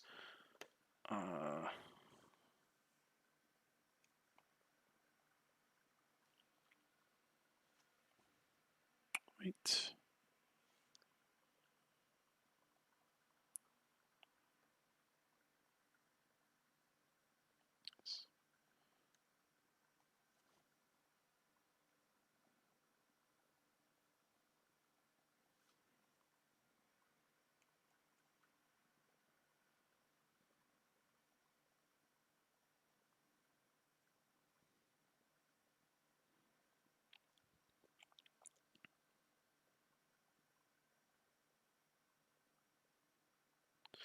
Right, yeah, I know my pricing on that. I can also, I mean, it would be crazy to look back and see what Cal sold his for. But man, this dude's listed at 7K. I'm gonna hurt his feelings. It's a really cool dial though on this. I would personally want the this dial more. I think, because yeah, if you photograph it like that, it looks really cool.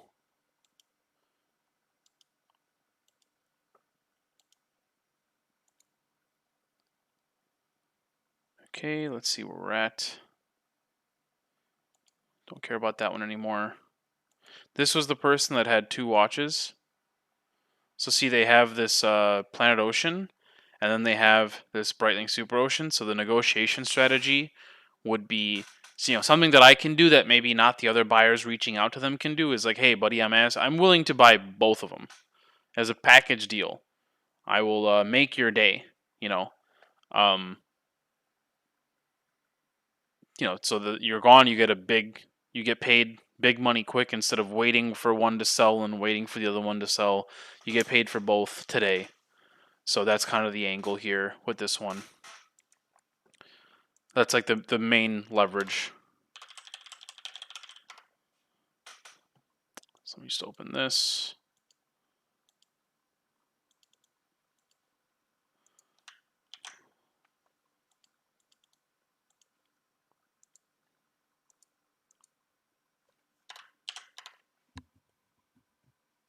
And like I said, from their name, I saw that they're motorsports, so they're probably into like cars or racing of some kind.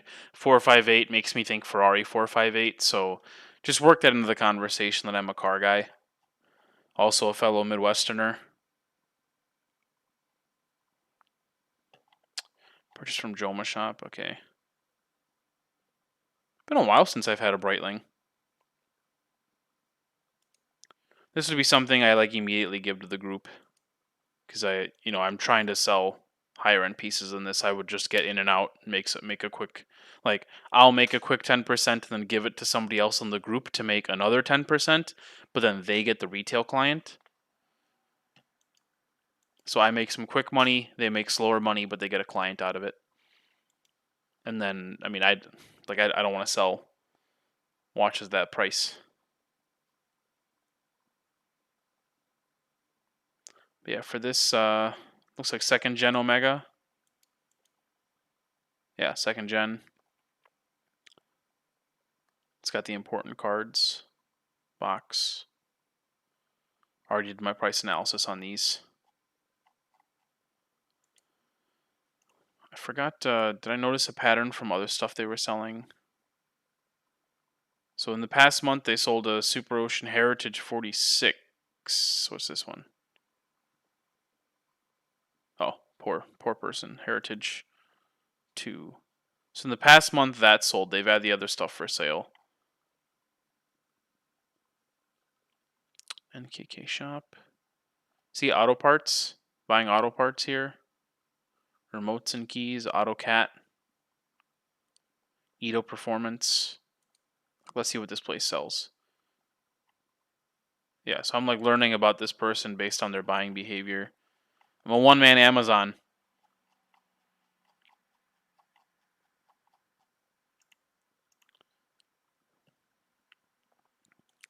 Let's see what else can we figure out. The past month.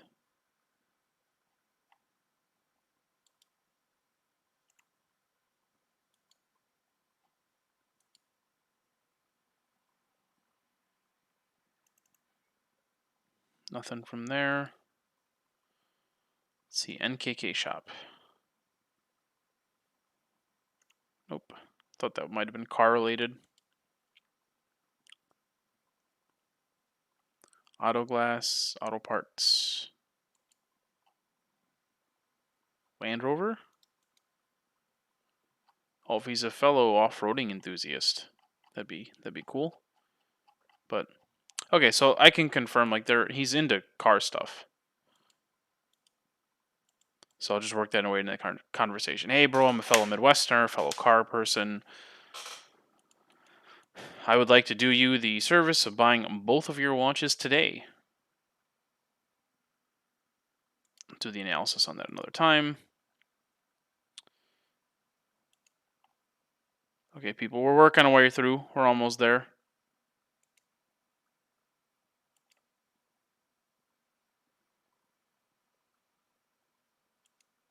Speedmaster reduced. Don't really want one. This is a good listing to go after, though. Because do they have... Oh, wait, do they not have box and papers? Is this naked?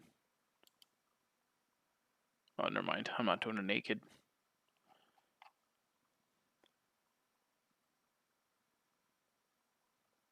Comes with papers.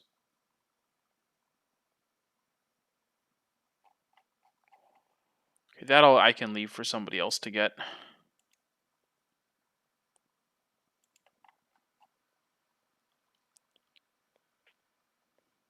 Oh yeah, Dark Side of the Moon.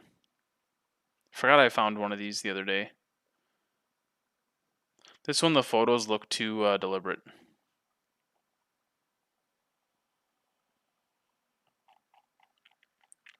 Let's see, what else have you sold?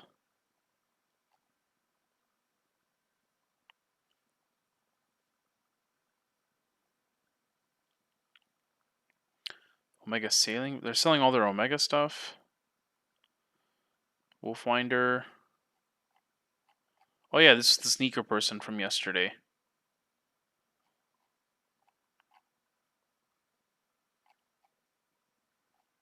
G-Shocks and toys and stuff. So, I mean, this might be someone that if they bought this to resell, they maybe bought it like super cheap. So they can afford to move it. So, let's do some price analysis on the Dark Side of the Moon. I know this is already in like a newsletter PJ's done before.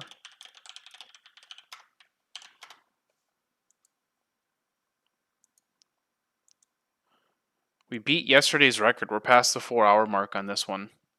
I still haven't even looked for the big boy watches, IWC, Hublot, etc. Still haven't even like sent out messages to buy these watches, but I have other things to get done tonight. I have to book flights for this weekend.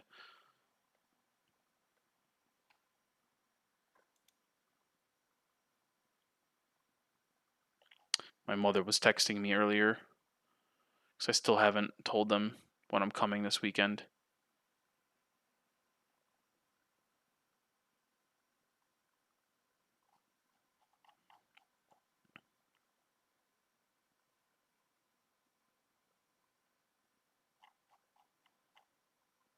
Okay, let's see what's going on with the Dark Side of the Moon. I'll do my own analysis, then I'll just double check with PJ's newsletter on what the prices should be.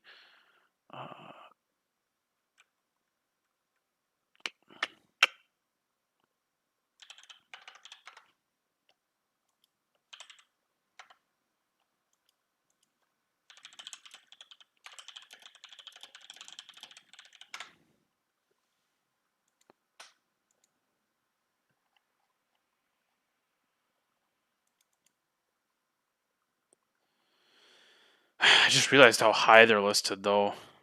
I mean, look at this, like 84 here. They're already at 9K.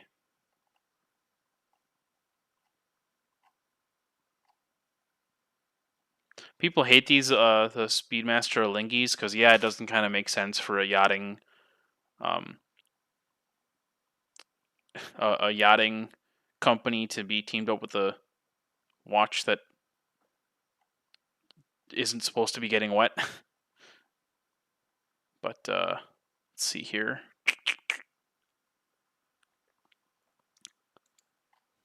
Speaking of which, oh, here's the real dark side. Here's the like the gray side of the moon, or it's a different version of the dark side of the moon. I'll look at this.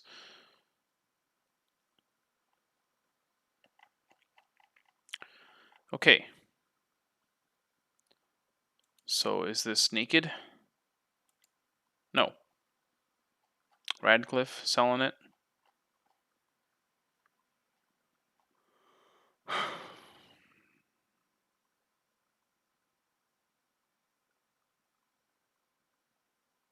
Comes with box and warranty card.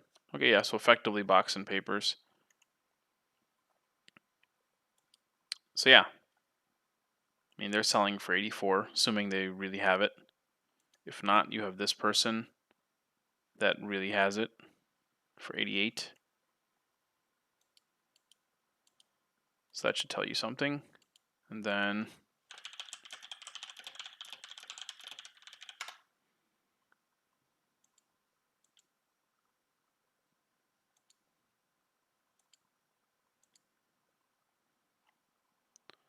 this is at 8. I think this is that Salamanca guy. Salamanca's watches. What did I tell you? My neighbor reserved at 8K. Okay, doesn't mean it's sold at 8K. Oh man, oops.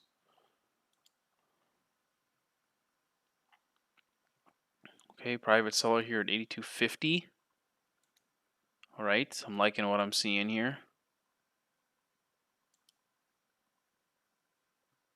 They're also a trader. Price to move. That's a nice language here. So maybe I could get this a little bit like, let's say they bought it for a price with a $2,000 margin. This would be something I'd offer him like $500 profit on so he can just get out of it.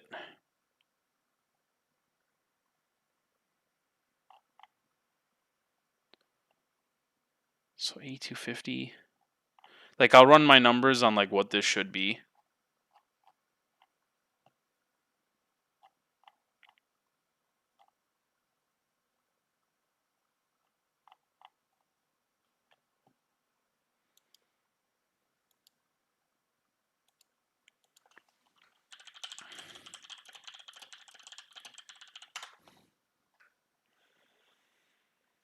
Hmm.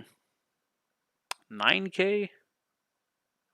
2 days ago, 9K? What is going on? A month ago, 85. 85.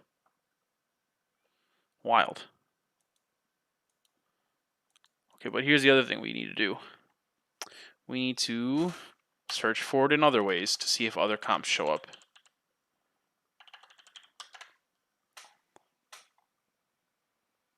Okay, that didn't help. What about here? I will save this person's listing. Save that listing. Save that listing.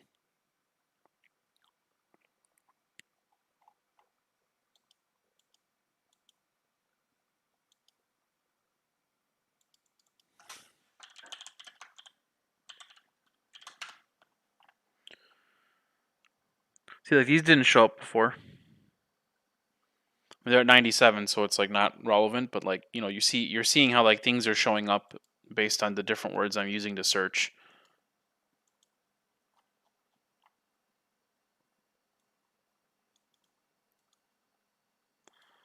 Let me pull it from here.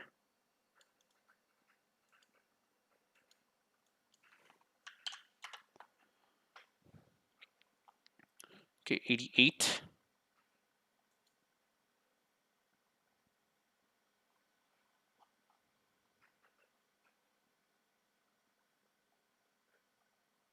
This is somebody in the business. So they're at 88.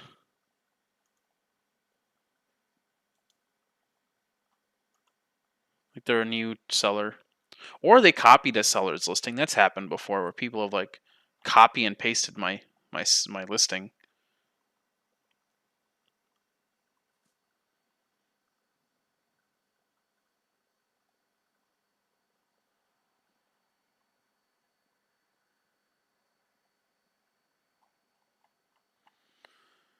I mean, I'll keep this in mind because I could just liquidate the person out of it.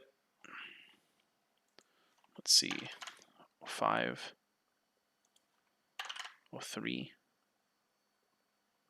I don't remember what the difference is between 03 and 07 as the ending number. All right, 88, 89, 92.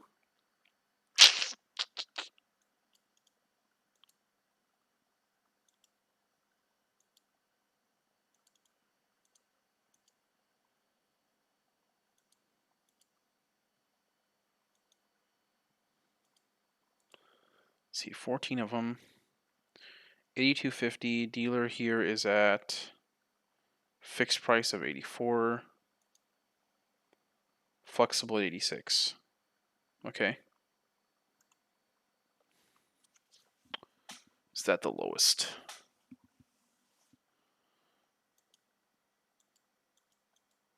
So let's see, what did I have from here? 88. 88.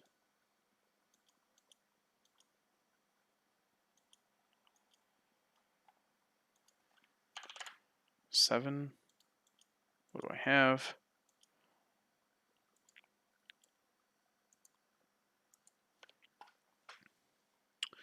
8K. I clicked on this, but I forgot already what. Okay, it was reserved. Okay. This one's new. This one didn't show up in the others. $3,000 service. Yikes.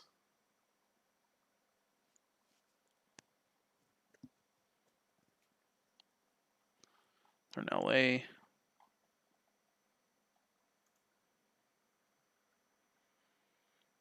Okay.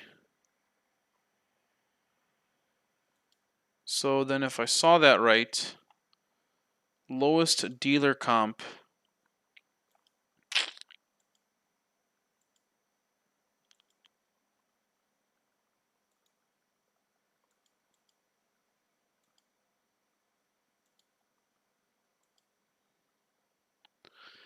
Let's see here. 88. Didn't I see one for 86?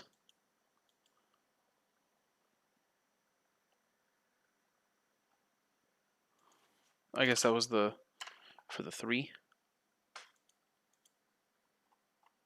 I mean, it's not a big difference.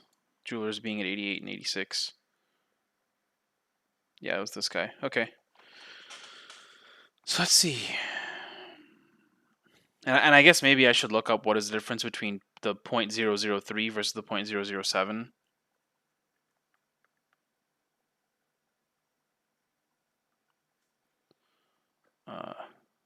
What was the MSRP on these?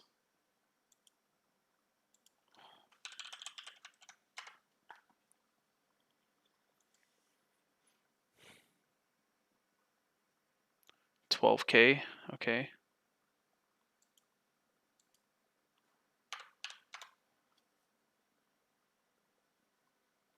Oh, is one just like a darker black? 44.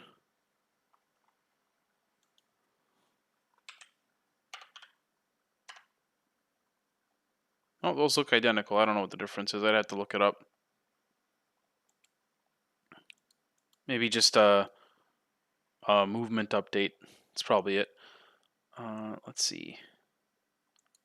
Okay, so 12K MSRP for both.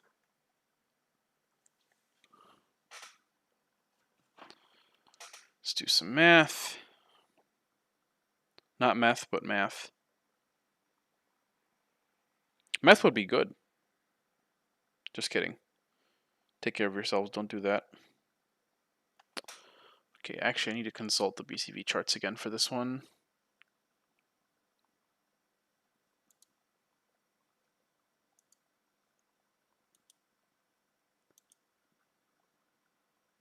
Oh, wow.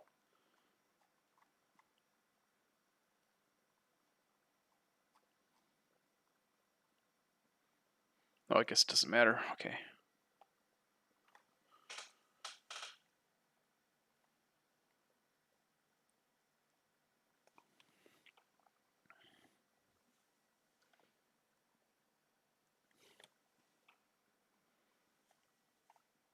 Wow. Don't think these numbers. Okay. It's important to know. Not sure how relevant those numbers are anymore. But, okay, the other math I need to do is...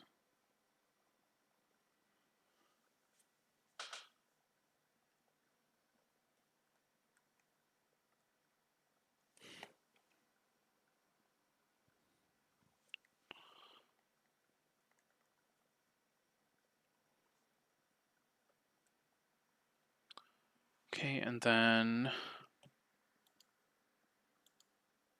88... 88...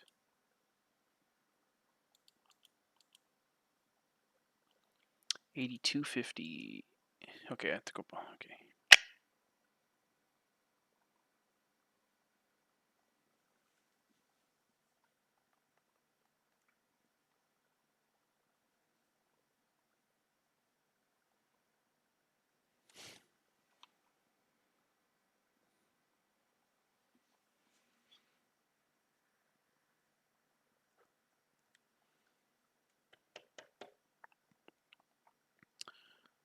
Yikes. These numbers are a little all over the place. Let me find out how I did compared to PJ's newsletter. So, for those of you that don't know, if you're in Watch Trading Academy, if you subscribe to what's called the Mastermind, which is a Monday night weekly call with PJ where he goes over a list of watches that he's providing you the target buy and target sell, and then he is talking about the market. So, for example, like last week, we're in the middle of the Ukraine conflict right now. Well, the recent escalation to the Ukraine conflict that's been going on since 2014. But uh, PJ's been talking about like what does that mean for the rest of the world? What does that mean for the watch supply? What's happening like around the world with money being moved around and like what's really happening with the watch business uh, in the cycle that we're in. So anyway, uh, and then there's Q&A and whatnot at the end. So every Monday we also get a list of like 5 watches or so with a target buy and target sell. And I know the dark side of the moon's been on there a couple times. So I'm just gonna look up what kind of the trend has been. Let me just make sure. Okay, you guys can't. Obviously, I can't share this with you guys, but let's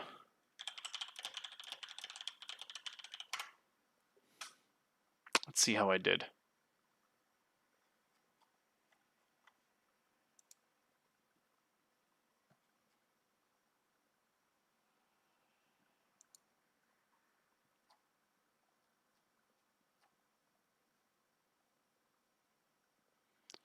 Okay, target buy on this is higher than I remember.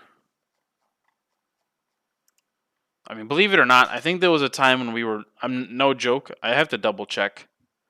Maybe I'm thinking of a different watch. I could have sworn at some point we were buying these for like 5 or 6K and selling them for 7 plus.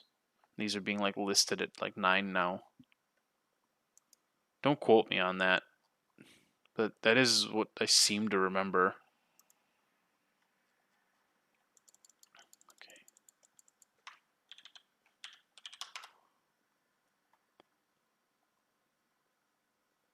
Okay. Okay.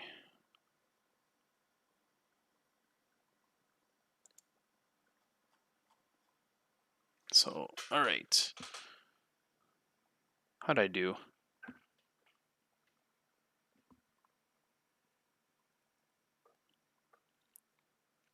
My numbers were a little off here. And essentially what it could be is like my numbers would be too aggressive. just because like this is like a really hot watch. People like it. So like compared to other, I mean, let me double check based on what's being told here.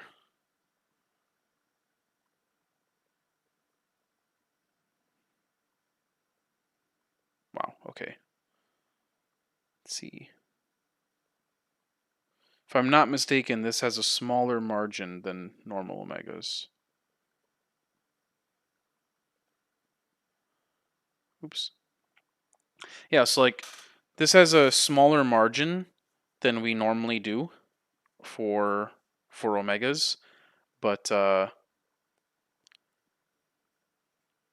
you know, because effectively what's happening is like dealers are keeping theirs listed high, and then people are joining them in listing high, and so the value kind of stays up. There's nobody like that can really tank the market on these because you know they're really hot watches, and there's no reason to tank the market on them. So, and we're also trying to tread into the territory of like you don't need the craziest ROI because the dollar value. I mean, like it's an $8,000 watch, right? So imagine making, you know, like 15% ROI on an $8,000 watch. Like that's, you know, for some people, like it's like $1,000 in a. Think if you like just did one of those a week, like $1,000 in a week is the income of like more than most people in America, right? So where I'm going with this is essentially like with some of these bigger pieces, ROI can come down a little bit because the actual like dollar return is significant on your money, like very impactful. Like for example, let's say you make 25% ROI on a $2,000 watch. Amazing, right? But it's only $500 versus like a 10% ROI on something like this is more money. Mind you, you had to invest more money, but like, you know, these decisions factor in. What matters the most, obviously, is your actual ROI, but you know you got to spread your money around. So okay, let me just go ahead and save a bunch of these. I'm thinking of targeting.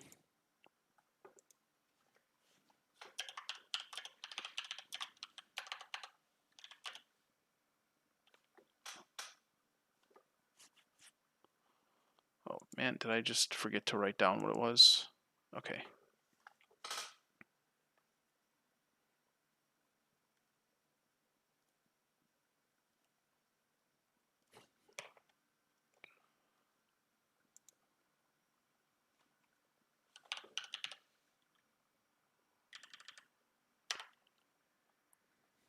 Right. It is getting late. I still have a bunch of tickets to book for flights this weekend.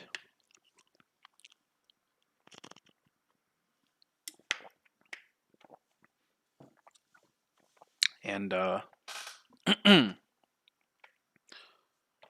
lots to do. I still have to message all these people so I can buy these watches.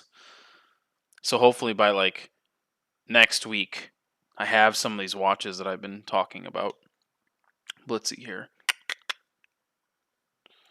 Okay, there was a couple of these people I wanted to reach out to. There's this one.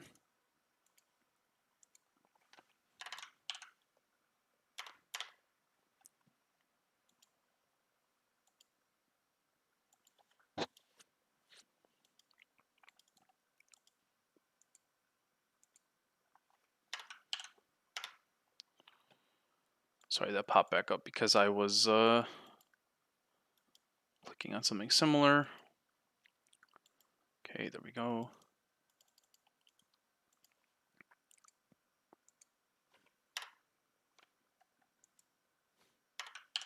It's been a long while since I've tried to buy one of these, but I've always wanted one. This person.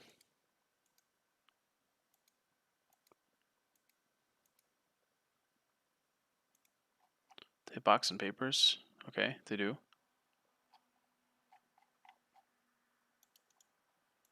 They have no listing here, but like honestly, a lot of my Chrono 24 listings lost all of their photos and lost all of their details of the watch.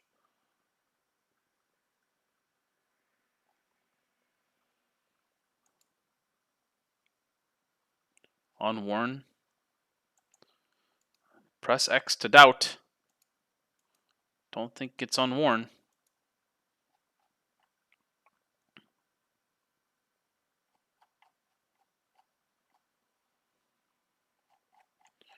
Where's this person? Massachusetts. They're listed pretty high, but I might throw them out an offer. They might tell me to go jump off a bridge. Precious metals dealer. Let's see what they got. I don't think they normally do watches.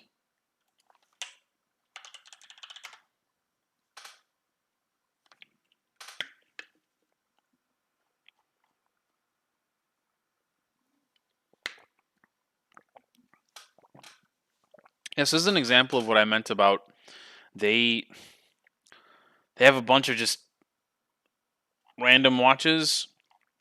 They have all this stuff, and then all this stuff, and suddenly, boom, Dark Side of the Moon. Like,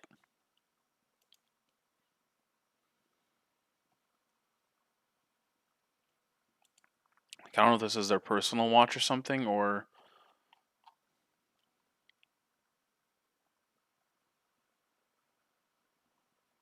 naked for 11K. All right, guy. Just out of touch. This one didn't pop up. It's probably Canada or something. Japan. Okay, that's why it didn't pop up before. I was about to say.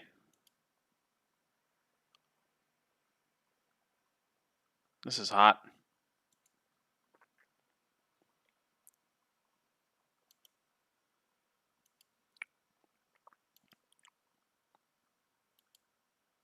Okay, we got an Alingi here from Swiss Watch. Never mind.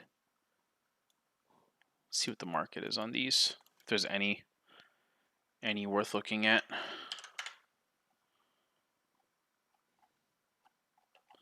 Nope, none of them in a real person's hands.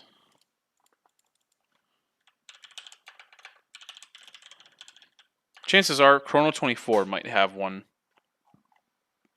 in a real person's hands.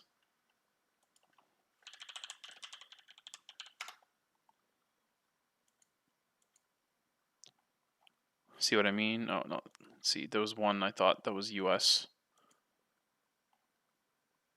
No, yeah, this guy.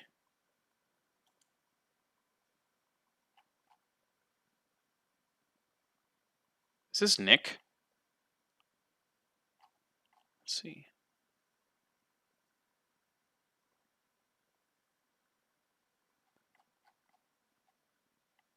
No, there's no way it's Nick. It would have his business page.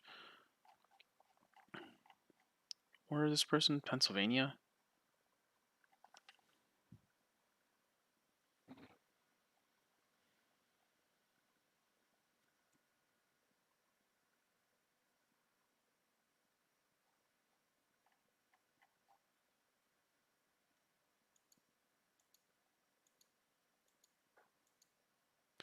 If I remember right, this got such negative reviews, but I always liked this piece. These are some really good photos. I mean, look at the movement here, man. This is cool.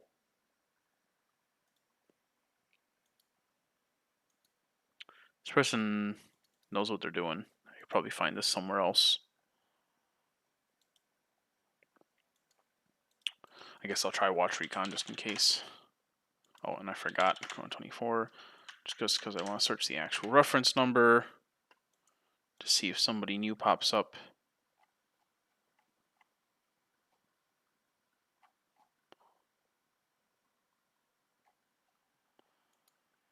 Within the United States, of course.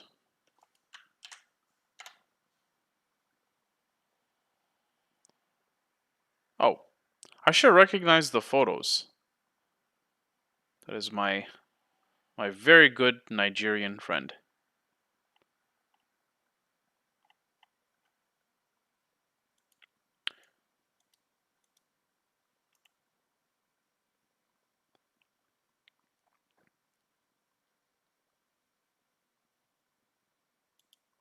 Also in Watch Trading Academy, that goes without saying. Oh, whoops. I meant to type in to watch recon. Forgot if I did both of these. Okay, that doesn't help. That's fine.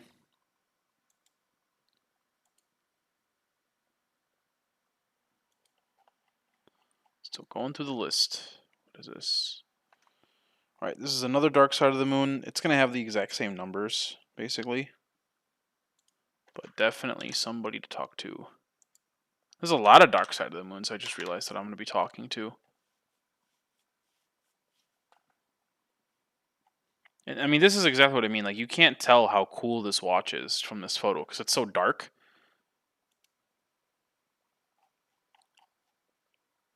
So in my hands, it will be easy. Oops.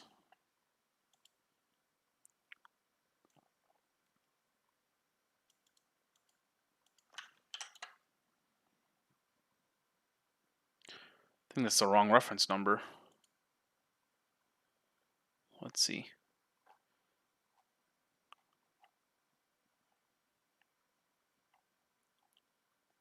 Hmm.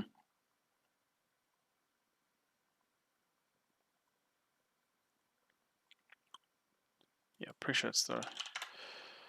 Unless that's like the newer version of it. Let's see here. Yeah, because I'm getting all these colors.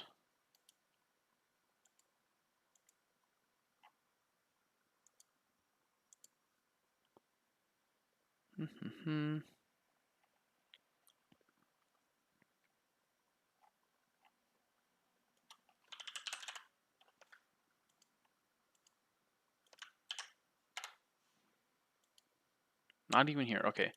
Let's see. Omega, Dark Side of the Moon. I know there's like a specific reference number for the gray piece of it, not these, but like the matte black look.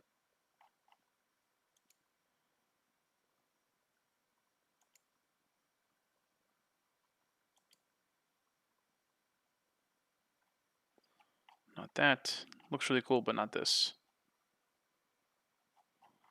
Let me see. Let's just look up Dark Side of the Moon. Then Omega, show me all the ones you have. This one. The muted black. Black. That's what they call it. Perfect. Phenomenal. Amazing. 12K, they're selling it for 905 is the reference. There we go. So, I mean, here's the significance of that. This guy's listed his watch with the wrong reference number, so no one's gonna think it's real. No one's gonna message him.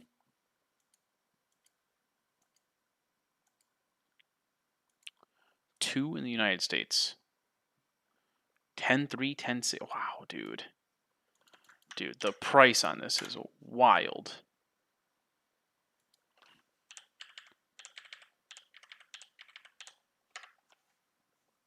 Still nothing. Okay. Well, good old watch recon.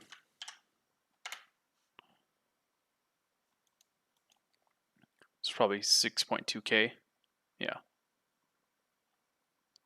See, I told you the numbers used to be much. Didn't I tell you, like, since I say earlier, like, we used to, like, buy these around, like, 5 and sell them for, like, 7. Here's this person, like, listing for 6.2, 62.75. But this was 2019, like I told you.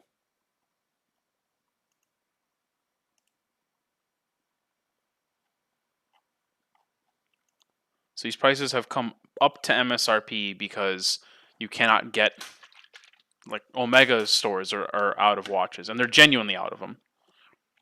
Not like other brands that are lying.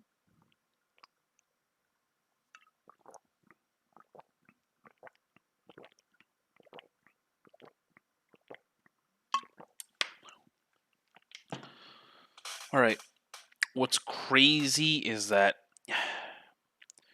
even though this is the market on these, and I'm not even going by like to give you. Wait, this was listed 8 days ago on Watch You See. It doesn't make sense. This is August 2019. Why does this say 8 days ago?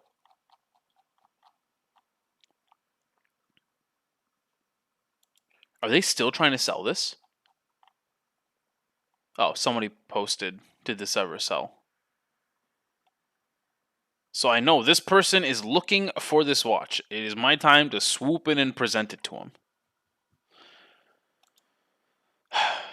It is insane that the target buy on this is now over the asking price here. I'll just say that. It's more than this number.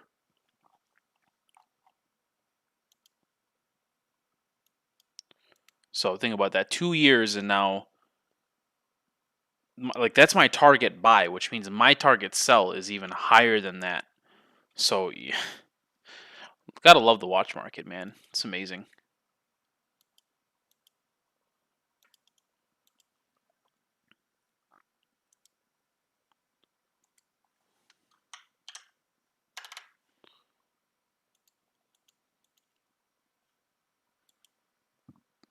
All right, we're working our way through.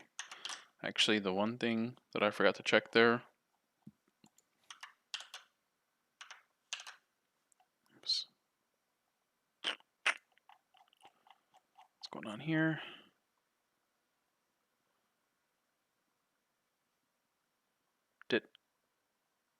I got this one, didn't I? Pretty sure I did.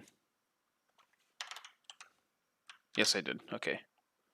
I had to save. Let's see if any others come up because of it.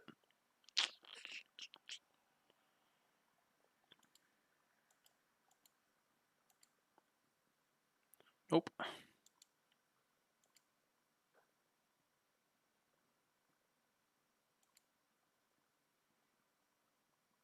I don't remember seeing this earlier when we were looking at moon watches.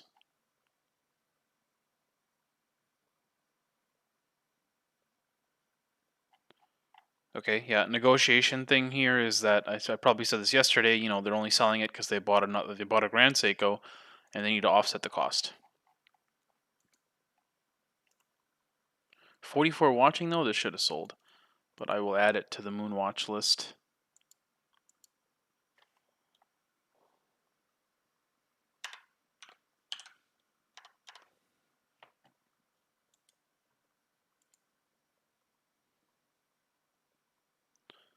This one, this is a cool watch. It's not the one I wanted though. I mean, oh, this is somebody that knows what they're doing. If I could get this also would have been something I would have just wholesaled to the group.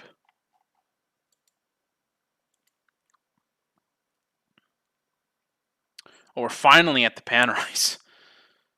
Okay, Panerais are much easier for pricing. They've been pretty stable.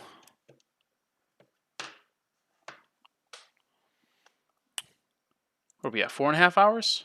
Almost 5 hours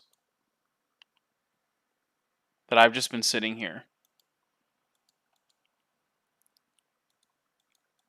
It is 1 in the morning. I'm not even like I could just keep going. I do have to buy tickets though after this for a flight this weekend. I should have bought that forever ago. But all right, Panerais are much easier to price most of the time.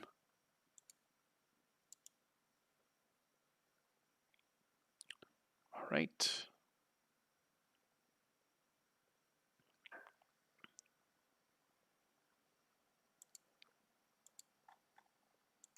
Then I can also just check. Okay, Panerai 24. I think this was featured in PJ's newsletter very recently. It's been a minute, but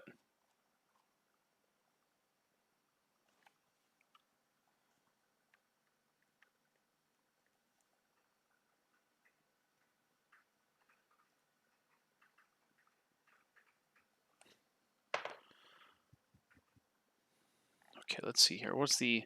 This one's really nice, though, because I remember it got serviced. It's, like, freshly polished.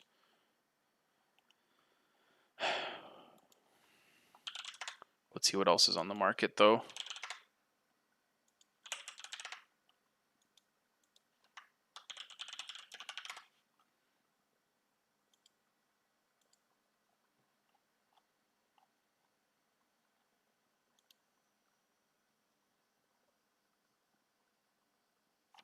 Search Panerai 24 and a 111 comes up. Like, all right, please make sense.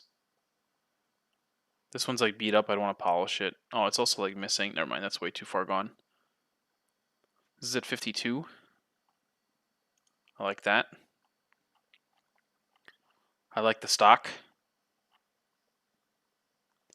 This is at 6. You see how like this guy's listing isn't even on what I'm looking at right now?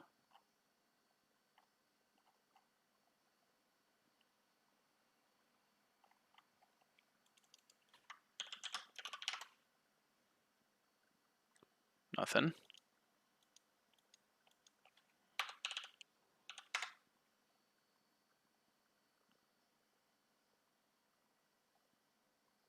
Bunch of bids. 5.8. I mean, that's probably why this guy's listed so high. I just got a notification from Uber at this time. Leave me alone.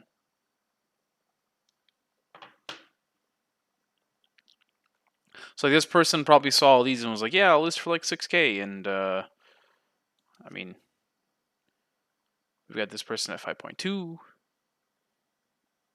Are they naked? I mean, this one looks really good condition. Oh, but it might be naked. All right, that's fair. Fair enough. Fair enough.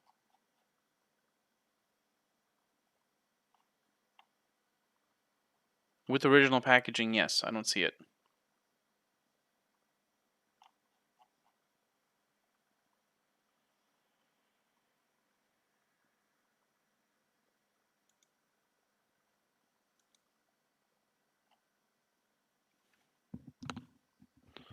Some interesting watches they have here. I wanted this IWC. I don't understand this person's fine genuine watches. They have 4. I'd do a package deal. I'd buy both of these. But who is this person?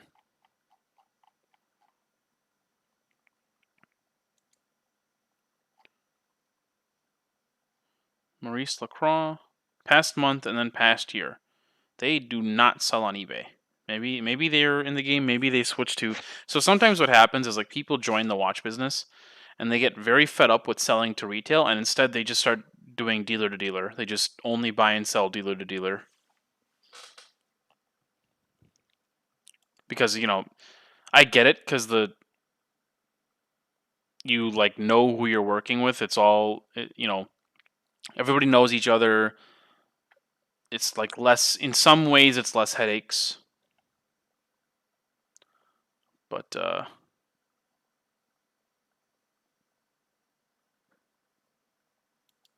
mean, I could like reach out and message this person. Maybe I can come to some sort of deal here.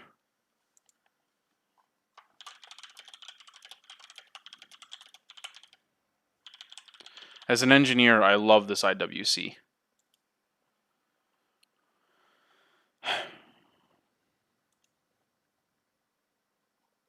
So they're at 52, but they're naked. So that doesn't help me a lot.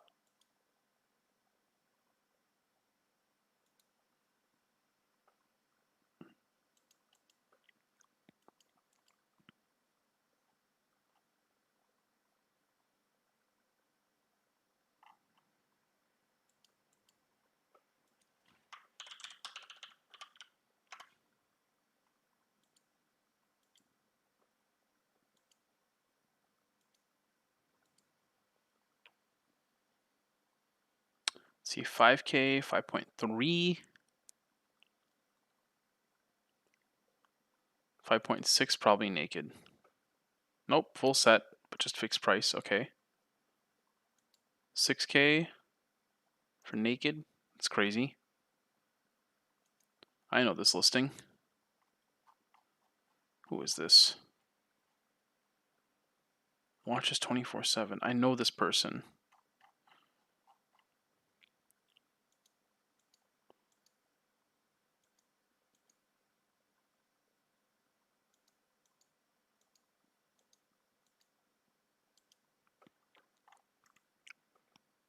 Hmm. Someone here listed at 5K.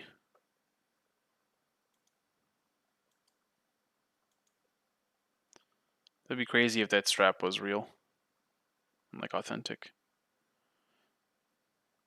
I have to take a good look at this one. I mean, no, this looks fine. Yeah. So this person's at 5K.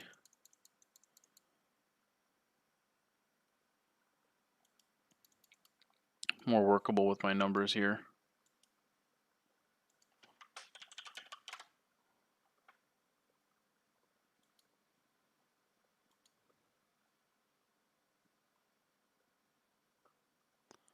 $6.2 from a dealer.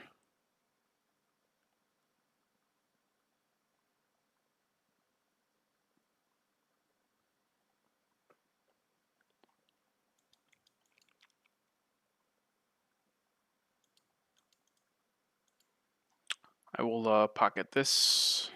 Fort Lauderdale.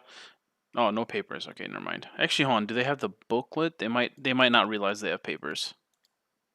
Well, you know what counts as papers is well, not counts, but a substitute. If they have any kind of booklet that has like the 80 stamp inside, they might not even realize.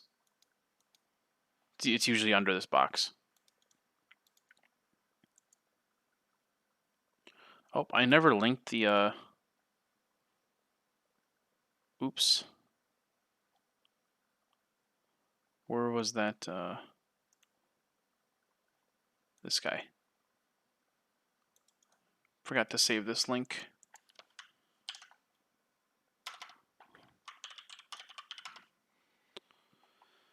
All right. Let's talk to this person.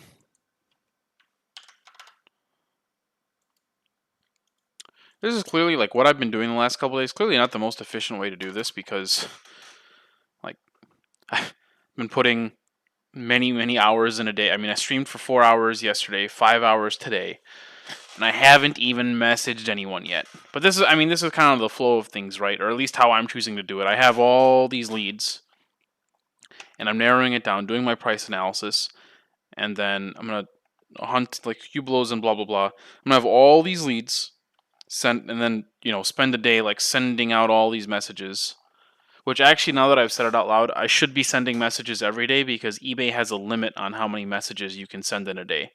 So, but the idea is that basically, like, this might be a quote unquote like buying week, and then because a lot of my friends that are doing this like full time, they have like entire weeks of buying stuff and then entire weeks of stuff selling, and then they have an entire week of buying stuff because it like this is might be like how long it takes of just sitting here going through listings, finding different models and brands, and then sending out the messages. And then, like I said, they convert at, in my experience, like 3 in every 20. It'll be kind of interesting to see how these, I'll track it this time. I'll track how many people I reach out to and, how many end up closing or before I run out of money. But let's see here.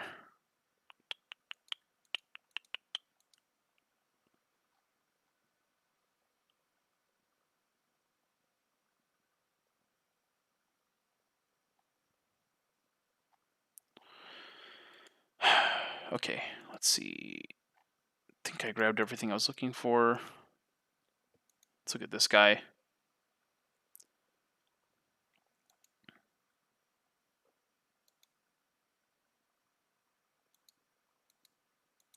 Butterfly strap, cool. It says it has box and papers. Purchased from Turnau.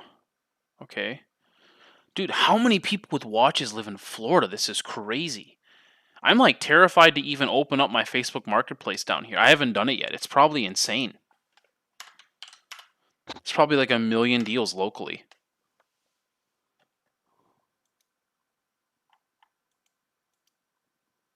Life on easy mode.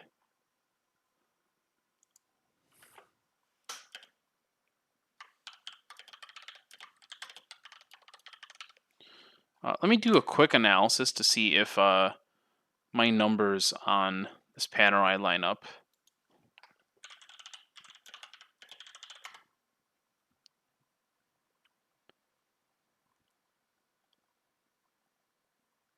MSRP is 81. All right, let's see here. Let me just confirm that. Let's look at what Joma Shop has.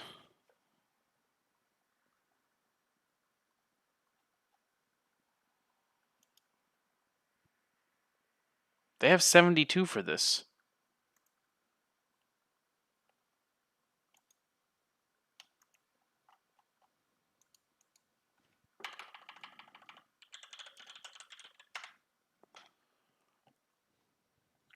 I guess that's a tip. Easy way to find out MSRP for a watch is check with like Joma Shop, Govberg, Watchmax, etc. They usually list it. Yeah, 72. I don't know where I saw it. The one thing said 81, and my gut told me like, hey, double check. Panerai Central. This is a good website too. I remember this. Actually this website is right here. I think they're the same.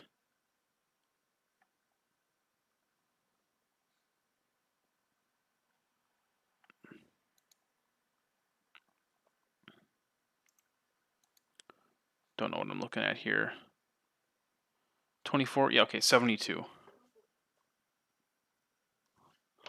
Confirmed from multiple sources here. Right, and what are my comps? This is garbage. 52 here from... Let's see.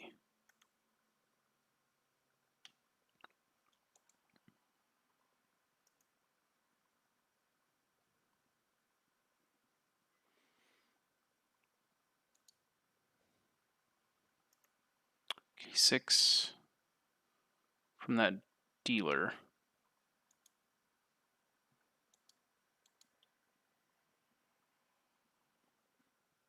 Okay, let's do some math. These will be so much more fun when I have like people asking questions as opposed to me just sitting here doing math in silence. But all in due time. Wow, okay.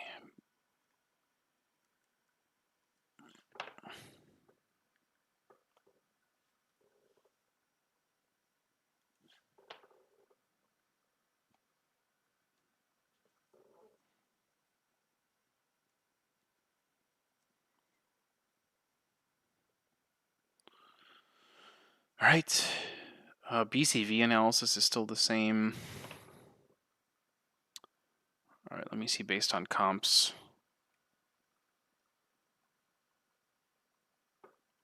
Comps are a little higher.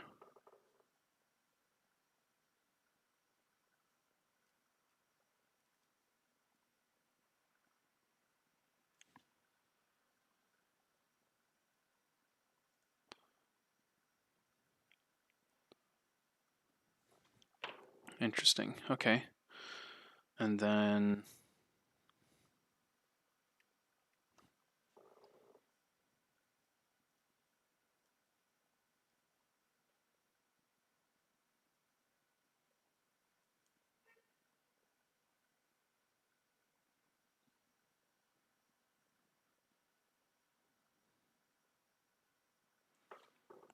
let's see. Was this naked or not? Oh, that weren't sure. Let's see. What about this one? This one says box and papers. I hope it is. Okay.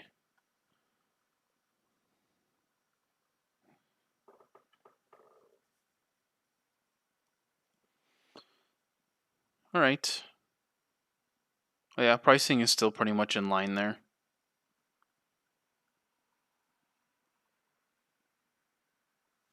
Okay, cool.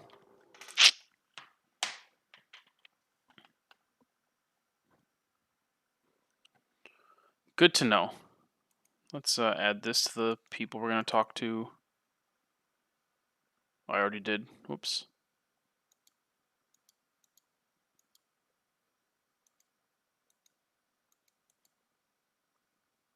So, like going forward, this will be really easy. I'll just pull these up and I have my messages. Like I already have my notes on like what to tell these people.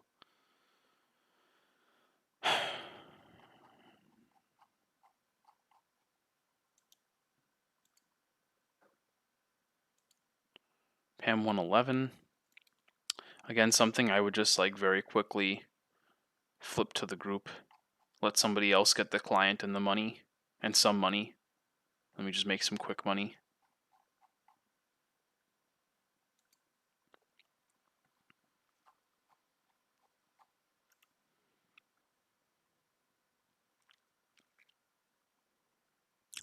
See, I don't remember if PJ ever had this in his newsletter.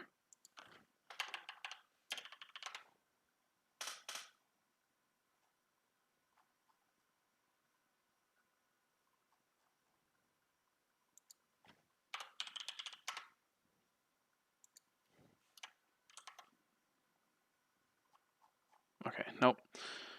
But should be pretty easy to do.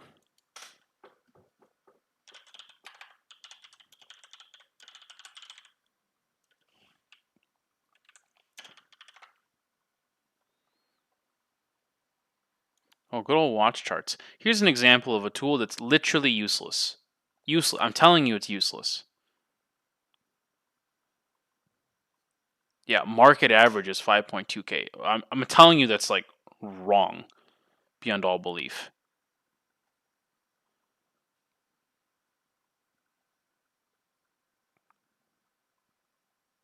No, none of this is right.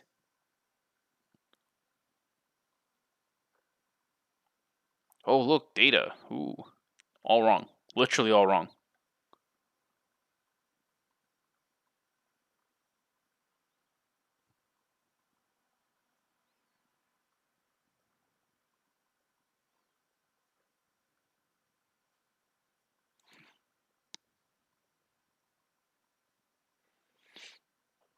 Wow, this is like. Because, I mean, I'm looking at one in someone's hands for 5.2. It's not like they're actually worth 5.2. Because, I mean, think about this. It's listed for 5.3. There's taxes, there's eBay fees, there's shipping fees, and then you did like those are just the built-in expenses, and then there's negotiation. So how dumb do you look like coming up to someone and saying like, "Oh, this is worth like 52." It's not. And okay, you might be saying, "Oh, well, that's some guy. Like, let's look at some dealers." But like,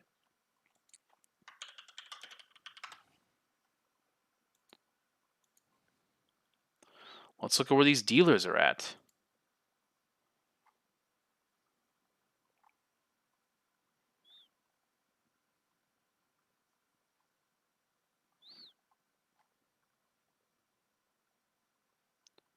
Right? I mean, so these are dealers, and they're listing for less than the market average. And here's where that gets messed up. This random person is listed at 6.5K. They have no basis for being listed that high. So that pulls that like average up. Because I mean, you could list for any price you want.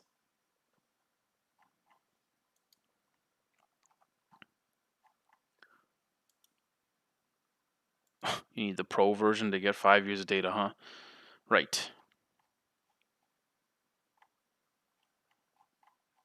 I would just say, maybe consider that these watch charts were not made for you, the consumer. They were made to the benefit of the people that maybe give watch charts some money.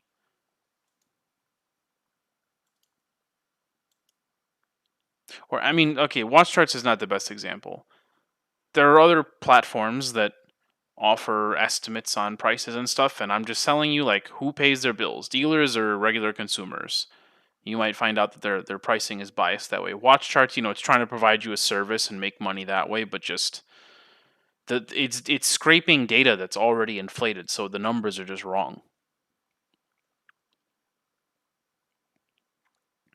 Because I mean, I've literally had people like screenshot this and be like, "It says my watch is worth 5.2. I'm not taking anything less." And I'm like, "Buddy, look at these watches that are listed for less by people that have a business that have not only like the fees to pay, the shipping fees to pay, and negotiation.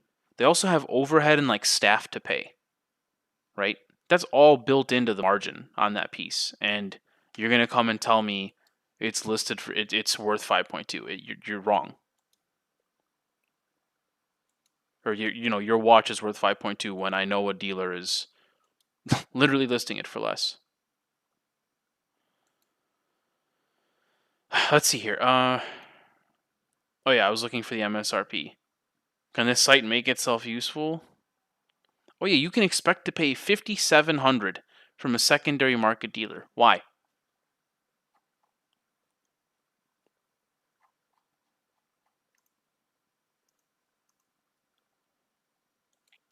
I clicked on it just because I wanted the MSRP.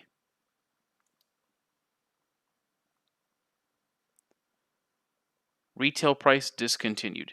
Very useful. Retail was 6.3. Let's not make the same mistake. Let's double check here. This says 6.8.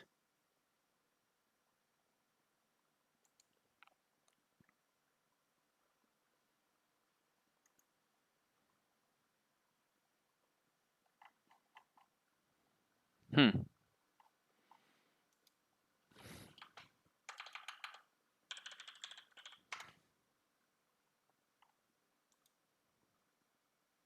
Okay, 6.3. Don't know why these sites get some stuff wrong.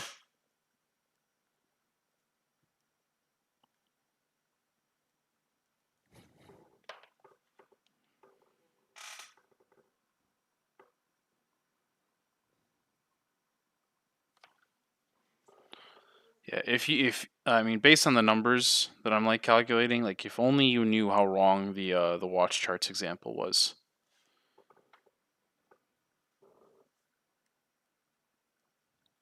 Okay, that sounds right. What was the lowest? Is that 53? I guess it's doable.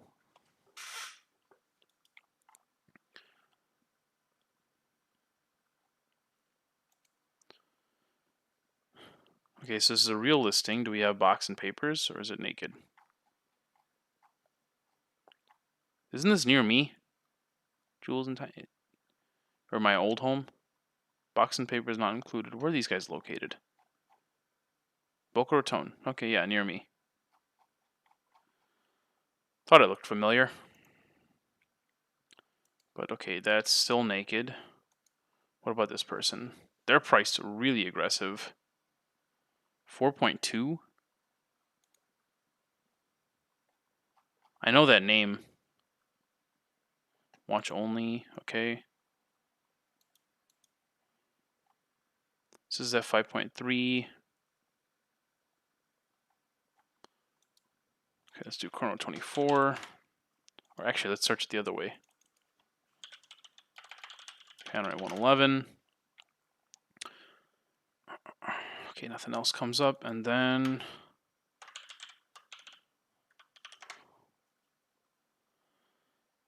see how that guy showed up?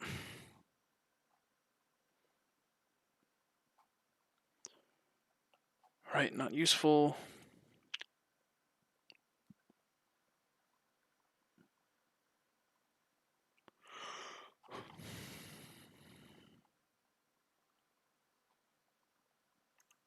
It's naked.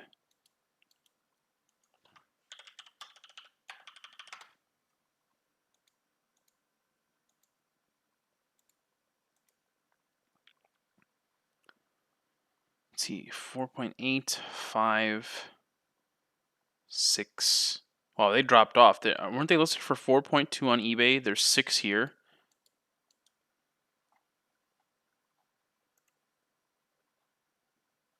Yeah, 4.2 on eBay. Listed for 6 here. It's the same person. 4.8. Reserved.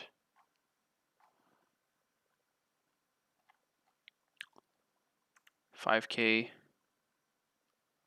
6K. Oops.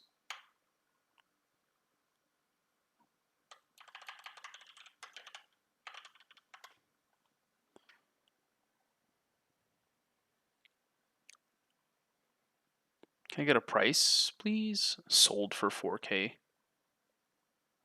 So I mean, it could have sold for even less than 4K, and you just saw the watch charts at 5.2. I mean, I hope I'm really addressing like how useless that data is.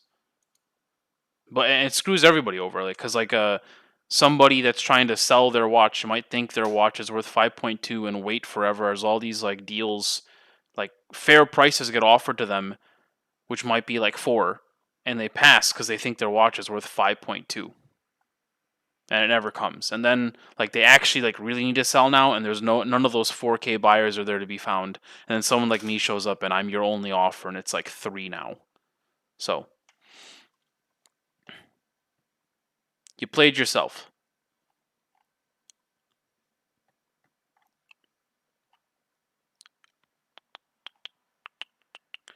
39.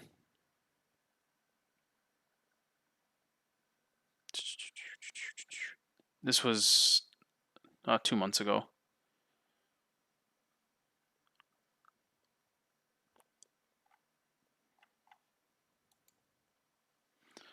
Okay, 5K lowest comp.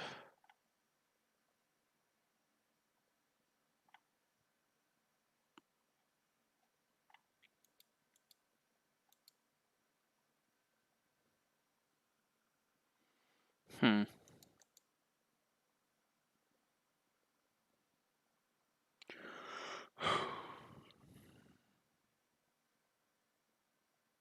Four 4.6, 3 point. This I think this is gone. Let's see. Let's do 31 days. Anything? So 9 days ago, 4K.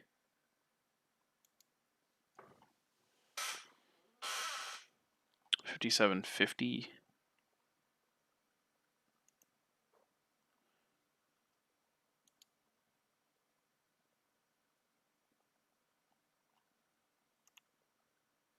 Oh, did I just click on the 2 people that's sold? Anyway, or these 2.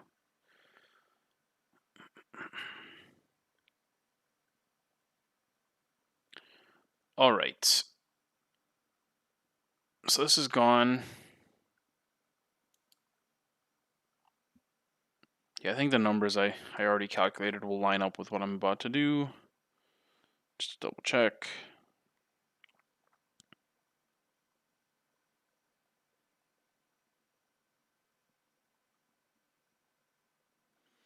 Yeah, okay.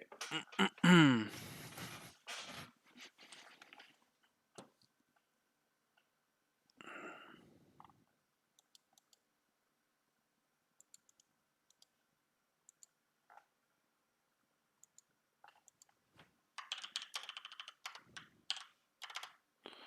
many leads do I have at this point? This is crazy. How will I ever get through them all? This is a good lead.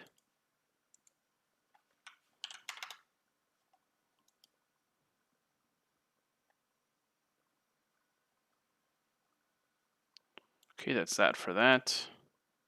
Almost done. Wow, I guess I'm gonna hunt for Hublots and stuff tomorrow night. Send some messages tomorrow and then hunt at night for the next batch of things. 312. Okay, this one I don't even need to calculate because there's plenty of data on this.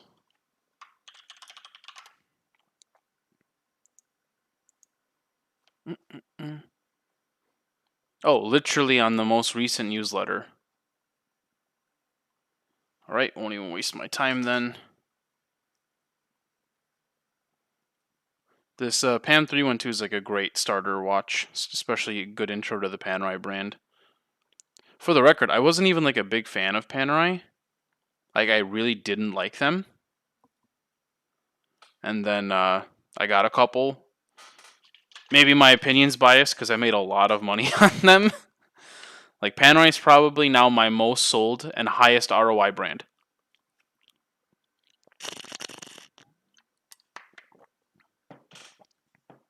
As crazy as that is, and they they sell pretty quick too, like under a month.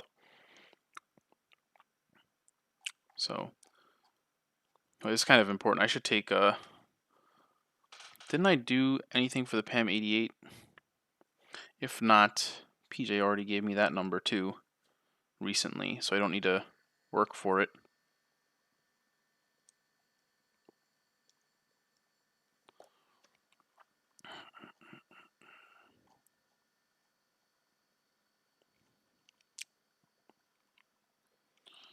All right.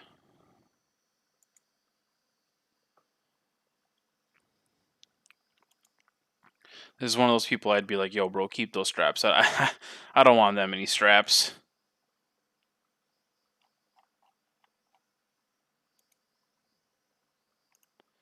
Let me see. From their description, is there any angle here?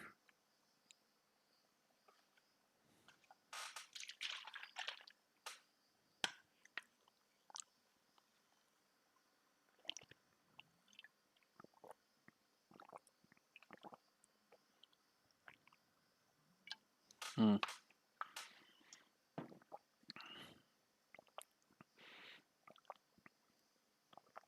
It would need to be polished for sure. I remember now looking at the bezel. Oh, this person's been looking at a Daytona. I remember this person from yesterday. I will try and be the person that gets them that Daytona. They can put this watch down as a deposit. Because those things are like 50. Those like 55 grand now. So wild.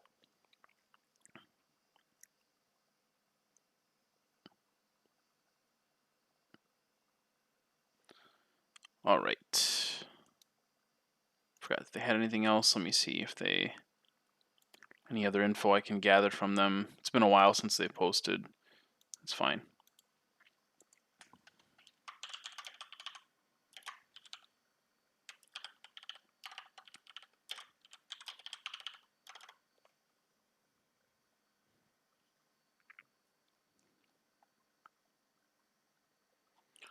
Anything related? Let's see what comes up.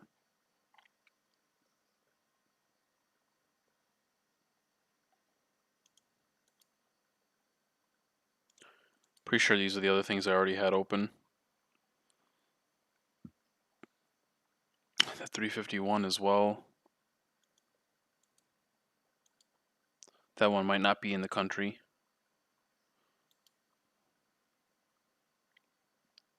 Great Falls, Virginia. This is the other person with a ton of straps. Oops, I forgot to link this person. Right.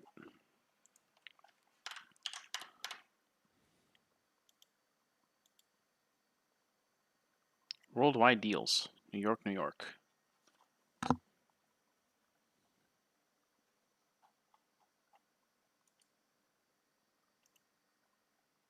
Do you sell watches? Is that what that means by worldwide deals?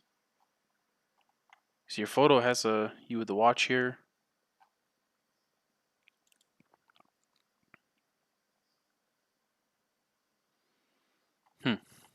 No clue.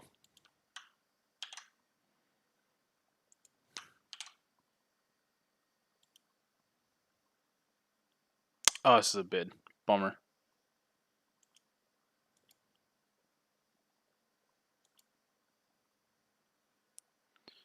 Okay, this is the 112. I honestly forget what the difference is between the 112 and the 111. The pricing's probably the exact same or very similar. Oops. And actually, something you'd want to investigate, like what are the prices of the 111 versus the 112?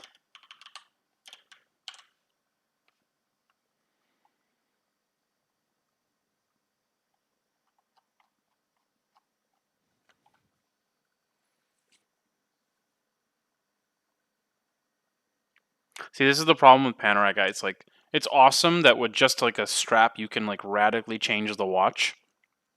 But then when you go to sell them, nobody wants your other million strap. They just want the watch and the OEM stuff, and they can buy their own straps. Or, if you have like one or two really cool ones, they don't want to be buying the other seven.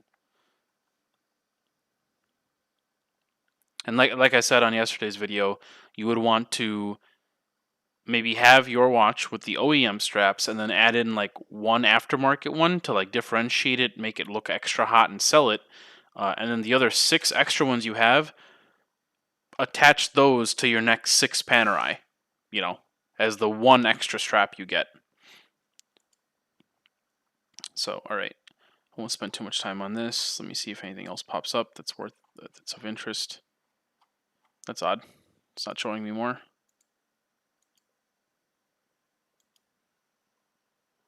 That Panerai 351, why didn't it show me that one? Let's see here.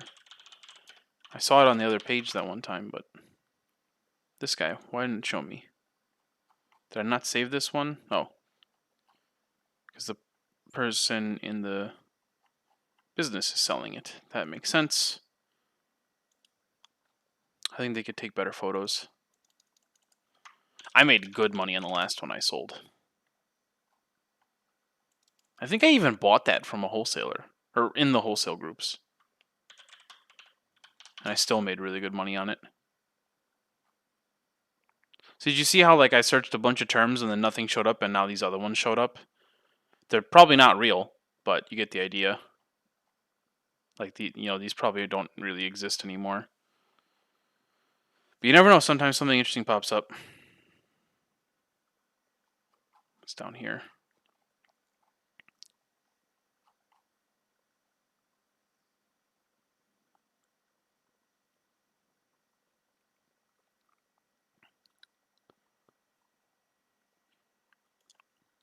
This probably is not going to be worth my time. Neither will this.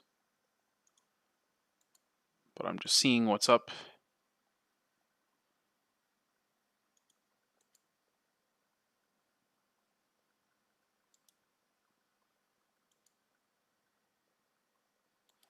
Yep. Chris, when I looked at this yesterday, but I probably didn't save it for a reason. Maybe the no papers. Yeah. Interwatches.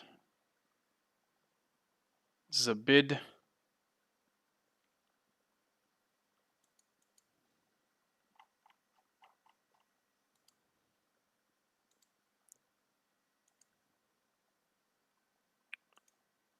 All right, now we're talking. We are down to. I guess I pulled this Hublot for some reason from somewhere. This looks like a good one to go after just because of the photo here. Looks in like surprisingly good condition for these. From Hawaii though, I don't think I've actually shipped from Hawaii before.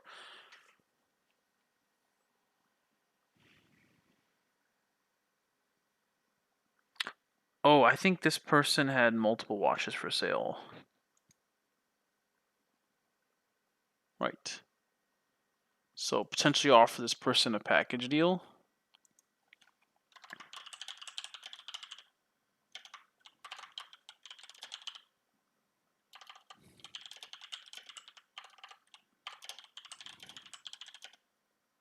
I have won one of these Hublots, especially now that I'm down in South Florida. I can be that guy that has the all carbon Hublot. I have a client back home that would probably like it too. But I can't tell if this person, like, they basically copied their own description here.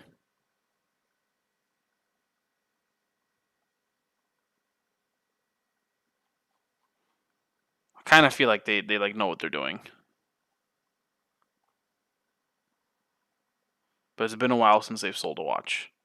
So I might look on like other places to see if this watch has been listed for sale here. But I guess I could kind of show what's crazy about like the Hublot market. Hublot gets a lot of hate, but they're pretty cool watches, pretty innovative. Especially the modern ones. They're like Hublot is a brand to watch for sure. It's becoming a very good alternative because as like APs and Rolexes and stuff, like their competitors get so far out of reach, people start looking for alternatives. And so, if you wanted like a baller gold watch, well, the 30K gold Rolex you wanted is now 70. So what are your options? 70, 80, 90? So that gold Hublot for 25K is suddenly looking like a really good deal, right? And then on top of that, so on top of like being like a good alternative as the AP you wanted skyrockets out of range, uh, the other thing is they genuinely are making better launches. So like the Hublot like Mecha 10, it's like beautiful. It's like and it has like a real movement inside. I mean, this is like really dope. Especially like here, look at this like blue ceramic one. That's really cool. And if you could see the movement, I mean, okay, look at this photo. That's really cool, right? And then if this person has a photo of the case back, no? Okay. You can't really see it. I don't blame him, it's hard to photograph, but like look at those. That's really cool. This one's a little dirty, but you get the idea. So, especially in gold. So Hublot, Big Bang, Arrow Bang, Black Magic.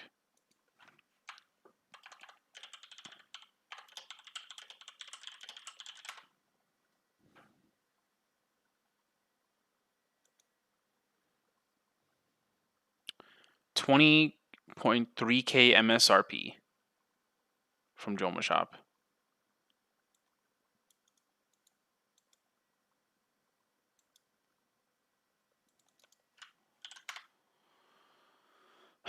Let's see what we got here.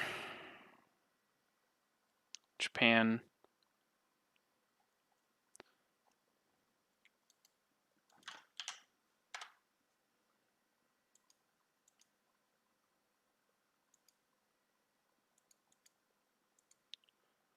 Let's see, 9 in the US.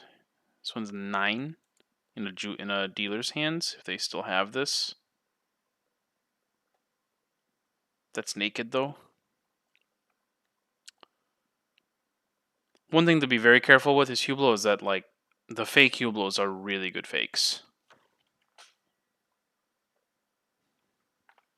So you got to make sure like you're really vetting who you're buying from. Like Hublot is a brand where like the fakes can get past like 2 or 3 watchmakers, and you'd have to have like another one that is real, and have them like side to side, and then you could like really tell. Cause like I think PJ's been sold a fake Hublot, and then when he pulled another one that he already had and put it next to it, you could tell that like the fake one was like a millimeter bigger than the other one. Everything else was like perfect. So, and he, I think he took it to like 2 or 3 watchmakers. I don't remember how long ago that was, but you get the idea. Okay, 10.9. Okay,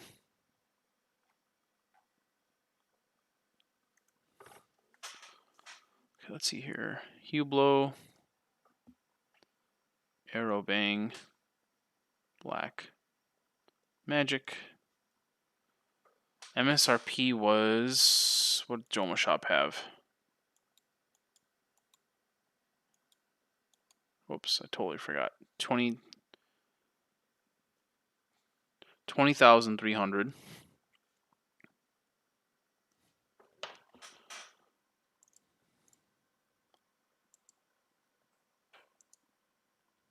Five and a half hours that we've been streaming. Still going. I'm not leaving. Okay, Hublot. Alright, time for some math.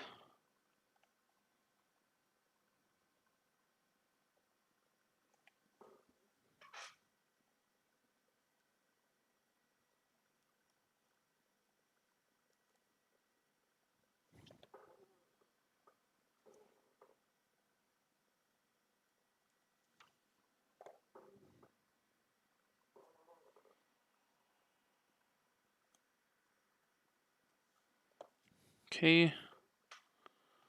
Let's see.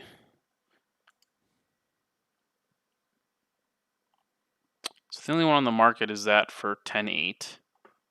That's like real. Here we have one for 9. That's attractive. If they still have it. If not, here's this for 11. But it's naked, I think. Yes, naked. Here's this one. It's reserved 1125 to 11.2. I know who this seller is.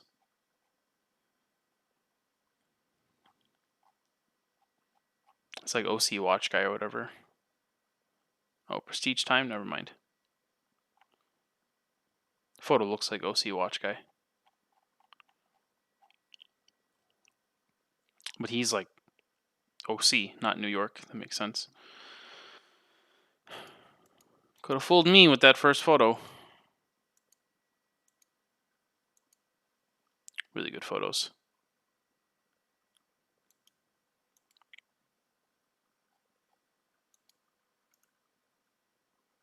11.25. 14.2. This is new though, not pre-owned. Okay, let's try this. Hublot Black Magic.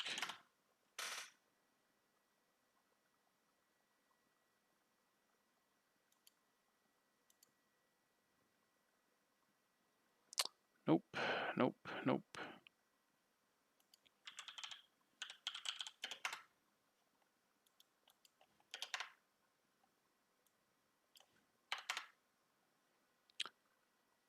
Is that what we're looking for? Oh no, this wasn't even all carbon. Is this one all carbon or is it just a straight black? Just a straight black, unfortunately. This all carbon one's really cool.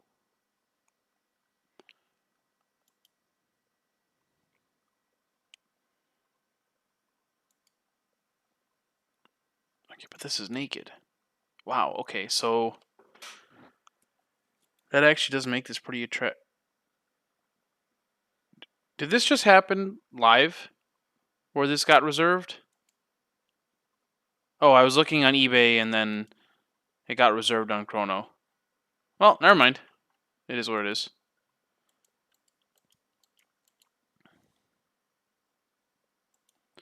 Okay, and like that, I believe we're done.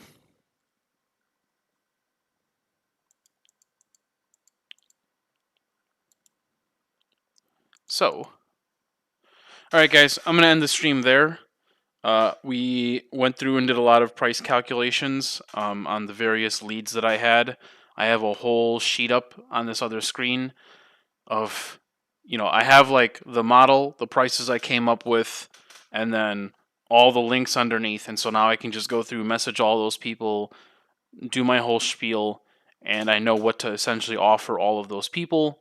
And one of them bites. Like I said, the goal is to get like 3 out of every 20. And then I'll start messaging some people today, kind of in like priority of like which watches I want in inventory. And then tomorrow we'll go hunting for Hublot, IWC, Cartier, Ulysse Nardin, some of these other brands as well. Because I probably need at least, if I'm going to drop like 50K, I need at least like one watch over 10K because I love buyers over 10K. They're awesome. And then just out of virtue of having multiple brands, like let's do one brand over 10K and then spread out the rest between 5 and 10 and then just a handful under 5. Just to, and if anything, just to like sell to the group, make some quick money and then get that money back real quick, just to have some cash flow or something. So that's kind of the strategy here. If you sat through all 5.5 hours of that, you're an amazing person. Thank you so much for watching. Once again, my name is Mohi. Follow me as I start trading watches full time, replace my engineering job that I left, and kind of see the exponential growth of how this business like really works when you're like really going at it.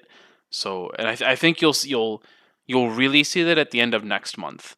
But yeah, thank you so much for watching. Remember, actually, hold on. Before I leave, any other like last minute things? My brain's a little foggy because it's 2 in the morning. This is gonna be really nice. 6 hours. I could just sit here through this and cut clips and post them all over social media. It's a lot of content. Content, bro. But anyway, no, I can't think of any other announcements to make. Like I said, rookie watch trader trained by Watch Trading Academy. If anything you found here today was useful to you, imagine how good the actual course is and the advanced courses and whatnot in Watch Trading Academy. I don't have an affiliate link for you. Just look it up. Look for the angry Persian man named PJ and join the cult. And if you're maybe not so much a watch guy, you want to know more about cars and wealth preservation with cars, there's exotic car hacks. If you want to know more about business, there's secret entourage, a little bit of everything. All you join one, you end up joining them all eventually. So just get it over with. And um, like I said, uh, look forward to answering hopefully more people's questions, more people trying to like really get to see like what it means to be doing this. I know I'm taking like very long, like the hours I'm putting in may sound crazy to you and may sound daunting. It doesn't have to be like this.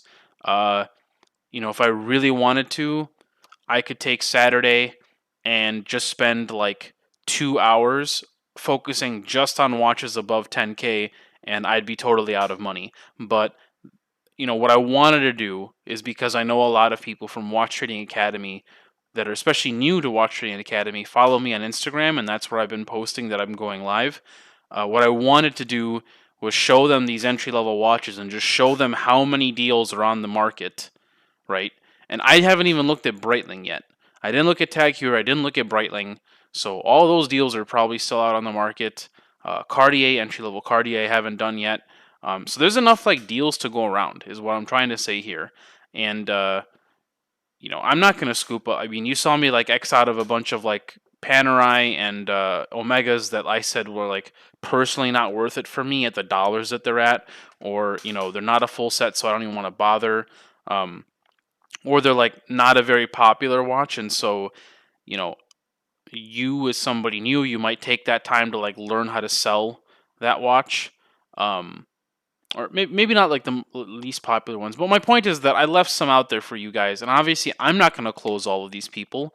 And what might happen is you might see this video 2 weeks from now, and some of those listings are still up that I've identified as somebody to talk to, and maybe they told me to go kick rocks, but now it's been 2 weeks, and now you come in and maybe offer them a little bit more than I did, and there's your deal, like right there, right? That can also happen. Um, and then there's also new stuff coming on the market like every day. As you saw, some of those brands I was showing you that like a Moonwatch, a new one comes on every single day onto the market, right? For all the different generations. So lots of watches to go around, and it's a really fun thing that you can do as a hobby. It's a really fun thing that you can do as a full time thing. I mean, you just saw me sit here for like almost 6 hours and I could just keep talking and going on and on. Like that's like cool. But like I said, do not let the hours that I've put in like don't like terrify you.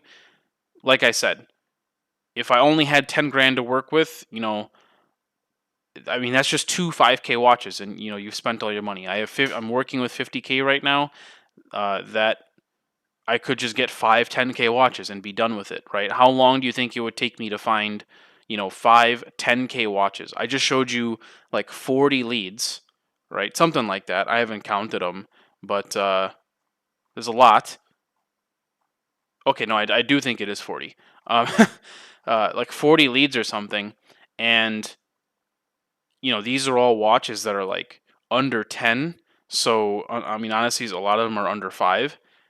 So I'd have to buy like 10 of these to spend all my money. But I just did this to show some of the new entry level people how this works. I think a better way to evaluate this would be like check in tomorrow and watch how fast I'm like, you know, I've seen all the Hublots I need to see, because like if any of these close, like I'm out of money. You know what I mean? Like it would just be like 3 or 4 or 5 Hublots and I'm done. Um, Oh wait, did I not? Oh, I was in the middle of like pricing that Hublot, but I forgot it's sold, so I didn't bother. But so anyway, thank you so much for watching. If you have any questions, hit me up on Instagram, hit me up on Facebook. If you're in the course, I can help you a lot more than if you're not in the course. If you're not in the course, I'm going to tell you to join PJ's course. And then Stay tuned. This is only going to get bigger and better and more fun, especially in April. I'm telling you, by the end of like compare March to April, it'll be night and day. Because I'll be getting coached by the more like I'll be getting coached hopefully by Cal. I need to like officially let him know that I want him coaching me next month, but I don't see why he wouldn't say yes. So anyway, sorry for the long ending. Almost 6 hours of streaming and doing price analysis on deals and showing you what I'm thinking about and what to know. But if you stuck through all this, props to you.